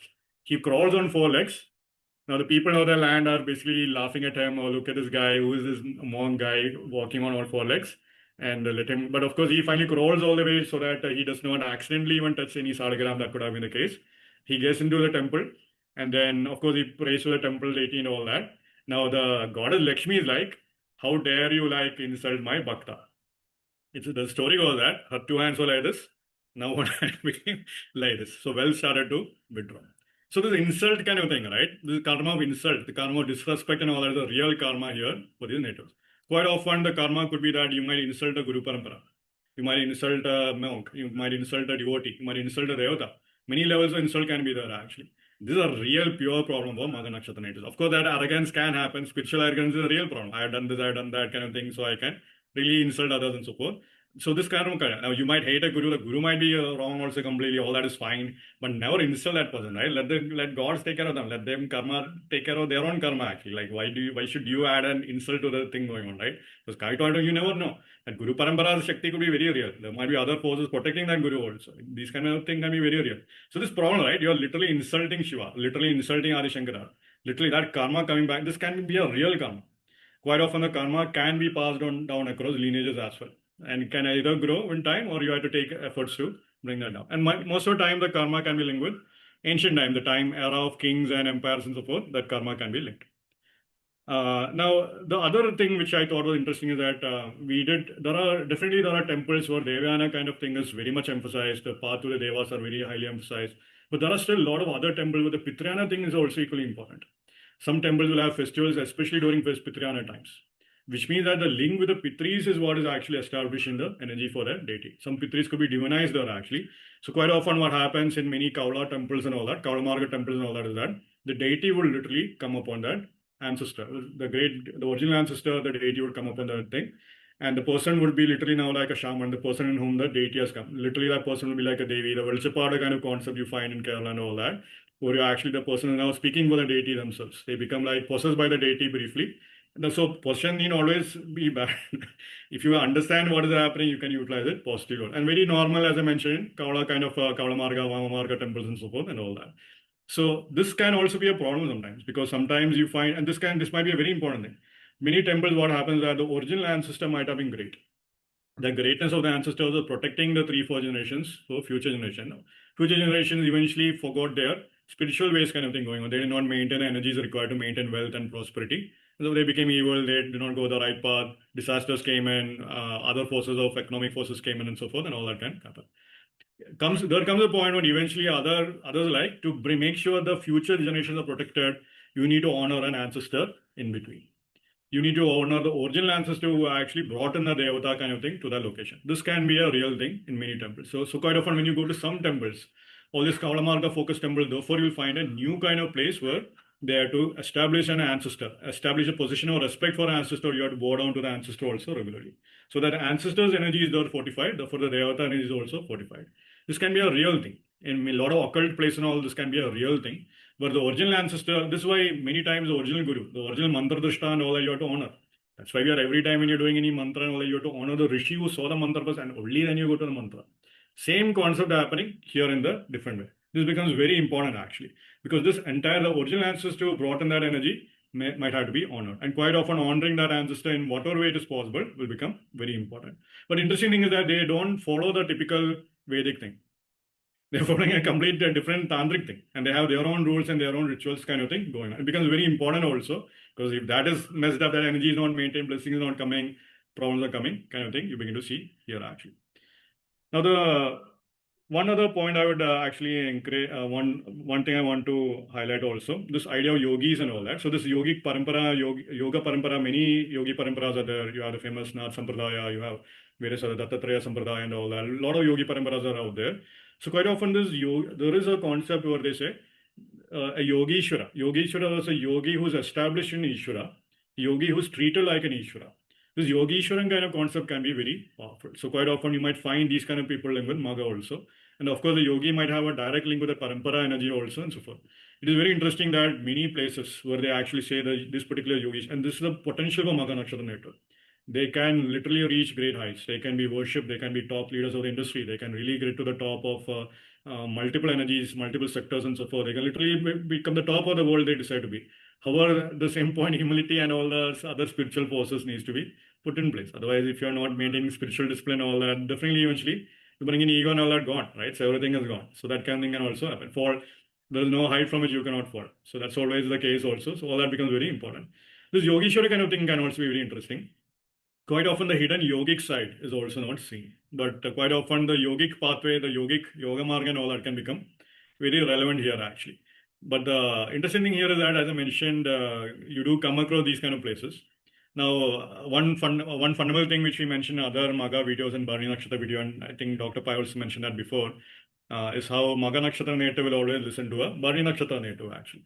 Because Bharani being linked with Yamaraj kind of thing, Yama is the king of the Pitris kind of thing, and Pitris itself is Magha. So Bharani Nakshatra is carrying like a 9,000 energy, a guidance energy for the Magha Nakshatra native.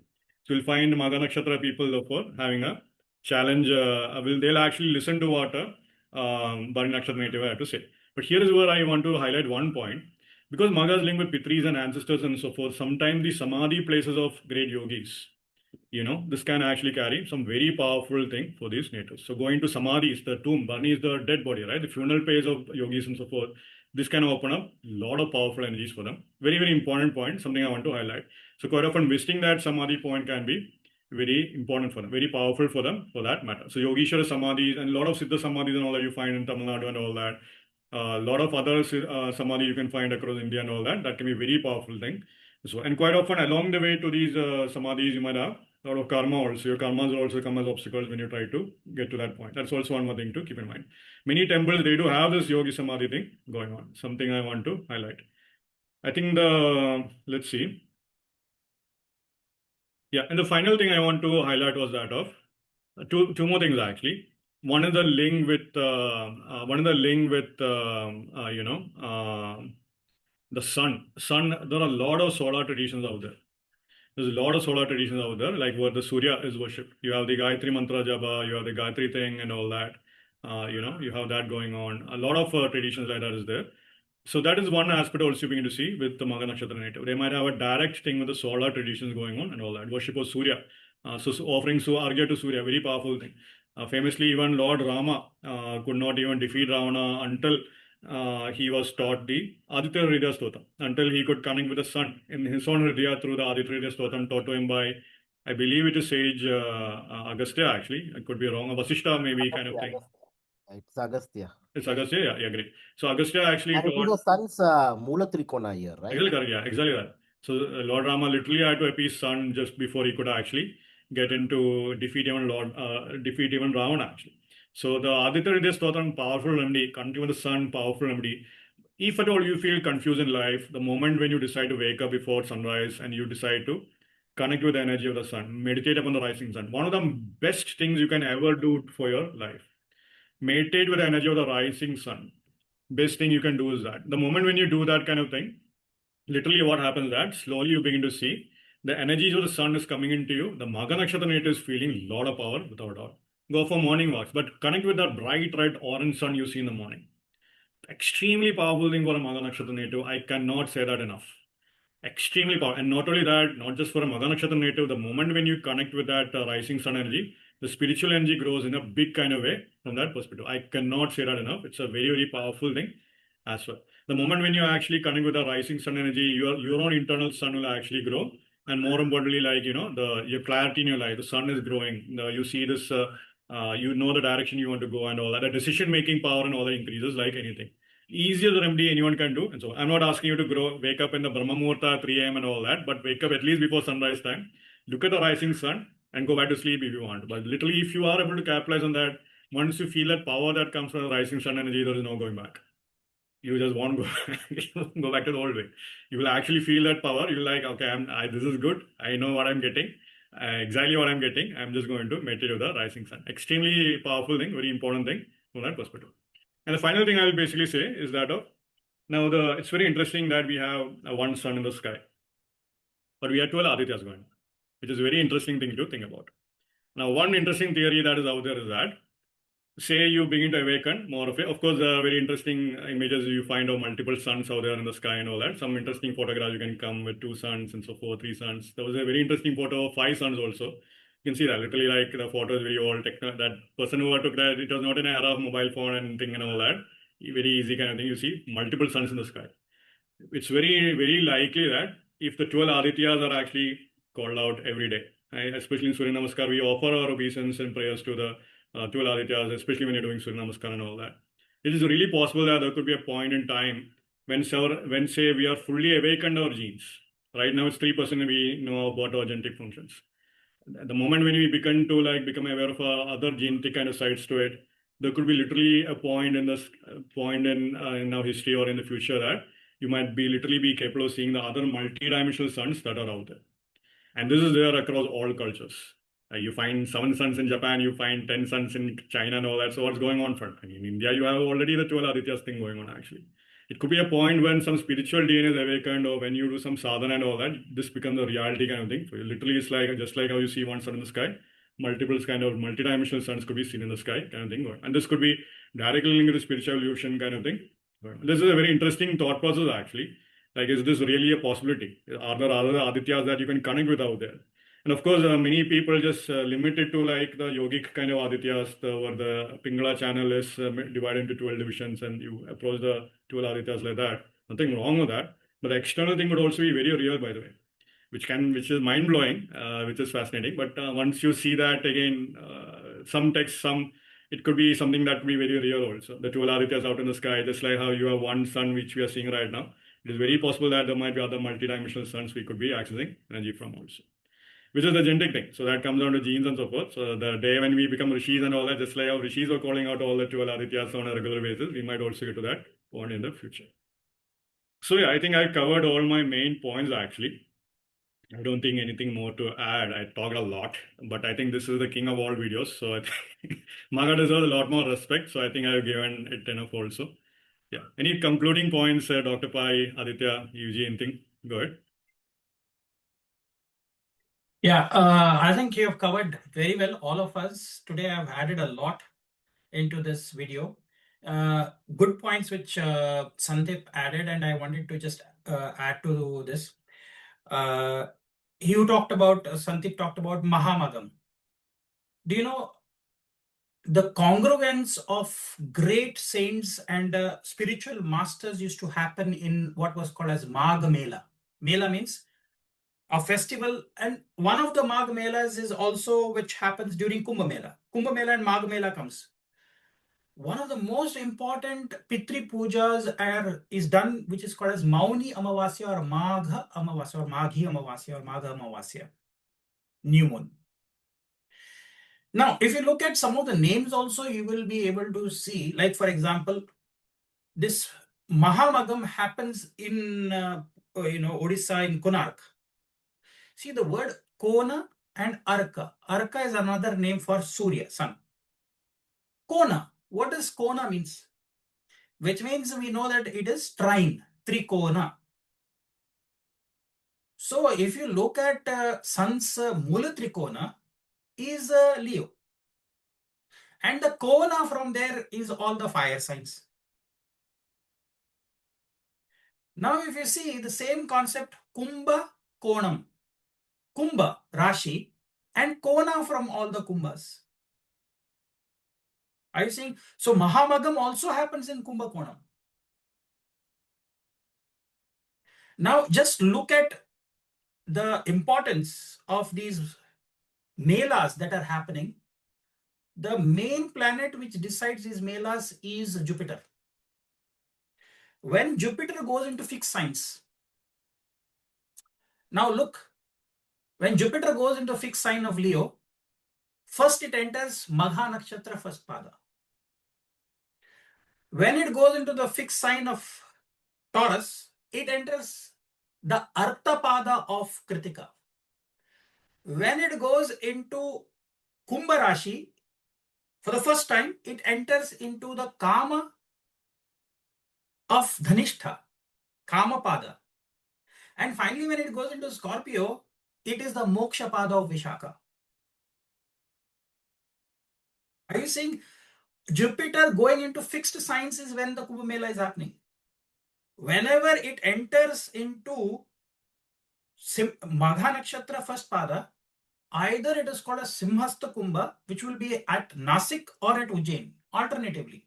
If 1 year it is Nasik, then the next it is in Ujjain. Now this time, 2027, when it is happening, it will happen in Ujjain. Last time when it Simhastha Kumbha happened in.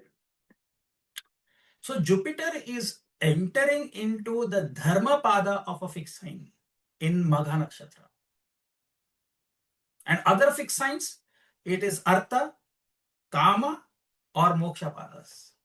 Did you see the subtle difference that is there when it goes into these fixed signs? So that is why, do you know, during Simhastha Kumbha, there is a tradition in which the pontiff for the Gorakshanath, which is Nath Sampradaya, who is the Maharaj? They select a Maharaj, a pontiff. He's selected by a group of people at Nasik, at Simhastha Kumbha. Now, I want to give you one more important point about Magha Nakshatra. When these Magha Melas happened, many saints take Shishyas and they are atoned and Diksha is given to them. See, till they have been given initiation, they belong to their father's lineage, which means their Gotra is their father, which means biological fathers. But as soon as Diksha is given, do you know that you become married to your Guru in a way that you are taking the Gotra of your teacher? Which means the tradition in which your lineage masters have been initiated into, you are going into the same Gotra. And that happens in Magha Nakshatra during the Magha Melas. That is why there is a congregation of knowledge that happens when, what is Kumbha? Kumbha means a pot of knowledge. A lot of people go there for, prayaschittas, atonements. But the greatest thing is you are going to meet all the spiritual masters of the land at one place. Because when they know it is Kumbha, see, before that, there was no telephone, there was no telegram, there was no internet, nothing. How would you know where to meet? Where can I get the highest knowledge? Everybody knew because there was a condition that Jupiter enters here, Sun and Moon will be in these particular signs. That is when we'll all congregate. For about 2 months we'll be there, or 1.5 months we'll be there, 45 days. Generally, it starts on the Makara Sankranti and it will end on Mahashivratri, the Melas, generally. So are you seeing something? So why Mahashivratri is ending, and which means Uttarayana has begun. In the Uttarayana beginning, they all congregate. So one very important thing I'm telling you about Magha Nakshatra, you have to take the gotra of your teacher or master if you are wanting to become a seva. I think Otherwise, Simhastha Mela also happens during Mahashivratri, like around that, or is it during around that, around that? as soon as Jupiter enters, and then they have certain calendars, and they will fix. So what I'm trying to say is Jupiter is very key for these melas, but don't think Jupiter is the only planet. In certain traditions, it was Venus, like the Mayan calendar. They would select when Venus enters into particular signs and nakshatras, and they would have such melas as per the Mayan calendar. I was reading one article, and then I will let other people contribute. There's something called as, I think it was Aditya who sent us, Dresden Codex is something that you sent. Yeah, there's something like Dresden there's a codex kind of thing, yeah. Codex. So this was found in Germany. It's like a tablet where they are able to, based on that tablet, I think Aditya sent it to somebody else, I don't remember. But that codex is based on Mayan calendar. Oh, yes, Mayan. Yeah. It was based on Mayan calendar where they could precisely predict eclipses, when it would happen. That calendar would be able to tell you that. So we are assuming that we had Rahu and Ketu, but they must also have had Rahu and Ketu, the Mayans, and they must be using Venus to predict many of these things. Few has sent me that Dresden Codex. Yeah. I Yeah, I remember. think I saw. I sent that in the group. Yeah, I think it's there. So it's just a codex kind of thing, like some of the images, the Mayan thing, Mayan calculations were captured and so forth, still capable of predicting eclipses kind of thing, exactly, yeah. Fascinating stuff, actually, yeah. It's a 20-year cycle one, right? Yeah, 20-year cycle. They've Yes. But do you know what is also the 20-year cycle? I think the Shani-Jupiter conjunction thing, right? Something like that. No. You have to know that for every 5 rotations that Venus does, Earth does 8 rotations. I mean, that is the equation for the year calculations.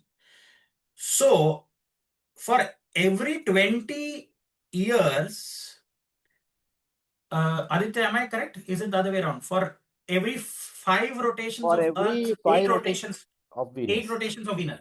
Of Venus. Okay. Now, tell me for every 20 years of Earth, which is Venus Mahadasha, how many rotations has Venus done? 32, no? What is that? Anustup Chanda. 32 is Anustup Chanda. Do you know Mahamrityunjaya Japa is Anustup Chanda? 32 syllabled. That is why Mahamrityunjaya is given to Shukra, not to go Jupiter. So every 20 years, Earth would have made, this equation is 5 years, 5 rotations, 8 rotations. Am I correct, Aditya? Correct. Yeah, 5 to 8. That is the ratio. 5 to 8. That's the ratio. So in 20 years, 32 rotations. That means around Surya, which is Devalaya, which is Shiva. If Surya is Shiva, he has gone 32 times around Shiva. That is Anustup Chanda. That is the secret of Mahamrityunjaya given to Shukra, not to Brahaspati. So you should know Mahamrityunjaya Japa means it is 32. What is the importance of 32 or 33? Do you know what is 33? 33, the spine, right? Spine length, the devatas and all that. Exactly. There are 33 devatas in 3 Trimshat devatas, and we have 33 vertebrae, spine. So basically, our spine with the head is a programmable device with 12 Adityas 11 Rudras, Ashtavasus, and the Ashwini twins. And how I have observed the Ashwini twins, I think if you remember, about I think 10 years ago we had this discussion. I'll recollect and I'll tell you what she was saying, and I had the same kind of dream. The Ashwini twins are like the yin yang. Think there is one horse which is white in color with a black tail, and there is a black horse with a white tail. If you look at the yin yang, the white side has a black dot and the black side has a white dot. So I see them as a duality that is there, which is going white and black. It is a yin yang. So that means if you divide the 33, you will get 2 legs. So that divide that is there in the nakshatra is Vishaka, the split that is going to happen. See, I think Aditya showed that in a slide. He showed that the sperm comes in, okay, and as soon as it enters, its head is cut off. That is Ashwini Nakshatra. Ashwini is only the head of a horse. That head of the horse has all the genetical information. The tail is only for not required. Tadpole. What do you see? The tail is cut off, tail goes out. Once, as soon as the fastest sperm which comes to the ovum and goes in, it cuts off its head. It says, I don't need any more sperm. I've got whatever I need. And all the DNA is there in the head. Head of the sperm has all the DNA. Whatever information is required is there. So the reward of Ashwamedha Yagna is like the horse's head. I want to show this. So it says 8 Earth years nearly equal 13 Venusian orbits, roughly over 12 Venus rotations, creating a 5-fold petal.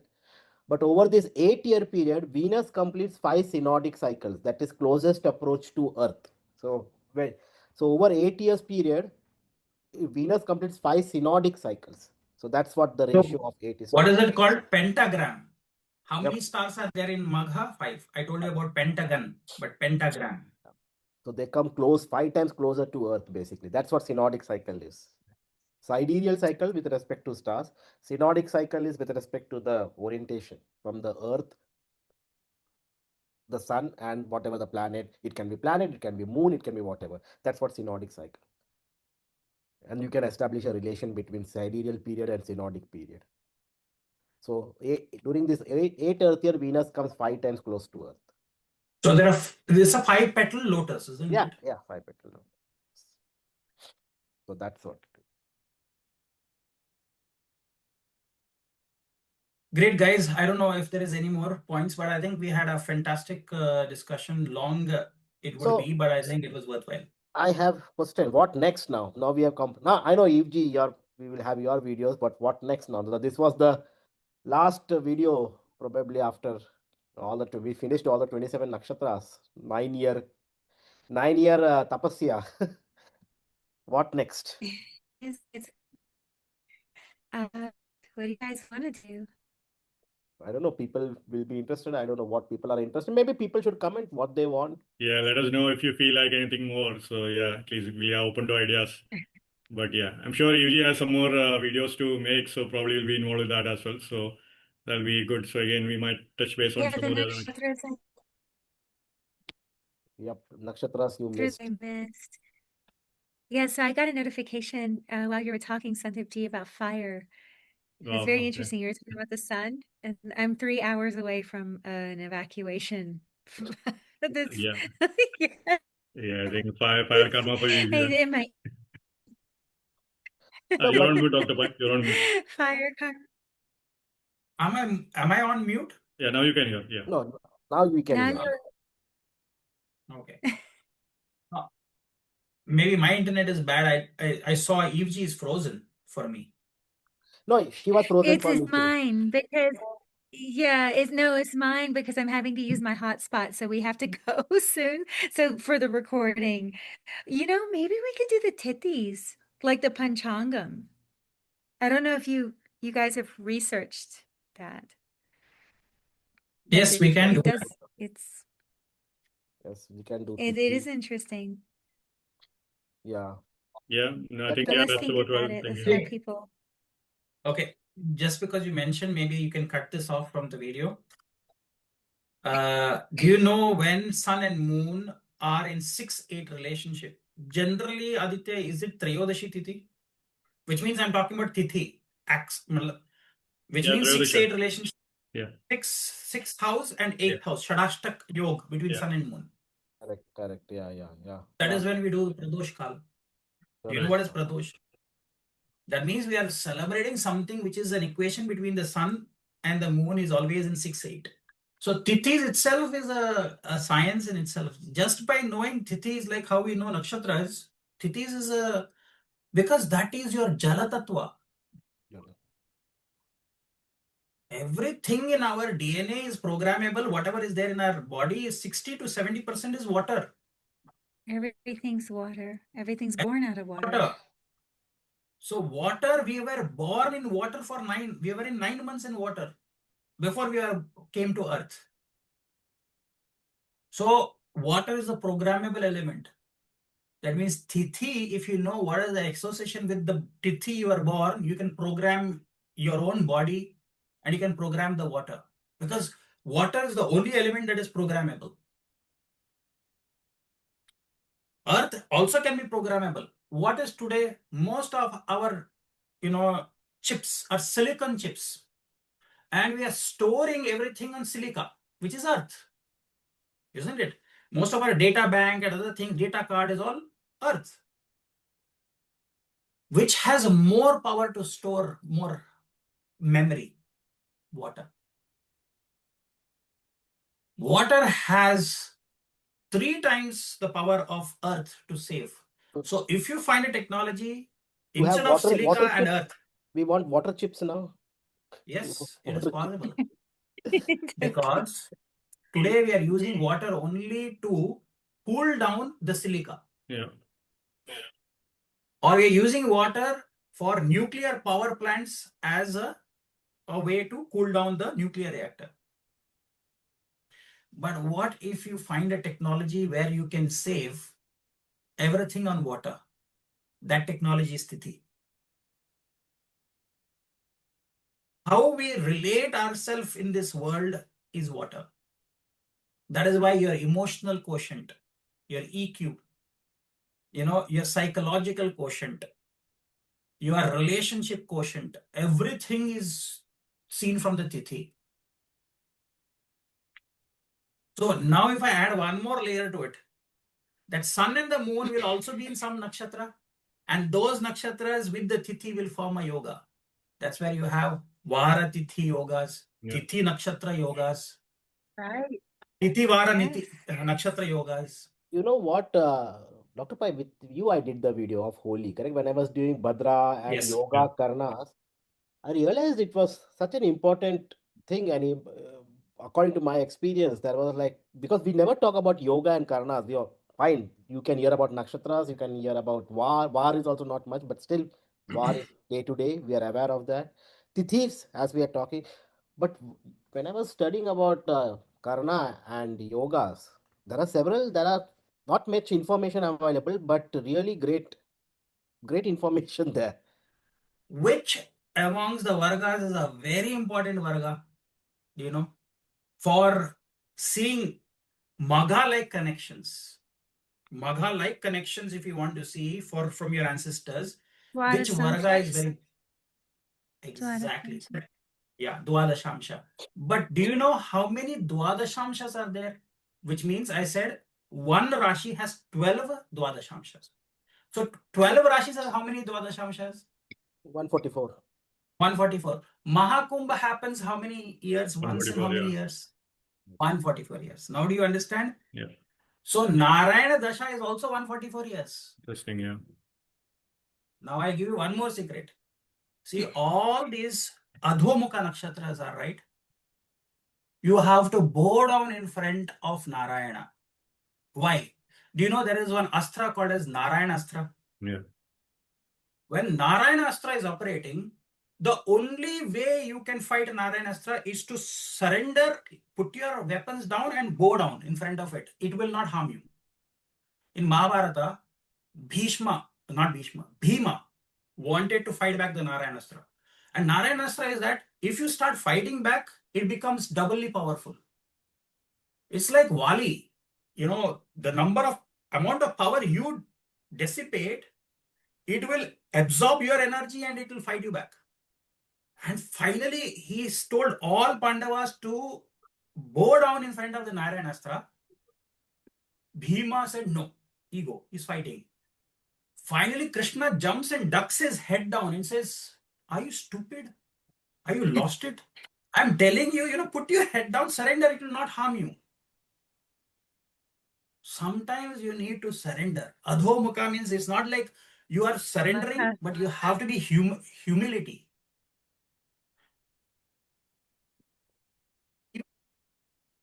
Astra. So now do you understand what is Narayanastra? Narayanastra will start becoming more and more potent if you start fighting back. But it will not harm anybody if you just surrender. Which means you put your astras down and you bow down, that's it. It will simply go back.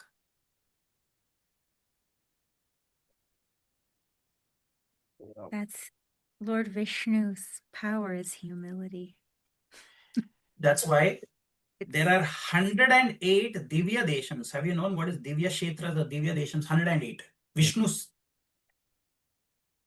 In certain places, there is a order in which certain temples are where Vishnu is sitting.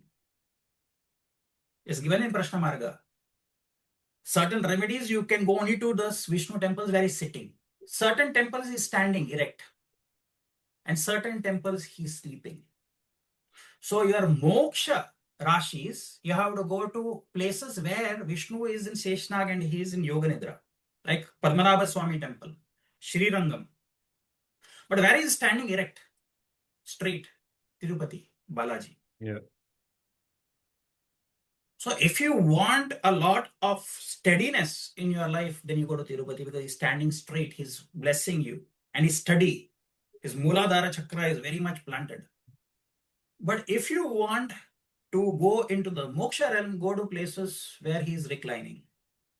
If you want stability, sthira rashi, then go into places where he's in a sitting posture. Like you see, Ram Darbar. Is it Badrinath? Yes, Badrinath, correct. Yeah. That's a moksha bhumi though, right? Exactly. Badrinath is a very important place where he's like in sit-in posture. Guys, my internet's going. Yeah, I think we have He to. is like Lord Shiva. No, my internet's going. We really do have a fire. It's just funny how these videos work. Fire 3 hours away. They're evacuating. I mean, I don't think it'd come, but I think it's internet. I think it's where the company is. I don't know if it's hit. I don't know. I don't know. But Santipji, can you send me your recording too in case I'm missing some part? I'll ask everyone else to send Just their send me recording. the drive link. I'll send it to you, Yuji, whatever I have. In case mine is having some issue, I'll ask Aditya or Dr. Pai also. That's also fine. But great. I think this was a great whole nakshatra journey of Yeah, that 9 was years. amazing. I think we reached a great point. We covered a lot of ground, 10 years, right? 9+ years, 108 months kind of thing. Yeah, So our karma is over. Okay, teaching. yeah. I Now the think world can go to Magha, war or not, who cares? Don't say it. Because we didn't cover all the padas. We didn't cover all the. Oh, yeah, that is Yuji, There's so many that is other next things. janma. That What? is next life. No, that's your job, Yuji. Like, some of the future videos, your nakshatra techniques and all that, right? So you can share that. That'll be good. I think Kapil, you want to see that also, if I'm not mistaken. Yeah. Oh, 108 padas. My God, 108 videos. Cameron. Right, video, man. I would do that. I would do it with you guys. I Okay, would do next it with you. Okay, we and can take not do next it. life. That is next life job. No, man, I think we have Panjaga. We can We do that started. one. Yuji asked Panjaga, now so you have to do Titi, then you have to do Karana Yoga, then you have to do like whatever is left, right? Vara and all that. Probably, yeah. I think we could do like these are very little is known about the Use Tithi Tithi, then we could do a Nakshatra Tithi yogas very easily. Tithi Nakshatra yogas can be very easily covered now. Yeah, we could do that. I think we'll just conclude this whole Magha now for the timing. EVG is on fire. Everything is Let me over. just So, record you. yeah.